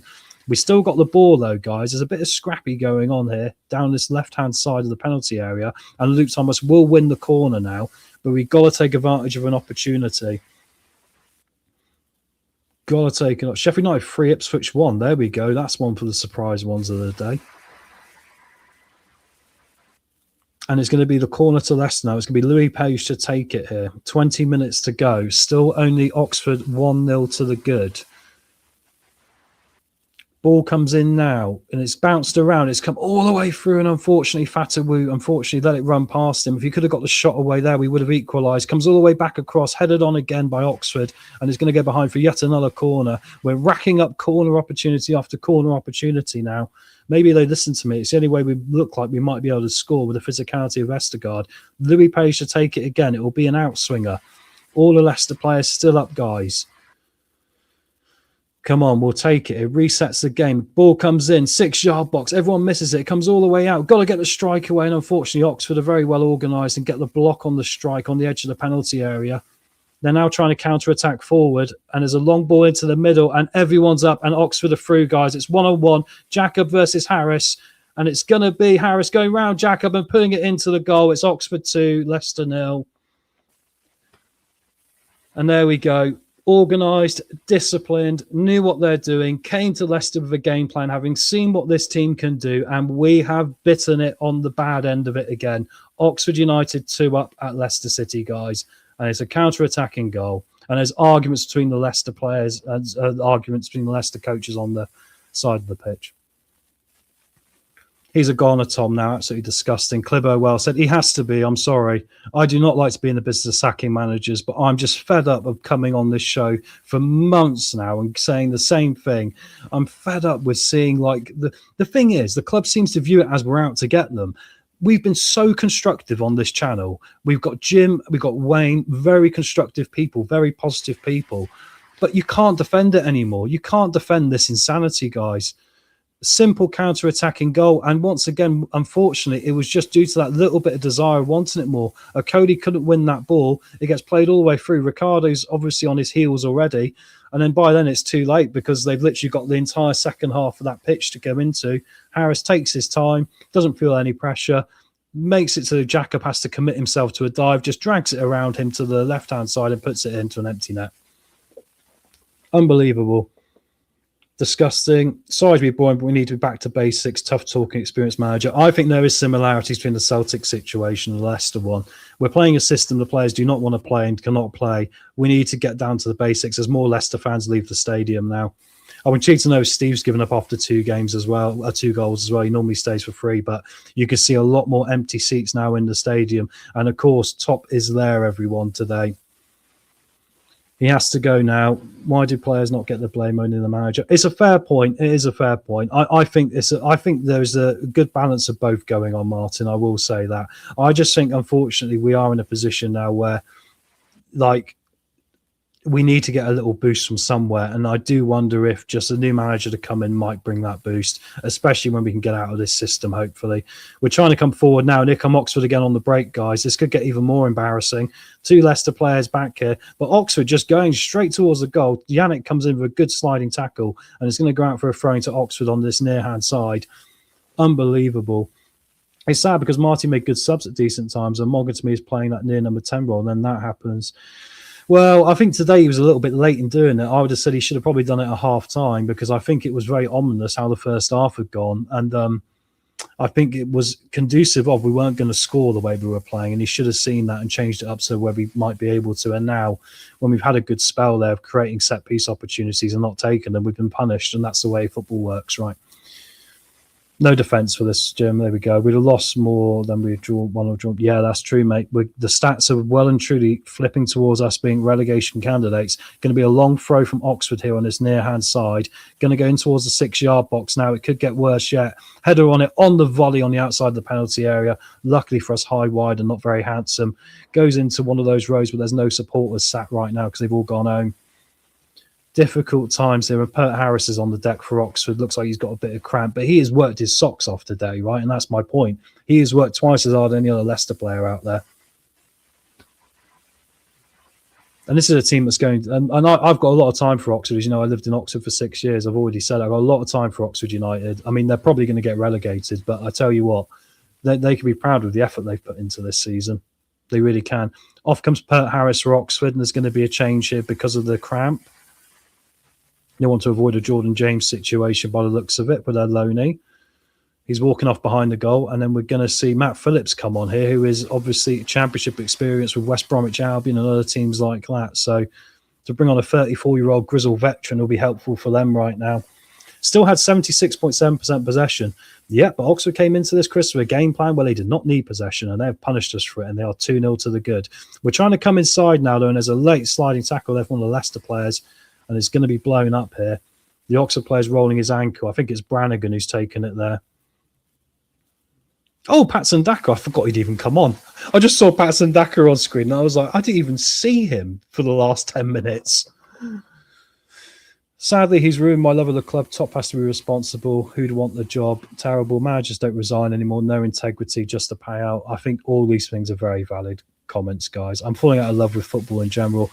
Yeah, me too. I'm quite happy because my hockey team's on ITV4 tomorrow afternoon, as Chris knows. So I've been quite excited to see that. It doesn't help they're not playing very well at the moment either, but ice hockey's a bit different to football. I definitely love ice hockey more than football nowadays, I must be honest. My love for Leicester is unaffected, but it's like being in an abusive relationship. Very difficult times. Bring in Big Sam. We're going down, say we're going down. If we get a points deduction, I don't see the fight in this team to get us out of it. Unfortunately, there's a lack of integrity in this team as well. It's not like the days when Muzzy Izzet got relegated with the club and said, I'm going to stay because I feel partly responsible for this, right? I can see all the players on the big money just go, we're going to leave. Doesn't matter to us, we'll just leave the club. Anyway, here come Leicester now. They're going to be played up with Daka here on this far right-hand side. Cross back in again. Unfortunately, it's been well cleared by Oxford. And here comes Vestergaard now. He's going to lay it off to Akoli. Once again, we lack an urgency and we're really trying to get this forward now. Mavrodidi back to Page. Page is going to dink it into the box. It goes over Daka's head. He's not really competing for the ball either then. It's cleared away by Oxford again. Oxford now have got 15 minutes just clearing the ball out and they don't really mind. Yeah. As you can see from the XG on screen, Oxford is so much more constructive. Chance there, half chance. The ball was played in. There was a flicked on header there from Daka, but it was literally on the edge of the penalty area. Goes all the way through to Cummings, who will take his time to make the save, guys. lets it bounce and then grabs it, and then will go long for Oxford. Oh, dearie me. I said in the pre-match, the fires are burning right now in Leicester City fans. This game can either be the fire extinguisher or it could be the petrol can, and it's turning out to be the petrol can, isn't it? Top has no option but to get a new manager, but have we got a chance to purchase new players in the last week of the transfer period? Who would believe 10 years ago he won the Prem, a huge fall from grace? Yeah, we're definitely completing the story in the worst way possible, aren't we? We might literally finish up exactly where we started off in League One at this rate. Interesting. I mean, it's interesting about this Diabate thing, isn't it? Because you'd think, oh, you're desperate to get a striker in, you know, but it suggests to me again, is there such a disconnect between the recruitment team and the manager, like we've seen with other players, managers like Ruud van Nistelrooy again, that, you know, it's just such a mess, right? You know, I mean, surely Marty would have recommended who he wanted. I just don't understand how this football club works anymore. Honestly, we're terrible. Here come Leicester now trying to get in towards the top end of the goal, but no, nowhere near it. And it's cleared out again by centre-back for Oxford, Brown there, who got the goal for them. Getting towards the final 10 minutes, guys. Going to need a miracle here for anything to happen. It's probably going to need to be a wonder goal and then something else in order for us to get a point. But like Chris and other people have said, are we at the point where it's go, do you know, let's just lose this game and let's see the change happen? I think if he stays after this game, I think then you've got to go. The money is a problem. Ball comes in now. Unfortunately, it's not going to fall to us. Louis Page is getting in the way of a Cody there. Strike from distance from Ricardo. Unfortunately, comes off the Oxford centre-back. Oxford just got players everywhere. And then once again got a counter-attack on here, guys. It is 1v1. Vestergaard's going to try and catch him up here, and he might just do it here. But he's been cut inside there by De Kersmaker. Vestergaard does a great job. Well done to Yannick there. He slid in from behind and took the ball, didn't take the man. It was in the penalty area. And if he hadn't made that tackle, it would have been 3-0 Oxford. Good stuff from Yannick there. Monga now coming down the left. We've got to see a little bit of this, little bit of passion. Ball across the 6-yard box, and it goes all the way through. Once again, no Leicester players there in the 6-yard box. And it's gone behind for a corner to Leicester now. We've played about 5 or 6 balls into the 6-yard box today, guys, and every time without fail, there's not been a Leicester player there. They've either been too late to the party or they've just been overexposed and they've been ahead of the ball. It is bizarre. It's unbelievable. Corner to Leicester now. It's going to be an in-swinger. Comes all the way in towards the 6-yard box, headed clear by Oxford United. Outside the penalty area. We pick the ball up with 3 of our players. We must be a little bit nervous now. What if we give the ball away? Louis Page from distance, and it's over the top of the crossbar, guys. Would you trust Marty with choosing the players we need? Well, I mean, I think this is part of the problem, isn't it? We don't trust the ownership with it recently, and they don't trust the managers either since Rodgers. There seems to be just this PTSD effect of this football club hanging on for many years, and it's very difficult. Here comes the next corner for Leicester now. It's going to be an outswinger this time. We're mixing up in and out, and it's been headed clear by Oxford again. It's going to come all the way back to Louis Page. He's got to have a chance to get it in. He doesn't. He lays it off. Now the cross is going to come from deeper, but it's a poor cross. Cummings has literally walked out about 3 yards and grabbed it out of midair. No one competing for it. No one battling for it. We look like, honestly, actors trying to parody a football team. Honestly, just the way it's played, it's just, we look like we're just, honestly, a parody of what football should be. Unbelievable. They obviously don't trust Marty. I think that's very, very interesting, mate. And you probably got a point. 10 minutes to go. Monga now with an overlapping run there coming from Luke Thomas. It's going to be cleared out of play. Luke Thomas has now got his long throwing that he can make use of. I guess if we get 1 goal, there is every chance of a miracle. But it will feel a miracle, and it will feel hard done by for Oxford United in the circumstances. They've turned up with a game plan and executed it.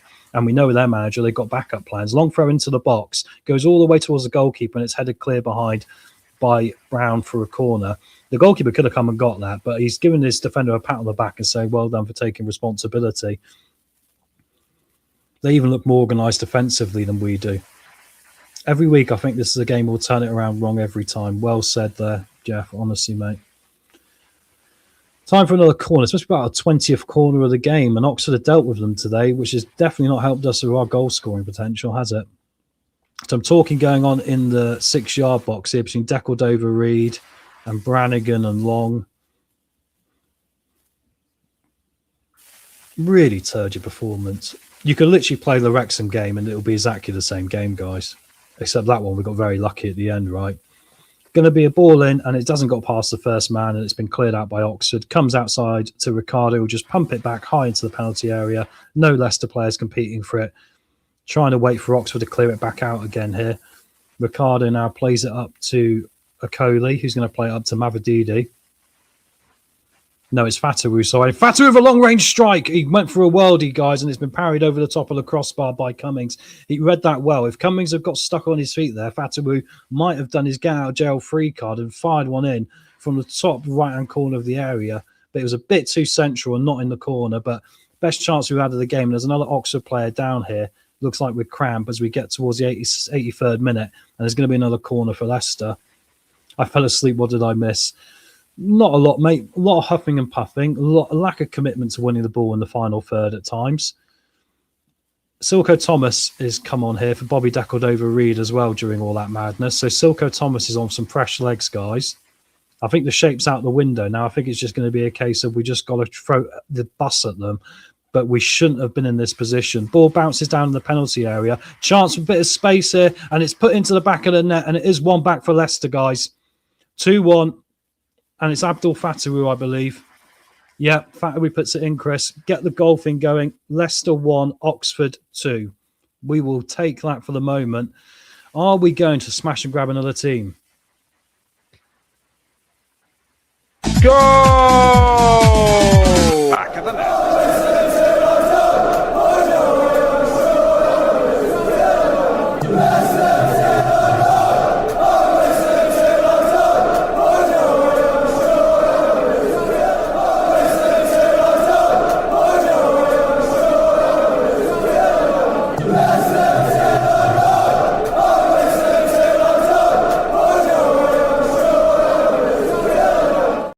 83rd minute, guys. It is 1-2 now, and it's the first time you could say Oxford haven't dealt with the ball into the box from the corner that well, and maybe that gives us a little bit of life there. Abdul had the space of the world just to pick the corner out. You won't get an easier goal than that. And Oxford now starting to look around at each other with some questions because we are pushing high up again. It might not be over, but how do we always do this? It's been 80 minutes of utter drivel. And now all of a sudden, Luke Thomas has got a long throw here he can play in. And we might upset the apple cart in towards the 6-yard box. But that one's been well claimed by Cummings in the Oxford United goal. I didn't really celebrate that much, to be honest. I mean, it was obvious he was going to score. But once again, we still got 5 minutes. Did the players? Not really. Abdul sort of ran back towards halfway. There was a little bit of a slap on the... on the palms between a couple of players. But apart from that, I don't think they were really that interested in celebrating. Okoli's gone down here. Getting towards that part of the game now, there's a few players going down with things off the ball, with strains and hamstrings. And what happened here with Okoli? Oh, we got elbowed in the face there again. This is the championship for you. Matt Phillips, though, just leant backwards into Okoli and just took his head off his shoulders. He looks all right. But this is the league. It's a league of dark arts, isn't it? We are lucky, Andreas. Well said. I mean, you can. It's been completely undeserved. I mean, I guess post-match, Marty will point at the stats ago. We had 70% possession. We deserve better, but we've been honestly so ineffective. It's been very disappointing. But it is now in our favour here. The momentum is on our side. Final 5 minutes. Can you say the goal from changes made? I think it was more down to luck than judgment. I mean, eventually, when you get 20-odd corners like we've had in this game, one of them will drop and they won't be able to deal with it. And that's entirely what happened, Prashant. And then luckily for us, it fell to Fatawu, who just managed to put it into pretty much an empty net. But, now Oxford have got a player down in the penalty area, so they're going to blow for it. And look how angry we are because we were on the opportunity there to get another one. Goal or not, Marty has to go.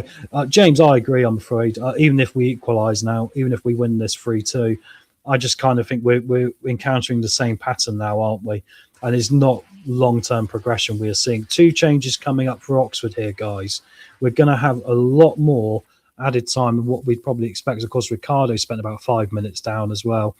So for Oxford, they've got Brannigan coming off. And coming on in his place is number 4, who I believe, I should know these players really, is Will Volks. So they're bringing off an attacking mid for a defensive mid. And Oxley is telling his teammates just to calm it down, just to get the job done for them. And they've got one more change coming up here again as well in a minute. Number 27's warming up for Oxford as well.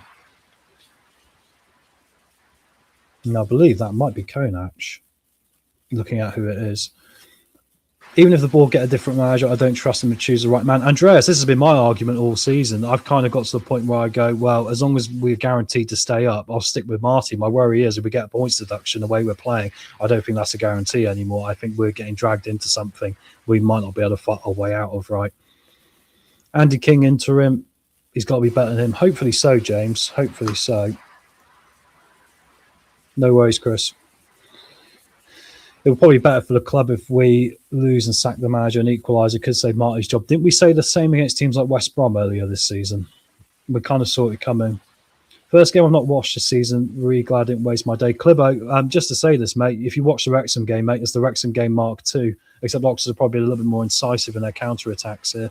And there's going to be a throwing here to Oxford now as we get into the last 2 minutes, plus whatever added time there will be. Stadium's looking very empty. Mad Jason. I always call you Mad Jansen because of the N. I must be slightly. What's it when you get your words muddled? I must be slightly in that realm as I get older.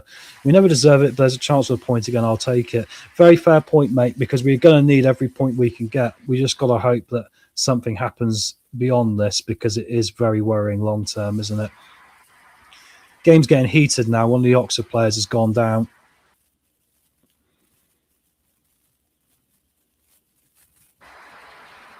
You know it's bad when, as Leicester fans, we're saying it's probably better for us to lose a football game. And it's not the first time it's happened. I remember in the past of other managers I've been in this position where I've gone, it's probably best if we just lose just to get rid of the manager.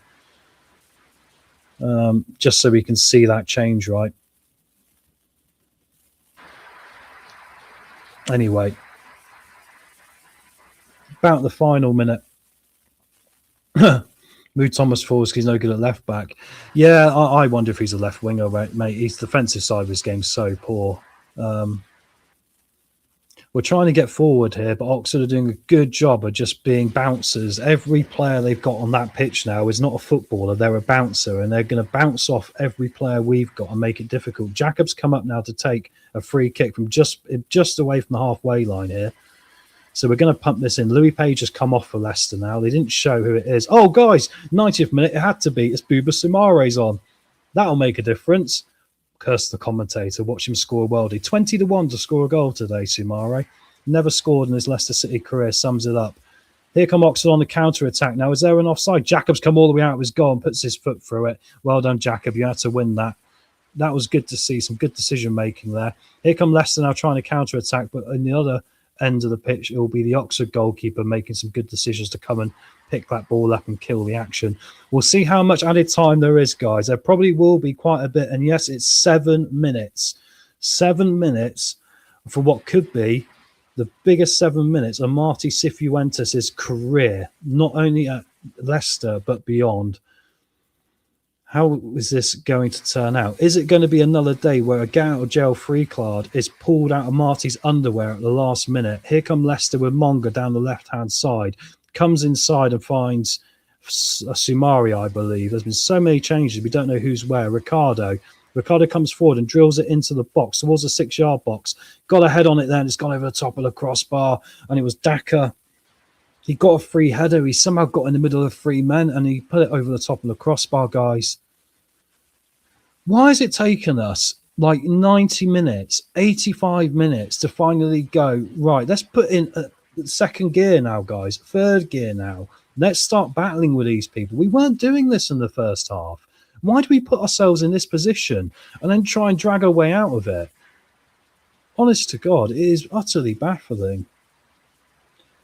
It messed up with Vestergaard up front, I've hoped for, and he's not a striker. Yeah, I think that's it. I think we might as well. I mean, to be fair, right now, look at where we are right now. We're losing this game 2-1. Vestergaard might as well get out of defence and be told to go stand up towards the goal, right? Why hasn't he? He hasn't done it. Again, it's still the same shape in theory. Just get him forward. Get him forward. And then we've got someone, we've got at least a blooming telegraph pole we can throw footballs at. One of them hits him and falls in the right place, like it did for the goal to get us back in this. I think there's something there. We're into the 92nd minute nearly now, and we've got 5 more to go. Here come Leicester. Oxford holding on. This could be the win that gives Oxford the boost they need. It could be, like I said, the petrol being poured on the fire that is Leicester City right now. But once again, we don't look like Sumari's just holding the ball towards the halfway line and just going, I'm just going to pass it here, pass it there. And now it's played down the left, frankly. But you've got to be quicker, guys. We're running out of time. Monga comes inside. Mavrodidi crosses it in towards the back post. Can we get there? No, it's a header clear from the Oxford United centre-back. Here comes Ricardo trying to play it up the flank now to Fatawu. Fatawu trying to come inside just on the edge of the penalty area, and it's lost. And Oxford will boot it up towards the halfway line. Yeah, Sumari came on for Page in the 90th minute. Honest to God. Has Chris gone to sleep? No, he just went to the facilities. He DM'd me, mate, but I wasn't going to say it on air, but you asked. So there we go. Marty's pointing at his watch and going, hey, why aren't you doing something? I know, Marty, you're saying it and they're not doing it. What are we reading between the lines here as football fans today? It's not all his fault. It's not. But there is a massive, massive disconnect in this football club right now. Throwing in, the ball's been thrown in, and Oxford are going to punt it towards our goal.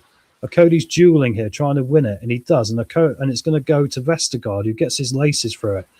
Vestergaard might as well be up front now. I do not get this. Might as well get him up front. Here comes Monga.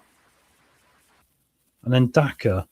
And it's gone out for an Oxford throwing towards their goal.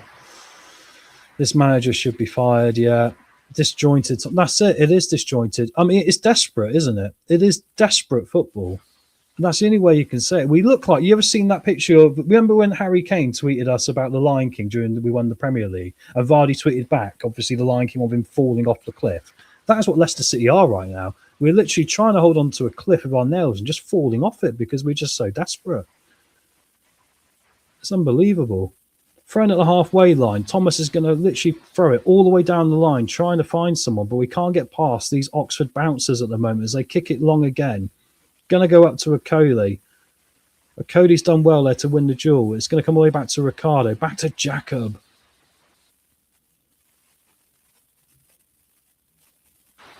And now Oxford are going to bounce around with the ball here. We've got to get it forward, guys. 94 minutes on the clock. 3 minutes to go. Ball across was poor towards Monga.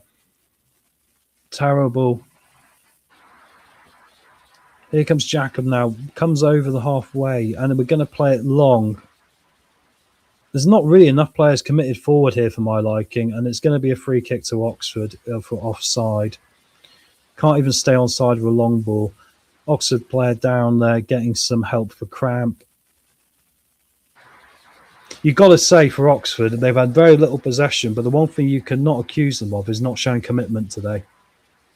You know, it's a sort of performance. I hope they stay up, you know, as long as it's not against us, because obviously if it was us or them, they got to go. But, you know, the way they've turned up today, you know, they're dealing with a much smaller budget than anyone else in this league, you know, and they're competing just by working hard. I mean, it makes you think, what could this team achieve if they worked hard? Honestly, or if they wanted to. They just don't want to. And you don't know where that line draws. Is it with the manager? Is it with the ownership? Becoming a reflection of the ownership on the pitch? Difficult questions to answer, but I think this is the day we might be saying goodbye to Marty. 95 minutes just ticked past, 2 minutes to go. Long goal kick here by Cummings. It's going to probably go all the way through. No, Oxford have won that header. And now they're literally dueling with the ball high up the pitch. They've got the right idea here. If they keep it towards our goal, there's definitely not going to be any threat. Luke Thomas with a quick throwing over halfway. Unfortunately, it's over the head of Vestergaard, who's finally gone forward with a minute to go, which is what I said about 10 minutes ago. Now here come Oxford. They broke away on a counter-attack. It's going to be played across, and there's a good tackle from Cody there to put it behind from a corner. And Oxford United, oh my word, Lancashire, who's come on. He's riling up the Oxford fans in the corner saying, come on, get behind us here. We're holding on. 96 minutes in the book. 1 to go. It's a corner to Oxford. The only chance we got now is a counter-attack. But I think, guys, it's going to be all she wrote in a minute. I'm getting my debit card ready to buy that Forest shirt. Oh, don't do it. Don't do it. Don't do it, mate. Honestly. I feel like we've got a naughty child that we really love, but they've been really disruptive at school. And it's like, what do I do? I've tried discipline. It's just nothing's working with this kid, right? And it's come from me and my sack. Anyway, they're holding the corner, obviously, down in the corner. Here comes Mavrodidi now, has got it away, and there is a chance for a counter-attack. Can we actually do anything, though? I don't know. We can't pass very well. Vestergaard lays it off now to Okoli. It's going to be up to Sumare. plays it long up the flank. We're not going to win this duel, surely. No, and it's been cleared away for a throw-in by Oxford here. Ticking towards 97, guys. Oxford have better players and a better manager. I think their bench was better than ours, Dorker. I'm not going to lie, mate. Ball coming in now from Leicester, and Cummings has read it well. That was probably the chance, guys. Matt Bloomfield with a little fist pump to himself. Oxford are saying just below ref. We've gone past 97. And it's going to be cleared long by Cummings. That will surely be it. It's going to go all the way out for a throwing towards our goal, and the full-time whistle has gone, guys. Full-time here. Oxford have won by 2-1 at the King Power Stadium. I'm going to go shout in the woods for 5 minutes. I haven't got my headphones in, Chris. I won't be able to hear a word you say, mate, but I'll let you have a little rant, bud, and I'll see you in 5 minutes. How embarrassing was that? I mean, for fuck's sake.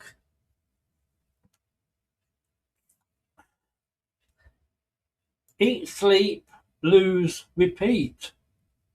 I mean, that's what it is, isn't it? I mean, look, let's very quickly run through the full times. I mean, we had 76.8% possession. He's got to go, hasn't he?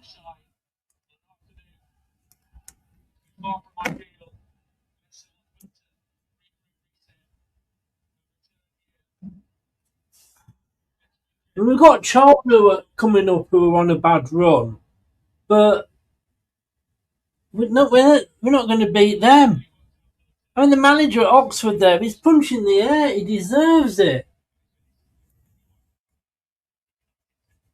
Anyway, 2 early kickoffs. Middlesbrough 4, Preston 0, Millwall 4, Charlton Athletic 0. And then the 3 o'clocks, Birmingham City 1, Stoke City 1, Blackburn 1, Watford 1, Bristol 2, Sheffield Wednesday 0, Hull City 2, Swansea 1, Leicester 1, Oxford 2, Queen's Park Rangers 2, Wrexham 3. A great comeback there by Wrexham. And probably for me, the surprise of the whole day, apart from this, Sheffield United 3, Ipswich 1. Where were you when we were shite? I was sat here watching this fucking lot on telly. I mean, it's just embarrassing. Look, we'll get the guys in. We'll see what they've got to say. They may cheer me up. And I'm not sure they will, though. Do you know what I mean?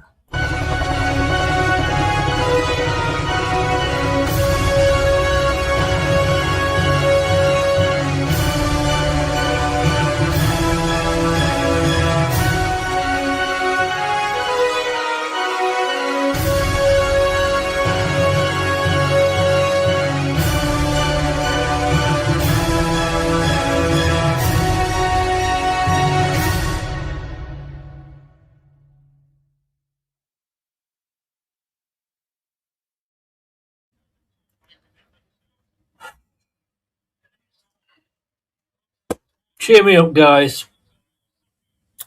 Let me see. Where do I start? I don't have any of that positivity. I don't have anything for you. Wayne, have you? You're on mute, mate. Sorry, Chris. What is that photo of there? That's Marty. It's a picture of Marty. Oh, gosh. I don't get it. No, I put in your chat, he's not getting sacked in the morning. I think it'll be in the tunnel right after the final whistle. You did. Let me just explain this to Wayne, because Wayne is an innocent little human being.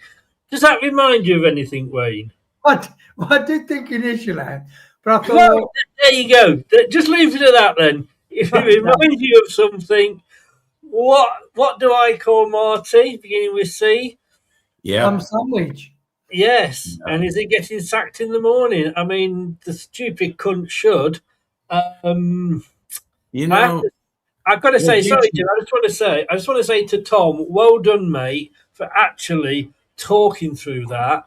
I was off doing other things because I just couldn't be arsed with it. Absolutely couldn't be arsed. Well done, Tom, for sticking with it.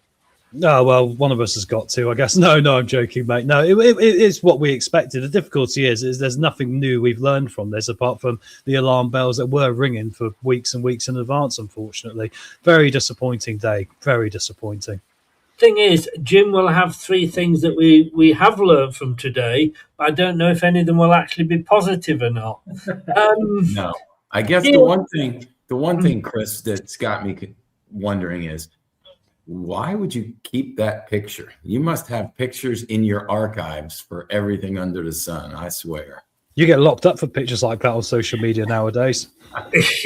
Sam Sandwich, like Dorco said. It's an old joke that when you're at a certain age like I am, you remember it, and you just have to do an image search. That's all I'm saying. I'm leaving it at that. I'm right next to it. That's the thing that, I mean, the second ham sandwich on the right, as I look at it, is closed more than our defence. Man, this not doing the commentary gives you all the time to work up these during the match, doesn't it? The post-match today is sponsored by Subway, everyone. Oh, God. The thing is, it's how do you say that you think someone is a cunt without saying they're a cunt? I mean, that's what you come up with, isn't it? I mean, there is no way that this guy... I mean, look, we had Ruud van Nistelrooy. He was a huge penis. This guy is a penis with an extension. I mean, how bad have we got that I'm actually sat here thinking, would we be this bad under Ruud, Jim? It's a shame it got to that point that you're thinking that. And I know that came up last week, and I still don't think we were as bad as we were under Ruud until today. So right now, all bets are off. Because you know what? We always had our 45 and 45, didn't we? We always had our 45 minutes where we just played like shit. And then we had 45 that gave us some kind of hope, if you will. But I thought they quit. I mean, look at the my flag behind me. It says Foxes never quit. Do you notice it's marked off now? Because we quit. We quit. We just didn't want to be the team that we needed them to be. Yeah, it was a dire performance, wasn't it, Wayne? I mean, Tom was describing it, and like I said, how to say your shit without saying your shit. We just never looked up for it. Oxford, credit to Oxford, and I said before the game on a social media post, I said, these are the games we should be winning. And that's no disrespect to Oxford, but when you look at where we are and you look at where Oxford are, we should be beating Oxford. These players, I mean, they were... I know Chowdhury's on because, Skip's injured and Page was on. I didn't think it was too bad, actually. But when you look at it, it was like you say, I think Tom said during the match, Wayne, Hamza's pass rate must be absolutely bloody brilliant. Because he was passing between him and Vestergaard and him and Akoli all bloody match. Yeah, that's a pointless football. And to be honest, I mean, my 2 question marks over Marte, and I did think, look, let's get to the end of the season, have the clear out, and we can only get loan players, so that's kind of where we are. But if we can get rid of all the ironies, then we have a reset. But I think the system that Marty plays, my questions were, is he too stubborn to change from 4-2-3-1? Is he one of the people like an Enzo who's saying, no, this is the way, we do it until we're better? And also, will he be brave enough to introduce some of the young players in? And, the substitutions, when I was watching the football match with Bri, and I went, oh, Luke Thomas. Bri said, Luke Thomas is on us. All right. So who's gone off then? And it's got to be an injury. It's got to be an injury. Got to be. It's got to be an injury because he's a Premier League quality player. He will, if he gets the right trajectory, end up playing for England. And yet Marty's sticking him at left back, which reminds you of Conte at Chelsea playing N'Golo Kante, the world's best central midfielder, and he played him out on the bloody wing. And these managers that play people out of position that is not their position.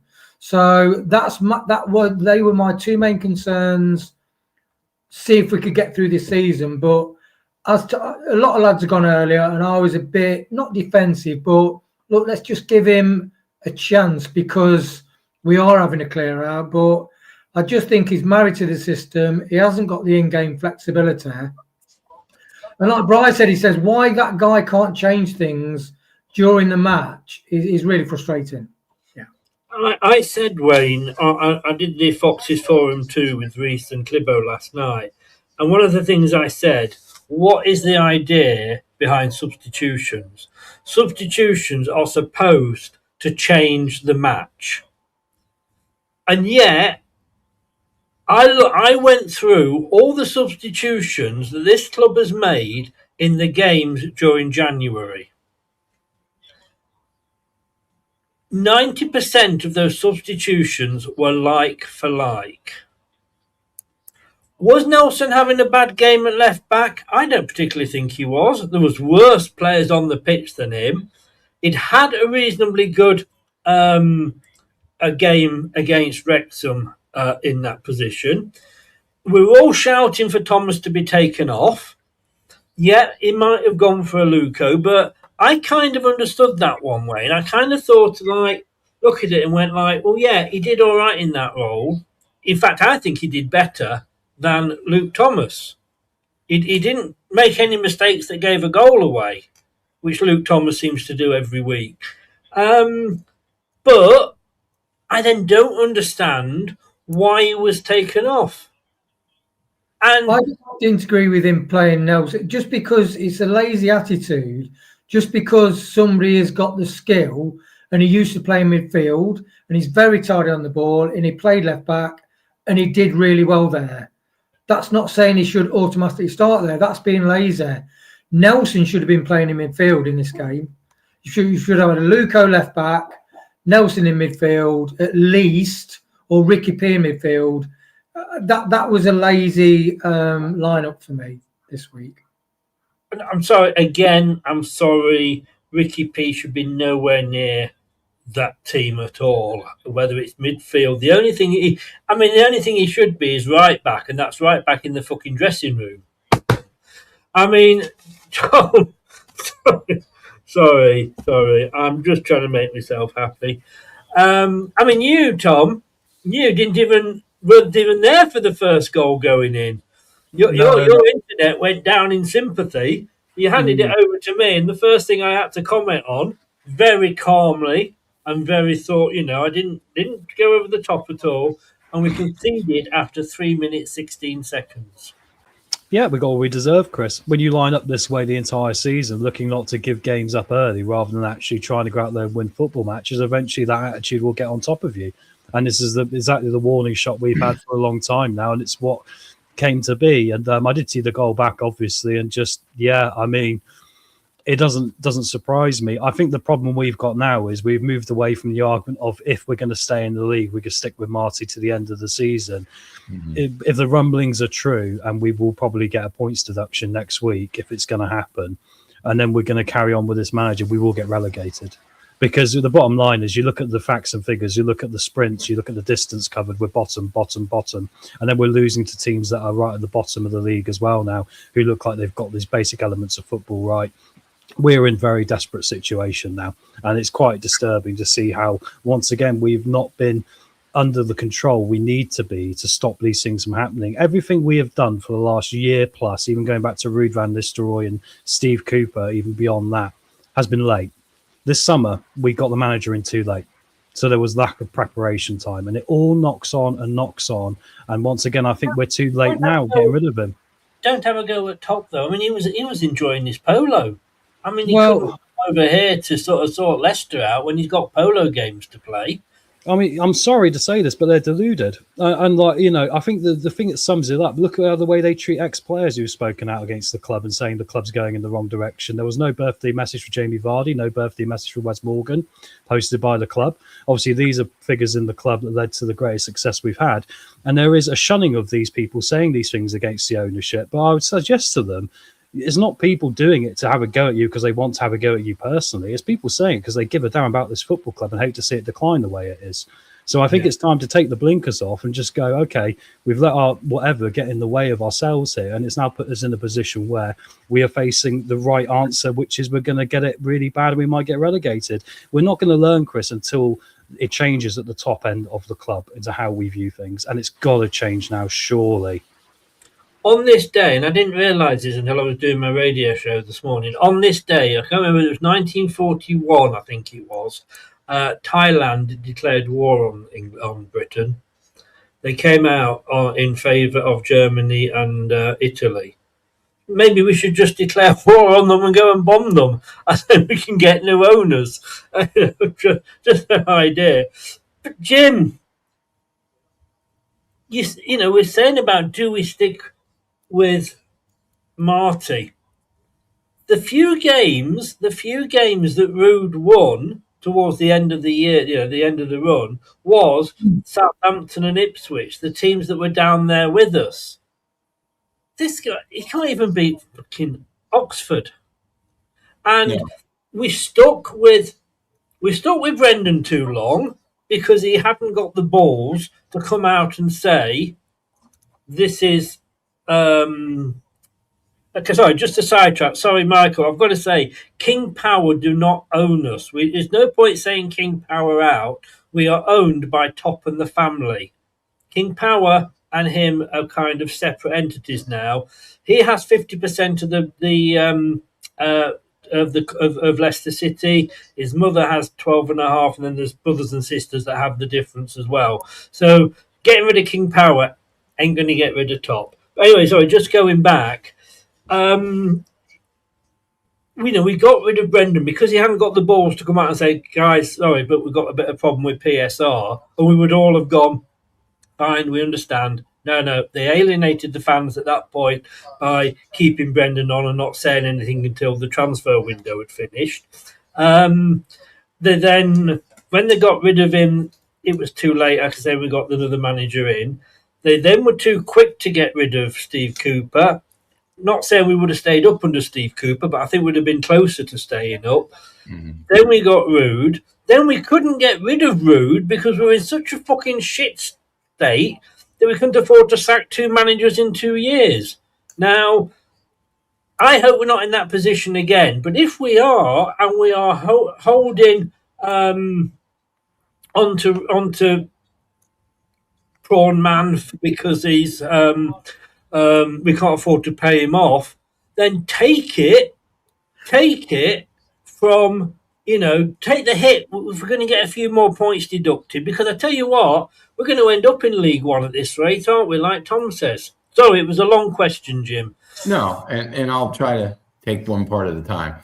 First of all, we did wait previously too long to sack managers. I was a big proponent, I know Wayne was too, about hanging on with Marty as long as we saw some fight in the team.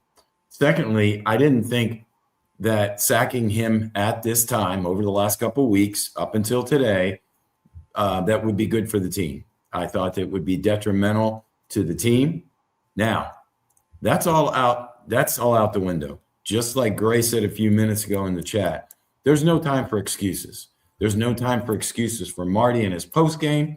There's no time for excuses with Top and the management when they give reasons. Now, things we don't know, you're right. How are we on PSR? How are we on signing people? Can we afford financially to let them go? But the one thing I will say is the time is now. I've totally changed, at least the final straw is gone, where I believe it's time to make the move.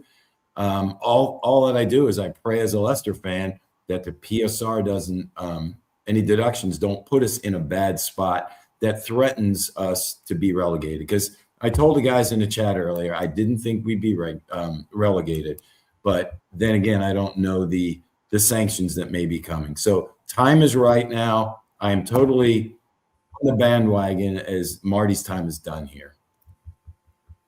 No, well, if he did, they were wrong, Michael. They don't. If you check on Company's house, the owners are the Shear and Dapper, whatever they're called, family. Look, I mean, Wayne Top was actually here. Interestingly, not once did I see the cameras, and it was a Leicester City feed that I was watching today. And obviously Matt Elliott on commentary. Not once did I see them focus on Top at all. Yeah, I think like with the press conferences, because we used to cover the press conferences, didn't we, Chris? Until they got so banal and pre-scripted. And any journalist, there's a great female journalist, then there's a guy, an Irish guy asking brilliant questions, and then you don't hear from them ever again because they're asking one or two challenging questions that all fans want to ask the club. But yeah, so I do think the cameras, it's like when a lot of the seats were empty, there was no long shots of the fans in the stands, because I think that Leicester City are really controlling the media app that's being allowed to be shown to the wider network, really.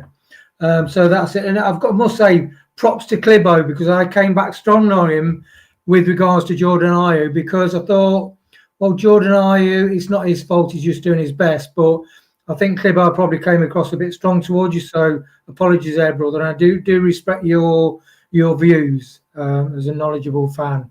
But yes, I do think it's such a difficult thing. And normally, Jim, I wanted to give Marty a chance, but I do think we all did.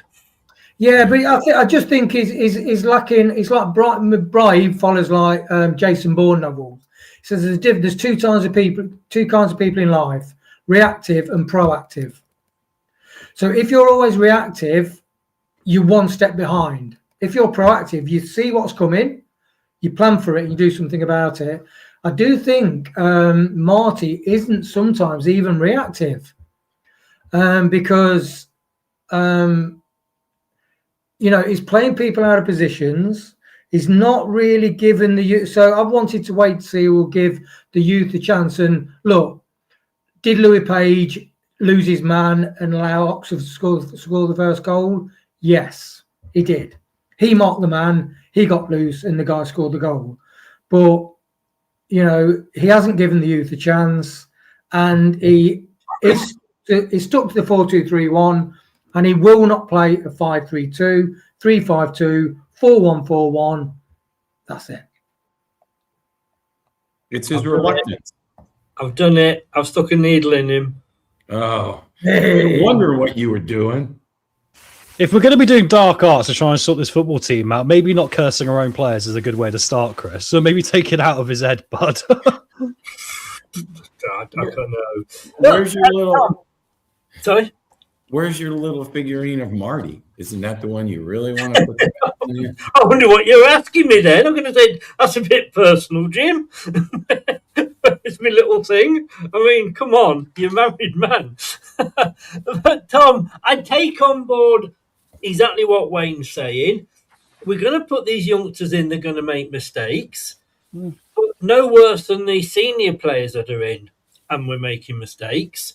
But Louis Page was in a position where, had Stolarczyk kicked that ball up the field in the first place, we wouldn't have been in that position. I mean, I said it within the first 10 minutes, three times, he lost the ball, or the ball was lost because he was playing out from the back. Now, whether I can blame that on Stolarczyk, and we're going to come along to Jim with that later on, obviously, whether I can blame him or not, or is Marty saying to him, this is how I want you to play. If Marty is saying that to him, then we can't really blame him, can we? Well, exactly, and I think the more the season progresses, the more games we have, the more we realise it must be the manager telling them to do it, Chris, because the madness never stops, right? And they have obviously analysts who'll go back after the game and look at the tapes, and will go, well, this was bad, this was, whatever. And the thing is that whatever is being passed on, it isn't actually getting through to people because it's the same mistakes every week, isn't it? And it's the broken record again, and I just. Yeah, I mean, like I say, the concern is, do we have the money to get rid of him now? Because if we don't, I think we might as well all lump on Leicester getting relegated, because I just don't think we got anything of what it takes now to actually keep the club in the division if we get a points deduction. It's just, yeah, I'm actually nearly a loss for words, mate, honestly, just at how bad everything has come together in this moment. Everybody just go and watch the Wrexham post-match and just eat, sleep, play shit, and repeat. I just don't have faith in the club to go and do what all of us are saying, which is I think we need to get someone in who's got some managerial one-on-one experience. There's 2 games in a row now we've seen players infighting on the pitch and in the changing room, right? It's happened again today. The manager is not in control of these players. Irrelevant of how bad the players are, irrelevant of this in the group or that in the group. The tactics he's putting across we can't execute, or they can't execute, and it's not working. They're not listening to him by all accounts. You can see that at the end of the game where he was pointing at his watch and wanting them to do things, and they put in no effort whatsoever. It's completely untenable. It's been untenable actually for over a month now, actually, how this has been going. So I just think it's madness, mate. Honestly, the fact we're here and we're probably hamstrung financially as well. Wayne, you wanted to add something? Just one thing, because particularly me and Jim have been like, look, let's just see how Marty gets on. We've had to sell a load of players. We are having a clear out. But I did listen to Radio Leicester's, and they had Dominic Wells on, and he's a really excellent top grade statistician. And he was saying he really analysed Marty's, what he's getting the players to play and how they're playing it. And he says the players can't, what he's doing is getting the 2 wingers to come in and only go towards tackling the fullbacks of the opposition when they come forward. He said he's getting, which then leads to problems. He presses ineffective.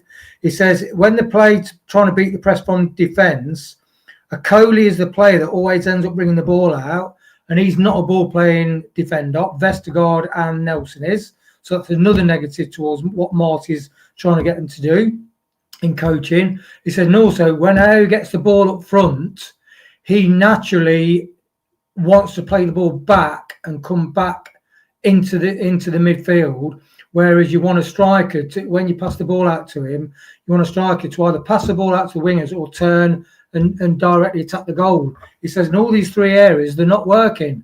He says they've not been working for a couple of months. So it's really quite interesting when somebody who really is into statistics and data breaks it down on an actual level that you can understand it, and you think, yeah, I can see why we are not penetrating the box. I can see why we're not. I can see why Stolarczyk is making stupid mistakes at the back, because Marty's systems that he swears by, they're just not working. And he says the worrying thing is they're not been working for 2 months. So that's where I hold my hands up and say props to the guys that have spotted it before. I mean, Wayne, let me tell you how the BBC have reported this, Jim, sorry. And their headline, and this is not me, this is the BBC on, I presume, both pages, Oxford and Leicester. Lowly Oxford impress in win at Leicester. Lowly Oxford impress in win at Leicester. Do you remember a while ago we talked that we found out that we interviewed Chris Wilder, who ended up going back to Sheffield United. Sheffield United beat Ipswich 3-1 today. There's just nothing good to say about Marty, is there? Well, he manages us down. Like we've said the last couple of weeks, our team plays down to their opponent. We've pulled some victories out against teams that we didn't think we were going to beat. We pulled some draws out at the very end, like last week, but we played down to the teams. I mean, we have, for the most part, in some cases, better talent than some of these lower level teams, but we play down to them. I mean, Oxford, from the sounds of it, deserved every bit of this win today because how lethargic and how pathetic we are. But that starts with the manager giving the message to the players. And he had since midweek to drill into these guys how important this game was, how important it was to beat the team below you on the table, because otherwise we've put ourselves down there with them. Because before then, we were somewhere mid-table, 10 to 14 or wherever we've been, fluttering around. But we were much better than those bottom dwellers, than those 3 or 4 or 5 at the bottom. Well, right now, our performance put us right down there with them, don't you think? Definitely. I'm just looking now. We are 9 points off the relegation zone. We haven't moved. Oxford haven't moved. We could get overtaken by Sheffield United. Oh, sorry, Sheffield United have got a game in hand. Charlton have got a game in hand. Southampton play tomorrow against Portsmouth. So they could have, they've got a game in hand and they will go above us. I mean, it was just, is there anything good we can say? I mean, I was looking at Amazon, and I know, unfortunately, I should have maybe bought it off you, Wayne, but you chucked it away, and that was the Rude Hullet football management encyclopedia. And I was going to buy a copy and send it to Marty because it was literally, I don't know. And I'd like to think, I'm sorry, Tom, I'll come to you. I'd like to think that if we got rid of Cape, the top in his family, that we might actually be different. But we won't with this manager, because this manager, how can you look? I mean, we have lost more than we've won. We've conceded more goals than we've scored. How can this be when you don't make any changes? If Chris Wilder had gone into Sheffield United and not made any changes, they'd still be in the bottom 3. He went in, players that he didn't sign because his signings had been sold by sellers. He came in and he made, before the January window, he made decisions about formations where they can play. And they literally now are sat in 17th, 3 points behind us. Yeah, it's crazy, isn't it? I mean, this, unfortunately, Chris, all tracks back to, unfortunately, we have got some egos at the top of the football club who have to have it their way. The problem is, this is what's happened, having it your way, lads. And, you don't like all the noise that comes from the fans. You don't like people calling out people. You don't like social media videos of Jamie Vardy being asked this weekend about, was it because of a so-and-so that you left the football club? And there's a woman behind that. It sounds very much like Rebecca Vardy saying, it's him. Yes, yes, yes. You don't like that noise coming at you, but we've done it your way now for probably a year and a half, 2 years. And look at where we are. So really... I actually thought I could hear her talking in the background because he said, I can neither confirm nor deny it. Absolutely. But my point of this whole thing is that it's time to drop the egos. It's time to admit you haven't got what it takes to do it, because you've proven it, unfortunately, by how this whole thing has been led. And I would love it to be the opposite way around. It will make all our lives a lot happier, every Leicester fan, but the wrong decisions are being made. Why haven't we got the guy in charge now to be the new technical director who's going to set us out and do the show? Why are we still here 2 months down the line having said that's going to happen and it's not? Because it is of great urgency to the football club that has already gotten away from everyone and is already looking like the wheels are off and we're falling down the cliff, bouncing off every rock imaginable.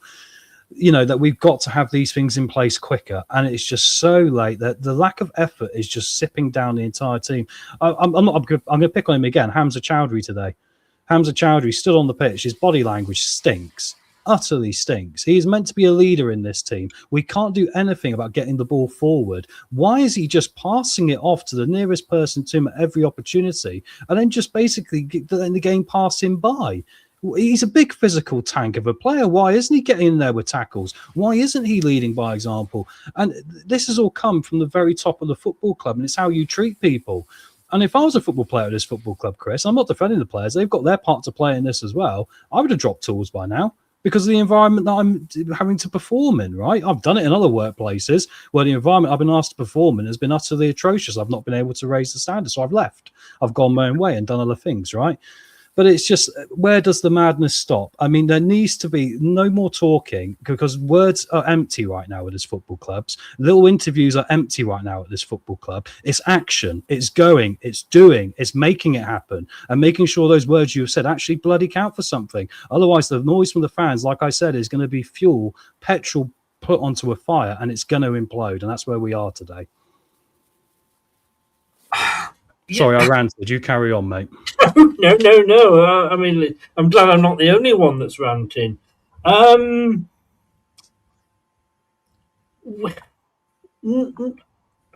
sorry, Jim. I'll go to Wayne with this one. But how the hell did Ayew stay on the pitch so long?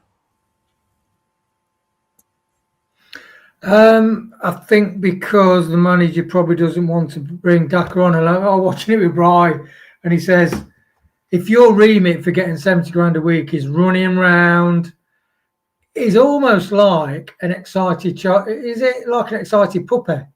That's what Daka is like. Mm-hmm. And you know, Ayew, yeah. But what choice has he got? So.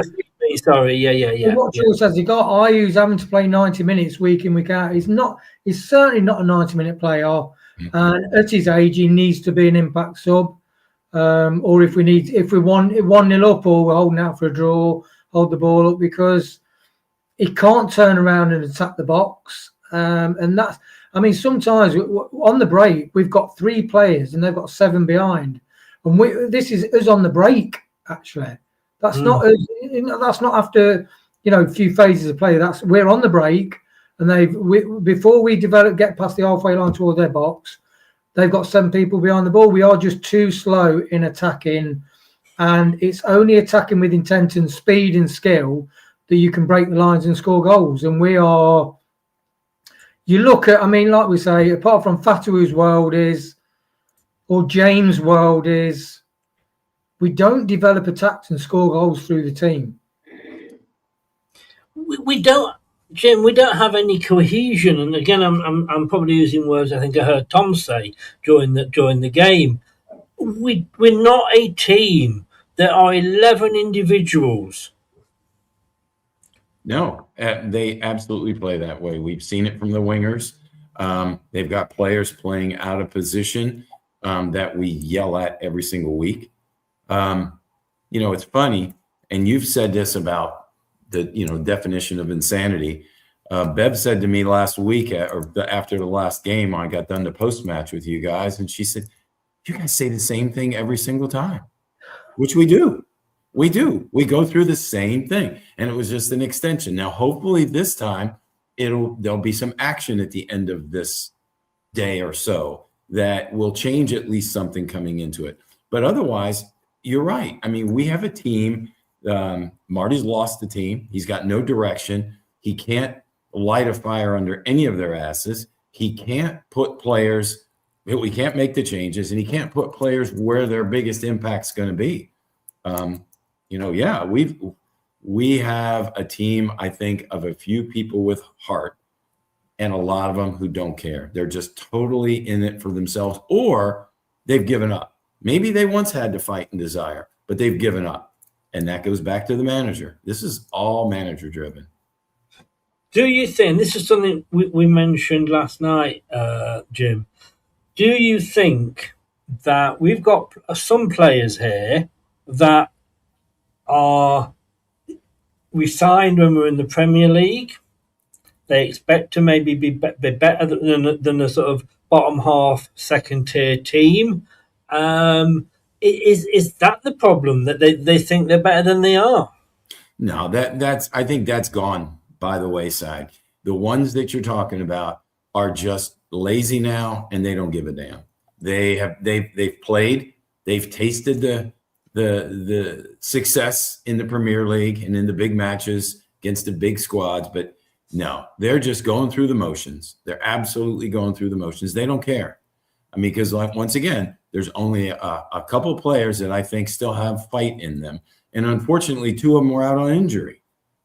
And then a couple others are young enough, but they're getting ruined by Marty because they're not playing and they're not getting coached.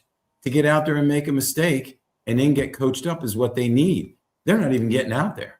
And who knows when they get out there and make a mistake, is he coaching them? So no, those Premier League, ex-Premier League players that played, the ones that are left, they don't give a damn.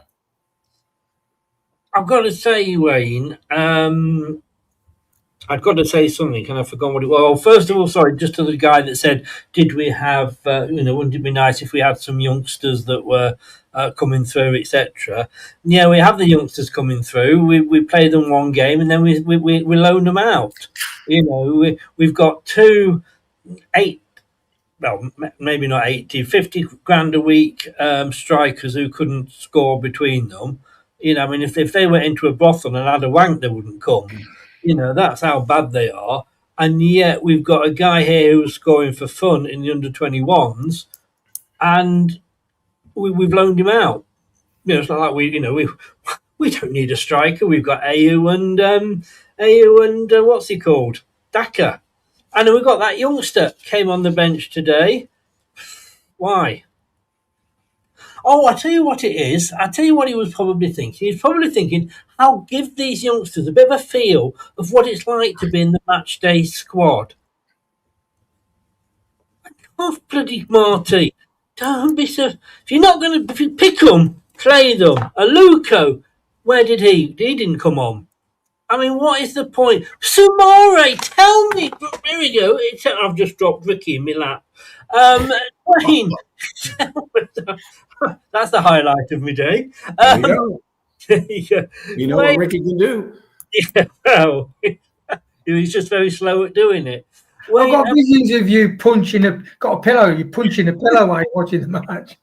What was the point of this Spanish prawn bringing on Sumare? I mean, I went for a piss in the hope that, well, normally when I go for a pee, we score a goal. I didn't expect to come back and see the first sign I see on the TV is Sumare. Why? What the fuck? Yeah, I just don't get that. So you got Bade Luco, he's got great potential. But I agree with Jim, and I think Marty would have got kudos from the fans if we'd have even drawn against a team like Oxford if he'd have played the younger lads. And I did think he was going to do it more. Rude hadn't got the balls to do it. And me and Brian, we went down to watch Newcastle at home. And Monga, when he came on, that's why I fell in love with him, got his name, because I'm thinking that guy has got some skills. What's a shame is that, like some guys in the chat are saying, that it's a shame that these young lads, they are shadows of what they're capable of. Mm-hmm. So Monga all of a sudden hasn't, it's like a striker who doesn't score 5 games. All of a sudden they're not shit. Things are not clicking. But I'm really concerned about Monga. I did say a few weeks ago that I could see him. If I was his dad or his support group, I'd be saying, look, I know Leicester's treated you well so far, but do you really see your future with Leicester? And as a Monga lover, that guts me, because that means you're not utilising the Seagrave kids properly. And that really ranks for me as mismanagement of players. I do think it is mismanagement of players. I do, and I would agree with you. And I think the thing is that when you're looking at these players, how many of them, and I was talking about this with Clibbo, and I think he asked, how many of these players have improved under Marty? I cannot think of one player that is better now than he was at the start of the season. Monga is worse. Page, I mean, when we saw that, I know it was different teams in the pre-seasons, but I just can't see anybody that is actually coaching. And doesn't it show you why there's a big problem at the football club in regards to how we've been run? Because the only guy that's come in this season who's looked incredibly good is Jordan James, and he carries none of the baggage that a lot of this group have carried now for maybe over 2 years plus for a lot of them, right? We're stale, we're stagnant. Players want to move on before, they haven't. Some of them don't want to be here, some of them do want to be here. I really think, like, even if the scary thing is, Chris, I don't think we can make a permanent managerial appointment post Marty. I think it's going to have to be temporary to the end of the season, because I don't see how you could even start a foundation of what the football club is going to be next, bearing in mind there is so much uncertainty and probably another 10 plus players leaving in the summer. I mean, it's a complete shit show, to be frank. Okay then, Tom, give it to a Kingy till the end of the season. Oh, mate, honestly, if there's any sort of uplift to come from anywhere now, look, I know like it'll be a similar formation, but if you look how he did in pre-season when he was managing the same system, the team looked a lot more better at getting the ball at the top end of the pitch. Hey, there's a good chance it could go up in flames, right? But we just need something new now, because we're obviously flogging out the same out-of-date and, terrible situation we're in now, and it's really getting on top of everyone. The fact the players are fighting each other says it all. We just need to change. Go with it, whatever. Go with someone else, whoever. Let me ask the question then. Would it be any worse?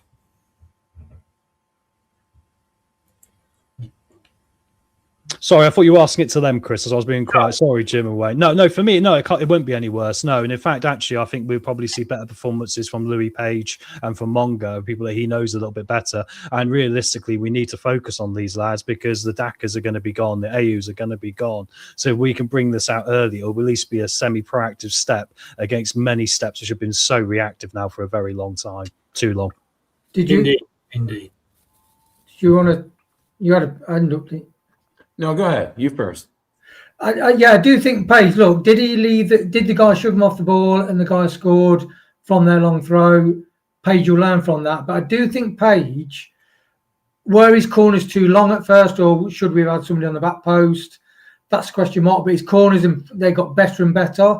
So Page, you can see why Andy King said he's the most intelligent footballer to come out of Seagrave, and he can play in probably 7 positions out the outfield, 10 positions on a football pitch. He is that good when he scored them 2 goals in the pre-season.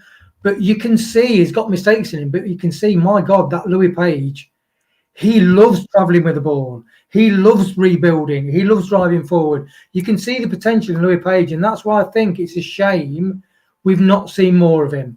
And I do think if we did sack Marta, there would be an uplift, because normally you do get an uplift post sacking. And I do think, like a Luco, you scratch your head. Why hasn't Luco featured more?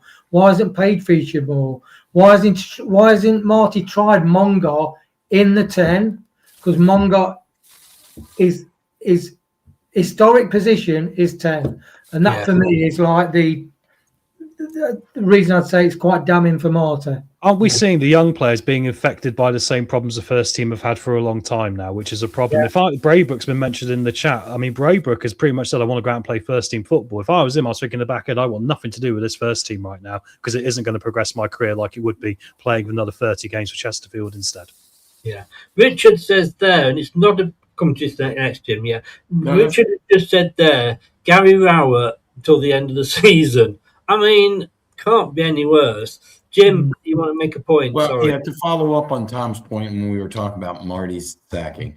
I mean, I'm not a financial expert. I don't know where it stands, whether they can pay someone from the outside to finish the season.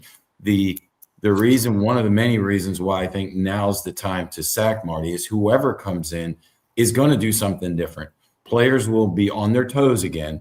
Those who are just been nothing but lackadaisical and lethargic and didn't care, they'll at least have a little bit of a pickup.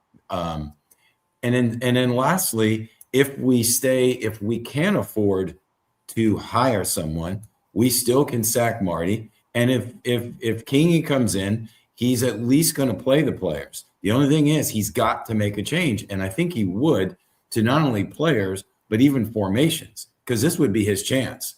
Because what we don't know, we talked about this before, we don't know what he has said to Marty, what he's not said to Marty, what he's said to Marty and he's been told to shut the hell up. And if he's been afraid to say something, we don't know that. But if he does get the chance to be the caretaker until the end of the season, then at least it's his chance to put some fire out there, make some changes that we all asked for, and at least give himself something as a manager or a caretaker manager to carry us through, because we need whoever comes in, we need them. I don't want to see Marty the rest of this year, because right now we know he's not going to make any changes, and we are going down if he stays. Let me put this into you guys then. Whoever wants to come back on this first, by all means do. We are struggling for money, so we can't afford to sack him. So here's just an idea. Let's not sack him. And other people have said this. Let's put him on gardening leave. Perfect sense. Yeah, gets him away from the club and just give it to Kingy until the end of the season. Now, we don't know what's going to happen with Kingy. Look, we sacked Claudio. We gave it to Shaky. Suddenly, the first game under Shaky was Liverpool, and we beat them. But long term, unfortunately, it didn't work out, because sometimes a number 2 doesn't always make a good number 1. It may be too soon, but it's only till the end of the year, and we can actually then look at Kingy as well. And that way, guys, we're not paying any more money. I think that's exactly perfect, Chris. And we can look at it in the same way what Man United did with Darren Fletcher. Give him a couple of games, and then if it doesn't work out, do you know what I would do? I'd go and see if Warnock, I'd go and see if Allardyce, I'd go and see if whoever. Hey, look, the problem is, though, Chris, you say that we haven't got any money, but it's the end of the season. If we can give them a little thing, we go, well, if we stay up, you're going to get X amount of money, which is something that Sam Allardyce in particular would go for. And then we're going to bring in, it's the Martin O'Neill situation at Celtic. It's what these players need right now. In a brown envelope. Just remember that. Well, of course. Well, this. Well, yes. So let's be careful. I mean, we can't suggest the club. We're not Manchester City. The 115 charges linked to playing players off the books, are we? No, Sam Allardyce only takes money if it's in brown paper. I was trying to get you out of that, and you're reinforcing it. Yeah, but I'm going for it because it was true. No, I like your idea, because then we give Kingy a couple of games, just see if we can lift the boys a bit, and then we can go out and sound out an experienced head to go, right, you know this league really well. And like say, the man management of this group right now is going to be crucial. We're going to get out of this, because someone needs to come in and get these guys on the same page, irrelevant of tactics. Actually, for me, it's bigger than a tactical problem. It's an emotional problem with this lot. So it needs to be someone like that who's a good man manager and come in and sort them out like O'Neill's done at Celtic. So I think that's a good progression. I get where you're coming from, but I just think Sam Allardyce, who was the other guy you said? Maybe even Warnock. How long have they been out of the game? Warnock, what, a year and a half? He was at Huddersfield. Yeah, and we got them relegated, didn't he? He kept them up. Similar circumstances. They got relegated afterwards, didn't they? Oh, right, okay, fair enough. I don't know. I'll go with you on that one. All I'm thinking of with some of these managers that we're saying that look at Graham Potter. If they've been out of work for me for over a year, they're kind of missing out, because things move on. Here's again. Okay, this one depends on the money that we've got. Enzo Maresca is currently out of work. No, let me finish here. He will not take another manager's job. He is waiting for Pep to go, and then he will go to Manchester City, either at the end of this season or end of next season when Pep's contract runs out. The rumours are that he could go at the end of this year. Again, would you not give it him until the end of the season? Because I tell you something, the player, whatever he did, the players loved him for it. Would it be any worse than this? I don't think it would be. Would we be conceded as many goals under him? I don't think we would be. Wayne, you put your finger up. Ooh. Yeah, I think it would improve from this dire situation. But look, he had the most expensive squad, is it, in Championship history? I mean, that's why all these players a couple of years ago under Enzo looked fantastic. Mavidid looked fantastic because we had a far higher quality squad. And a lot of those players, I know some people say about James Justin, everything like that. I'm sorry, I'm following the Prem, and he gets player of the match. Leeds are doing really well at the minute, and he's a regular in that Leeds team. Castagna, regular. You know, there's loads of players who used to play for Leicester who are playing very well in the Premier League. So, but no, Enzo, too stubborn, stuck to his system, had the most expensive squad, nearly blew it unless Vardy had a word, got all the players together and had that famous meeting. And because he nearly blew it, not because he wasn't technically capable, he nearly blew it because he was just a stubborn bugger, basically. And that's Marty. That's the definition of stubbornness. You're trying the same things, it's not working, and you carry on doing it until you've got to be better to play the beautiful game. No, it doesn't work. Be flexible, change your systems. Don't play people like Ben Nelson out on the left. Don't play a Luco one bad game against in a cauldron of a game. I'm just going to come back to you on that point. I'll come to you in a second, Jim. I thought that you wanted to say something. You're on about the Ben Nelson thing, but was that not a necessity? Because we've all been saying that Luke Thomas should not be starting. Luco is a right back more than a left back, and Nelson, when he did play in that role against Wrexham, didn't do bad. Now, I'm not saying that he should be playing that for the rest of the season. I would hope that we might go to 3 at the back. But I think that was more of actually he did all right there last time. Yeah, that's lazy thinking though, Chris. I'm sorry, that is lazy thinking. You know, your job as a manager is to be proactive and come and put the best team on the pitch. And Luco's main mistake was he was so eager to make an impression because this was his chance. It was in a real difficult game. He got the early booking, but his attitude was great. It's like Vestergaard. I was watching it with Brian today. Vestergaard is slow, but he's got a brilliant attitude in the game. He fought back to get back. So, no, I think it's lazy. Putting Nelson as left back today was a lazy decision. But Luco's main position is right back. So again, you are putting a square peg in a round hole. Where Nelson, it was brave for him to do that against Wrexham, and it came off. And so why wouldn't he do it again? Because Luco can play all across the back, actually. He's that flexible. He can play centre half and he can play left back. It's not his main position. And unfortunately I'd have him in right back rather than Ricardo anyway. Jim, but hey, it's football, it's opinions. Jim. Yeah, just to follow up on the experienced managers that have been out for a while, just say for a year, it really depends on the manager. You have two types. You have the type that are disconnected, that are just enjoying whatever payments they have coming in and could give a shit about football. Then you have the types, once they get out for a short while, they love the game, they love to manage, they love to coach. And that would be the type of the two. That would be the type would be interesting for us because they could look at film of what we are doing and not doing and say, I would have that guy here. I would change that formation. I would do that. And they would come in with an agenda. They would come in with a purpose to, I'm going to make a difference. Whether they know their tenure is just to the end of the season or if it's an open-ended, basically rent to own. But if there is somebody out there that had that desire and could tell that to our management team, oh, hell yeah, bring them in. It doesn't matter they've been out for a while. If they are still tuned into the game and if they come with a solution to the shit that we've been putting on the field.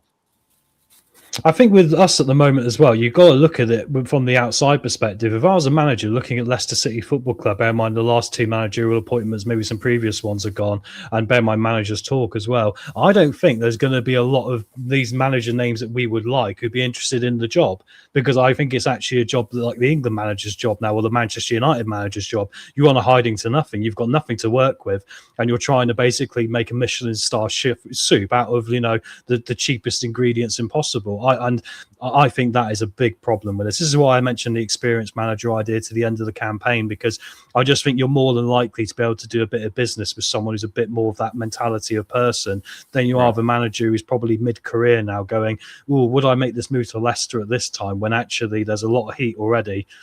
I don't think it's relative. We mentioned Enzo briefly. I mean, Enzo would never touch this job for 6 months with a barge pole, because why would you? It would damage his reputation. Yeah. So do we not go for somebody who is? And I'm just reading your messages, Jim. Sorry about that. I don't have Facebook open when I'm doing the watch-alongs or X or anything. So I didn't just read it. So we will leave what we said we were going to do for this week for you.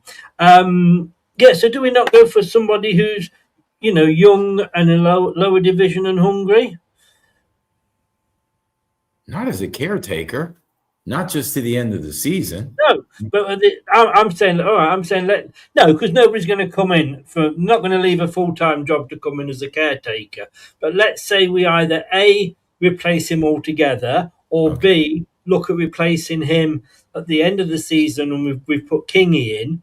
Instead of going for a name, whether that is Gareth Southgate or whether that is Sam Allardyce, do we look, and I know Scott always says the guy at Stockport or something, or Scunthorpe, I'm not sure which, do we go for one of those lower league managers that have got something to prove, that are, that basically would jump at the job, maybe? I think the problem you got is that we're being shown now by how the football's going, how the off-pitch things are, what sort of manager we need. And we need a firefighter, because there's a fire going on. We need someone to put that out. I think to do what West Brom have done and just gone from Ryan Mason to the manager they've gone for, I fear for West Brom. I think that was an incredibly dodgy appointment, because that's a lot of pressure for someone who hasn't been in the managerial position of that stature to come into it, right? I feel we'll have the same problem, Chris, so I don't think it'll be the time. I think at the end of the season, once everything's calmed down a little bit and hopefully we kept the club in the division, get on the plan then and get it actioned early, and then we do whatever. But for now, I wouldn't make that decision. I think it could derail us even further. I don't think get on the plan then, because that's our problem. We should be getting on the plan now. And I'm not saying appoint that person now, but we should be getting a shortlist up. Get Manny and his spreadsheets up. Let's have a look at who's available, who might come. Let's spend the next 5 months, 4 months, whatever is left now, preparing for that, and then have first, second, third choice, and then have, depending on how he does, Andy King as that kind of, backup if we need be. Oh, I saw so many fingers going up then. I didn't know who do I go to? Jim, I'll give you one real quick. There is some intrigue to a lower level manager who has the aspirations of going up, say a League One manager or another championship manager or League Two. If they look at his body of work and just say he saved a couple teams from going under, he put a fire back into some teams. I'm sure a lot of the lower league teams have had financial issues. They didn't have the money that the big clubs have. So there may be some up and coming managers that did some wonderful things at the lower leagues that were in similar situations, not PSR related, but just financial restrictions. And if you say this guy right here, he has got a drive, he's done this, or that. That's why your point of take the time now to look at their body of work. I'm not against having a up and coming manager, as long as he's tasted some of the, I don't say frustrate challenges, tasted some of the challenges that he's going to see with our club. If they just had it where it was, I think anybody would ever see all the challenges that we would throw to manager. You know what I mean? He can't have been in a place where everything was just rosy. Yeah, I think with that, you're never going to get. I mean, you're going to presume that everybody, and I would presume everybody from League One and League Two, who we might be looking at, will have had clubs where they've not had to spend money, and they've had to try and work things out. Talking about Sam Allardyce, was it Sunderland he went to, kept them up? And the only it was Leeds, I think he went as well. And there was one club that offered him the chance to go in, and he did not want to go in because he just didn't want a 6 month or 4 month contract. He wanted to have the year afterwards and probably the year after that as well. And this club went, yeah, but you're not the manager that we want for that we want to give you this much money to keep us up. And he went, no. And if I've no job at the end of it. So, again, would managers like that come? Wayne, you had your finger up. Yeah, and that's the danger of jumping into appointing a manager till the end of the season, because you will not sign a manager on a short-term contract. They don't exist. Most managers' contracts are 3 years, and then if they don't work out, you have to pay them, which in our position is not a good thing. But what I found interesting is, I do wonder what discussion they had. So when Marty presented his Excel, what his presentation on PowerPoint, how he sold himself, not only paying off his contract because he wanted to be here, but I would hope that the club would. One of the questions they'd ask the manager is, so what style of play do you like? What style of play do you believe in? Barcelona, yeah, great. But do you offer a flexible approach to football? What happens when you play teams that play 4 at the back, 5 at the back, play 4-1-4, whatever? So are you going to be a flexible in-game manager or a flexible pre-game manager? And then maybe the flexibility, because it's interesting. I'm really interested to see how Rossini gets on at Chelsea, because Enzo was stubborn as hell for Leicester and he nearly blew it with the most expensive run in the Championship. He spent loads of money at Chelsea. He's got the sack. Rossini's come in, who people say is a very modern sort of, he'll change things up formation-wise. He really plays to people's strengths. So I'm interested in how he would get on. But I hope Leicester's, one of the main questions we ask our manager is, how do you approach games in different teams that you play? So what if you get a team that plays 5 at the back? What do you do if you get a midfield that's injured? You know, what do you do if you get Nelson, you play Nelson at left back and he does okay? But Nelson is a midfielder. And I think Marty's mismanaged the players. What do you do with a talent like Monza? What do you do with a guy like Jake Evans? Bank, isn't it? Don't put him in charge of a bloody bank. Yeah, but it's like Rude. We all thought Rude, because of his time at PSV, would play the youth. He didn't. He didn't have the balls. And Marty hasn't quite had the balls to do that. So I think it'd be a mistake and costly to appoint a manager. And I think, as you said, Chris, let's get on the project now, but just manage the season. Like Jim said, what kind of manager do you want? Yeah, it's a big commitment signing a manager, and if you sign the wrong one, even on a temporary basis, it can be catastrophic. Okay, Tom, did we then rush into this signing because were we after Danny Roll, but it was just becoming too complicated with the situation at Wednesday? And I know he's gone to Rangers and he's doing very well there, but I take that with a pinch of salt because it's Scotland. And this guy came along and said, look, I'm on gardening leave. We've got to pay a bit of compensation, but I'll pay half of it. Did we kind of, get taken in by that? I think there's a very good chance of it, because I think ultimately the club wasn't in a financially good position at the time, and I think the club was looking to appoint the best manager they felt, but it was always going to be difficult in the circumstances we were in, right? Which goes back to all the noise rightly being pointed at the ownership right now, unfortunately. But once again, I think it was a rushed appointment. Ironically, for the amount of time we had to make that appointment, I think it was still somehow a rushed appointment, because it was kind of like, oh Christ, the football season starts in 3 weeks. We better have a manager in place now. We definitely got rid of Rude. It didn't seem to be well thought out, and this goes back to the main problem we have at the football club, which is we do not have succession plans in place. We obviously do not have a short list of like 10 managers that we have in line to do to replace the next one, like Brighton would, for example, if they were to lose a manager. We lack preparation at the top of the club, and that is a problem as to why we're now struggling it on the pitch as well. So it's very disheartening, mate, again. And Chris, I wonder, do we lack football people at the top of the club? Because think about those interviews. I mean, if somebody comes along and they really don't know what the hell they're talking about, they could fool the Rudkins and the board members. Do we need some real football people on that? Maybe some ex-players. You talk about Morgan. You talk about people who care about the club. on those interviews to ask those questions, to ask those difficult questions. What would you do if this happened? What would you do? How do you prepare for this stuff? Because I can just see those interviews being, like Wayne said, the PowerPoint and kind of snow them with this talk, and I've done this and I've done that. But put them on the spot and ask them some difficult football questions. Do we have people doing that? You'd wonder if Top would even understand them because his English isn't brilliant. I mean, let's be honest with you. Roy Hodgson's available. Let's bring him in for 5 months if we go for experience. But Jim, yeah. I mean, I'm updating my screen here just to see whether he's been sacked or not, and he hasn't as yet. So the fact that he was going to get in the tunnel, it hasn't. But look, I'm looking at the player ratings, and we'll come on to ours later. But we're looking at the player ratings here.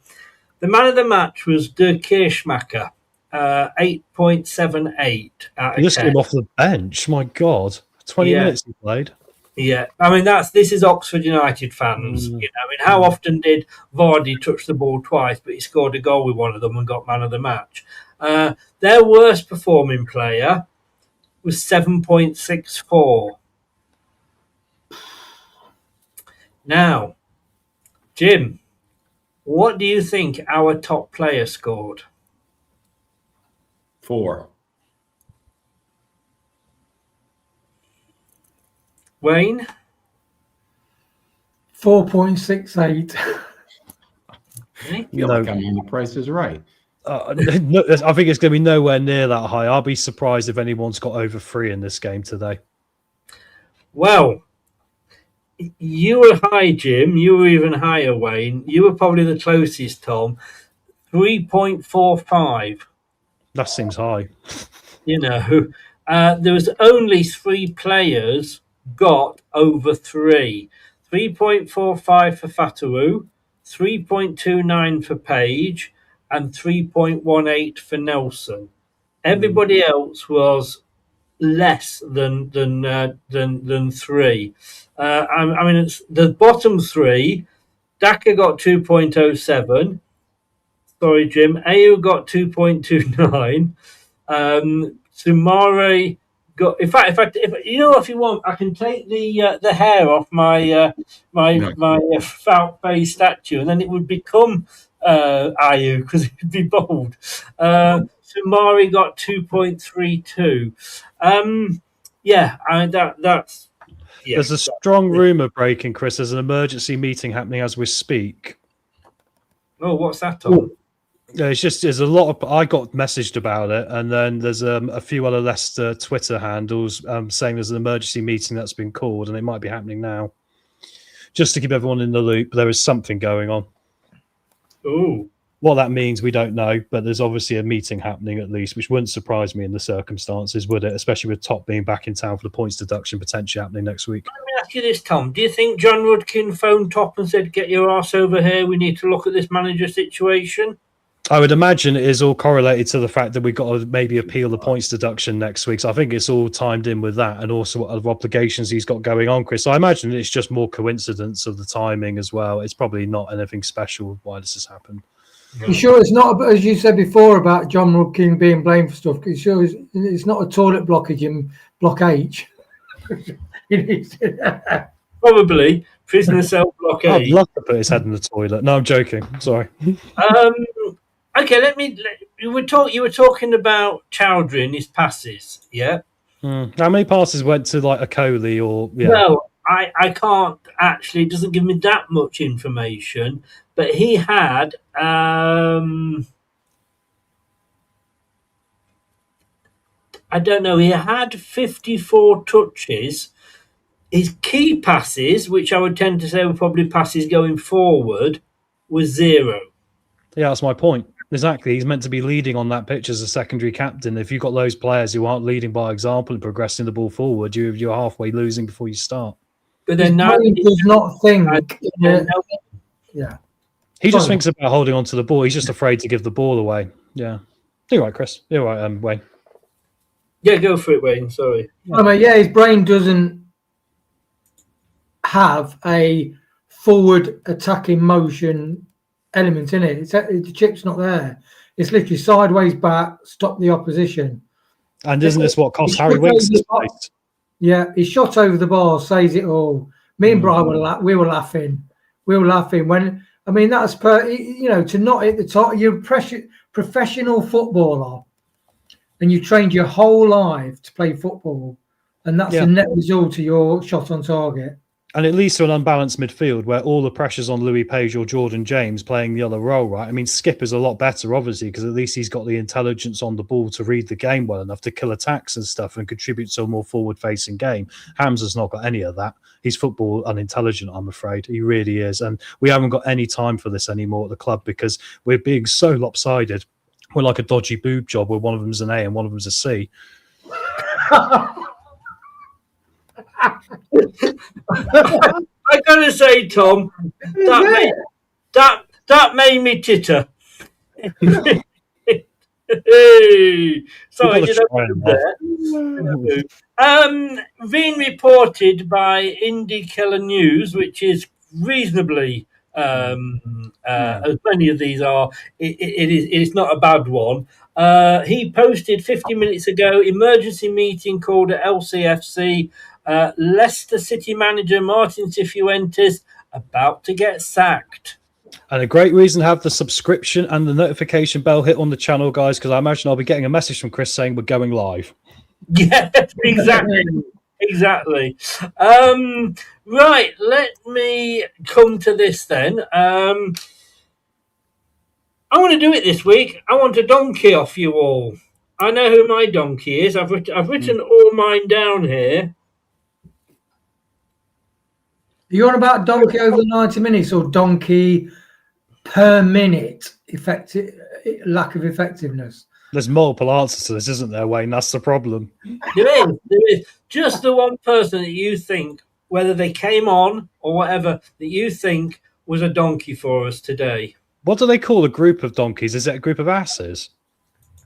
Well, different animal, isn't it? Sorry, Wayne, carry on, mate. No, you're good. So anyway, I mean, shall I go first? Because I've gone. Yeah. I'll tell you who I've gone for. I've gone for Chowdhury. Yeah, agreed. I don't think he added anything to the game at all. At least when Daki came on, it took you a while to notice him, Tom. But I saw that says a lot about him. Do you know what I mean? It's interesting about Hamza because in the final third, you notice how he never wanted to get involved in anything that was forward facing. There was balls being passed around him, and he was just stood there like a lemon. I'm like, what's the point? We're a man down with you being there. Sorry, Chris, carry on. No, it does look like he doesn't actually want to be on the pitch, doesn't it? Yeah, he does. Don't care. Jim.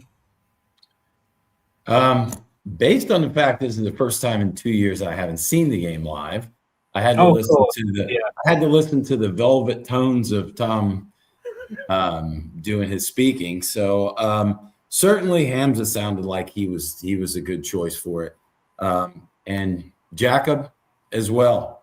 And then Ricky P. I'm going to go with Ricky P because he's not the leader I want on a team when everything was on the line, which this game we know, playing a team like Oxford, where they are in the table, how critical this game was. And we didn't have our captain out there leading us. So Ricky P. It's a good shout about Stolarczyk because, again, he cost the first goal for us. I know it was several passages of play further on, but he did. Wayne. Yeah, Chowdhury, I just think his time's past. He's so overpaid for. I've looked at all the overblown wages, and you look at how much money you paid, and what is your net output for that money? And you look at someone like Belton Nelson on $7,500 a week, and then Hamza Chowdhury on the money is. You're thinking, how can you look? So when you're in the changing rooms, getting them to go out, can you look Ben Nelson in the eye, some of the younger players, and think, I deserve the money I'm paid every week? I don't think he can.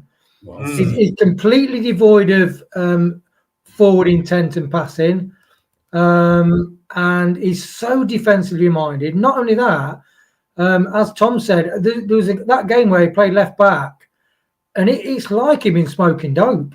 I'm sorry. It looked completely out of it. So I just think his mind is not there. So it's okay to not have the ability. But if you couple that with the fact that your mind is not in the game and you are not being a professional sports athlete, for which you're paid £50,000, for instance, a week to perform to, then I'm sorry, you need to move on. Duncan. Fair point. So you're going for Chowdhury? Yeah. Yeah. Okay, performance. I was going to give 2, but I think I'm being generous with that. I'm actually going to go with 1. Tom? Yeah, it's half of last week, so I'm halving the numbers again. It's gone from 4 to 2, and we are down to 1. And hopefully that's the countdown for the departure of Marty Cifuentes. 1 for having a goal. No, that's nothing else. Yeah. Jim? 1 for having a goal. Otherwise, it would have been 0. Yeah. And Wayne? I'd say 1 just for the few people that I think have got a future at this club. I think the good thing about these games, they show you, 1, who's got the desire, and 2, who you would say you want in the team next season. So I'd say 1 just for 3 players in particular. That's it. Okay. And now I'm just realising I've lost something really important here. Is it your mind, Chris? Is it being a Leicester fan? I lost that years ago. I totally lost it years ago. Where have I? I've lost all my things that I'd got stored. That's all right. While you're doing that, Gray's gone for 1, Dorco's gone for 1, Andreas has gone for 1. I think we've hit a trend here, guys. But as Dorco has said, generous, probably the 1 as well. So get yours in the chat as well, guys. We've got 76 you in. So what did you give today's game as a rating? Okay. Boo. Man of the match. God help us. Can I choose an Oxford player? No. Okay, right. It limits our options quite substantially, doesn't it? It does. It does indeed. I've got to say, there's a couple I could have gone for. I don't think Page embarrassed himself at all. Apart from that, I'm actually going to go for Vestergaard. That he actually got back. He actually was in a race with the striker and caught him up. How slow must that fucking striker be? And he was in the penalty box. Chowdhury, that would have been a penalty. But Vestergaard got his foot onto it. It was brilliant. And he was the one player that can come out and reasonably hold his head up, I think.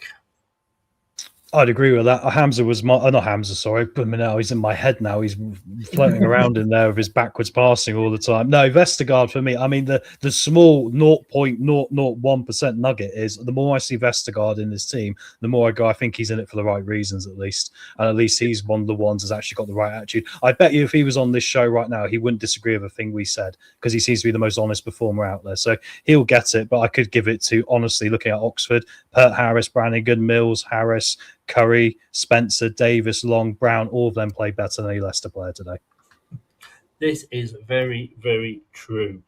So you're going for Vestergaard as well. Jim. You know, I hate to agree with you, Chris.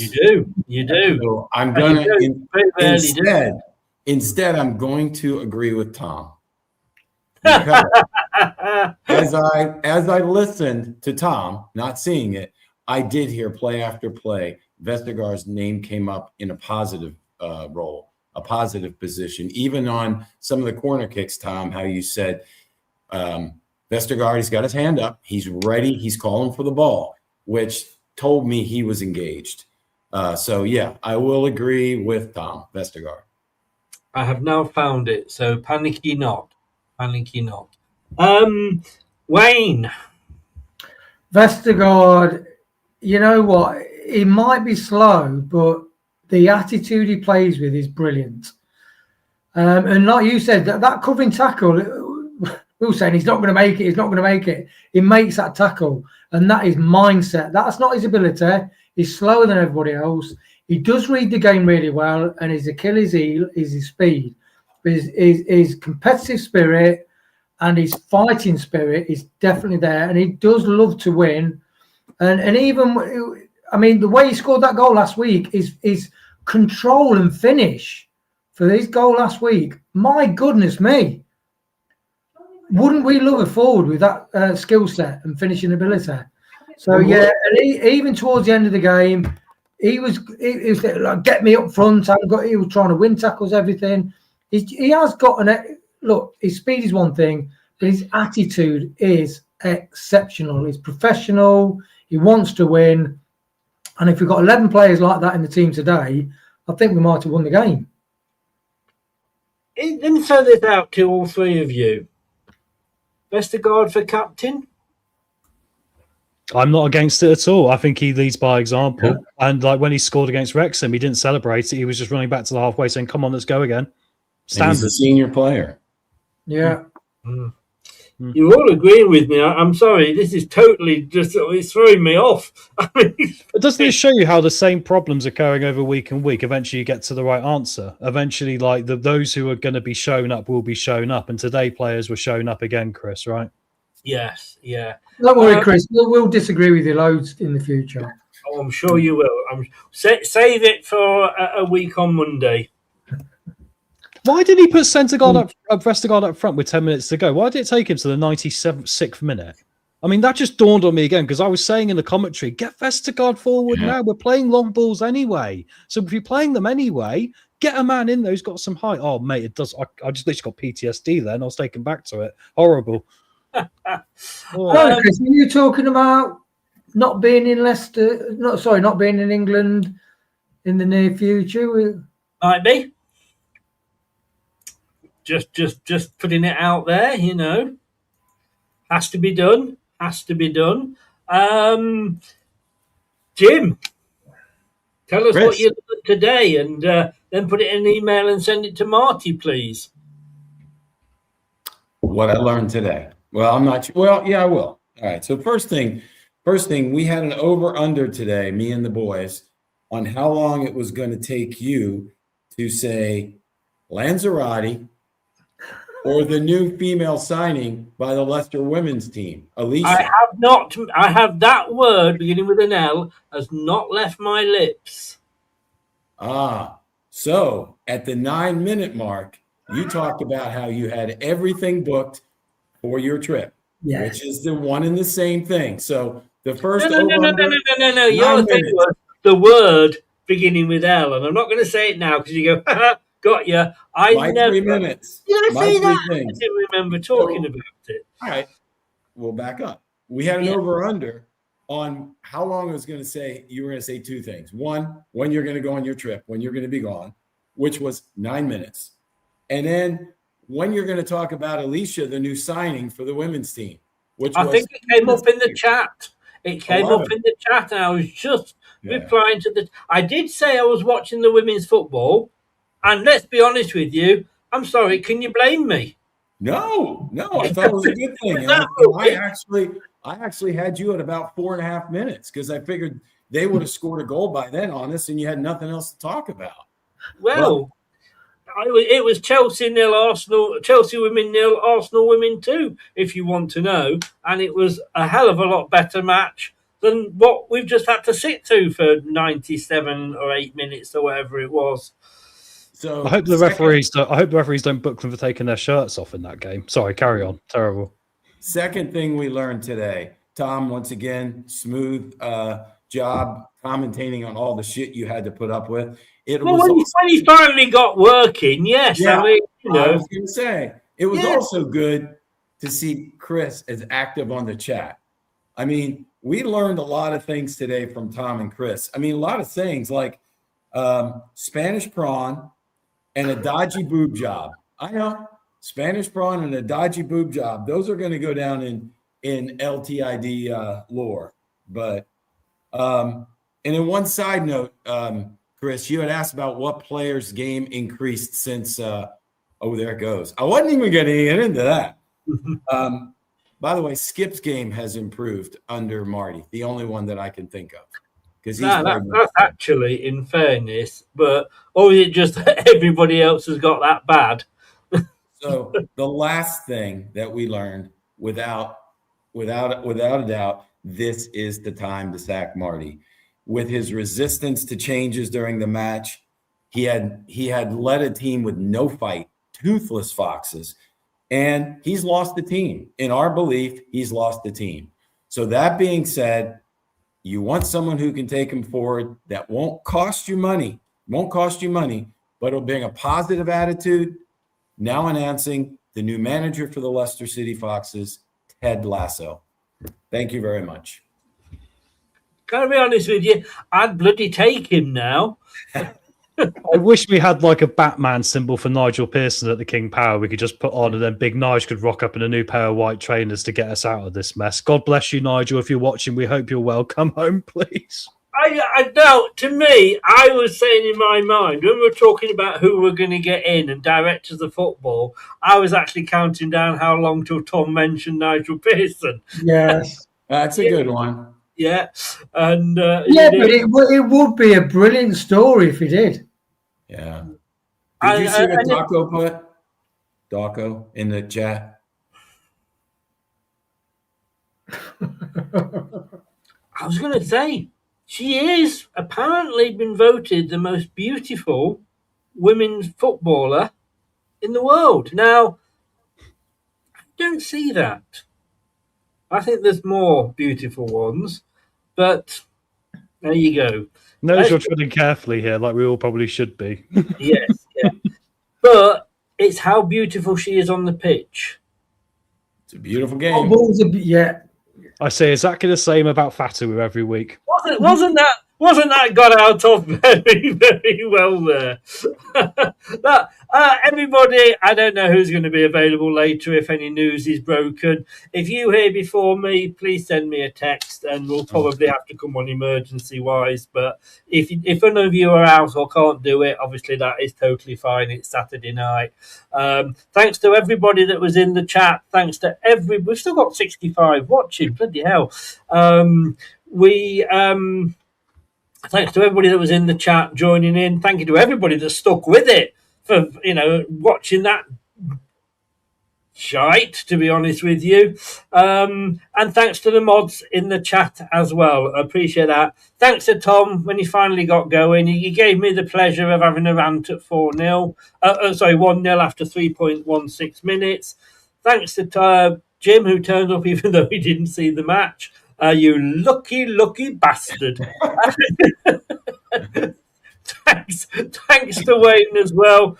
I'm going to leave you with just 2 words. Mayonnaise, anybody? Thanks for watching. These videos are tremendous. You better like them too, or I'll be back. This podcast is proud to be part of the TalkSport Fan Network. TalkSport. Powered by fans. That will conclude this evening's entertainment.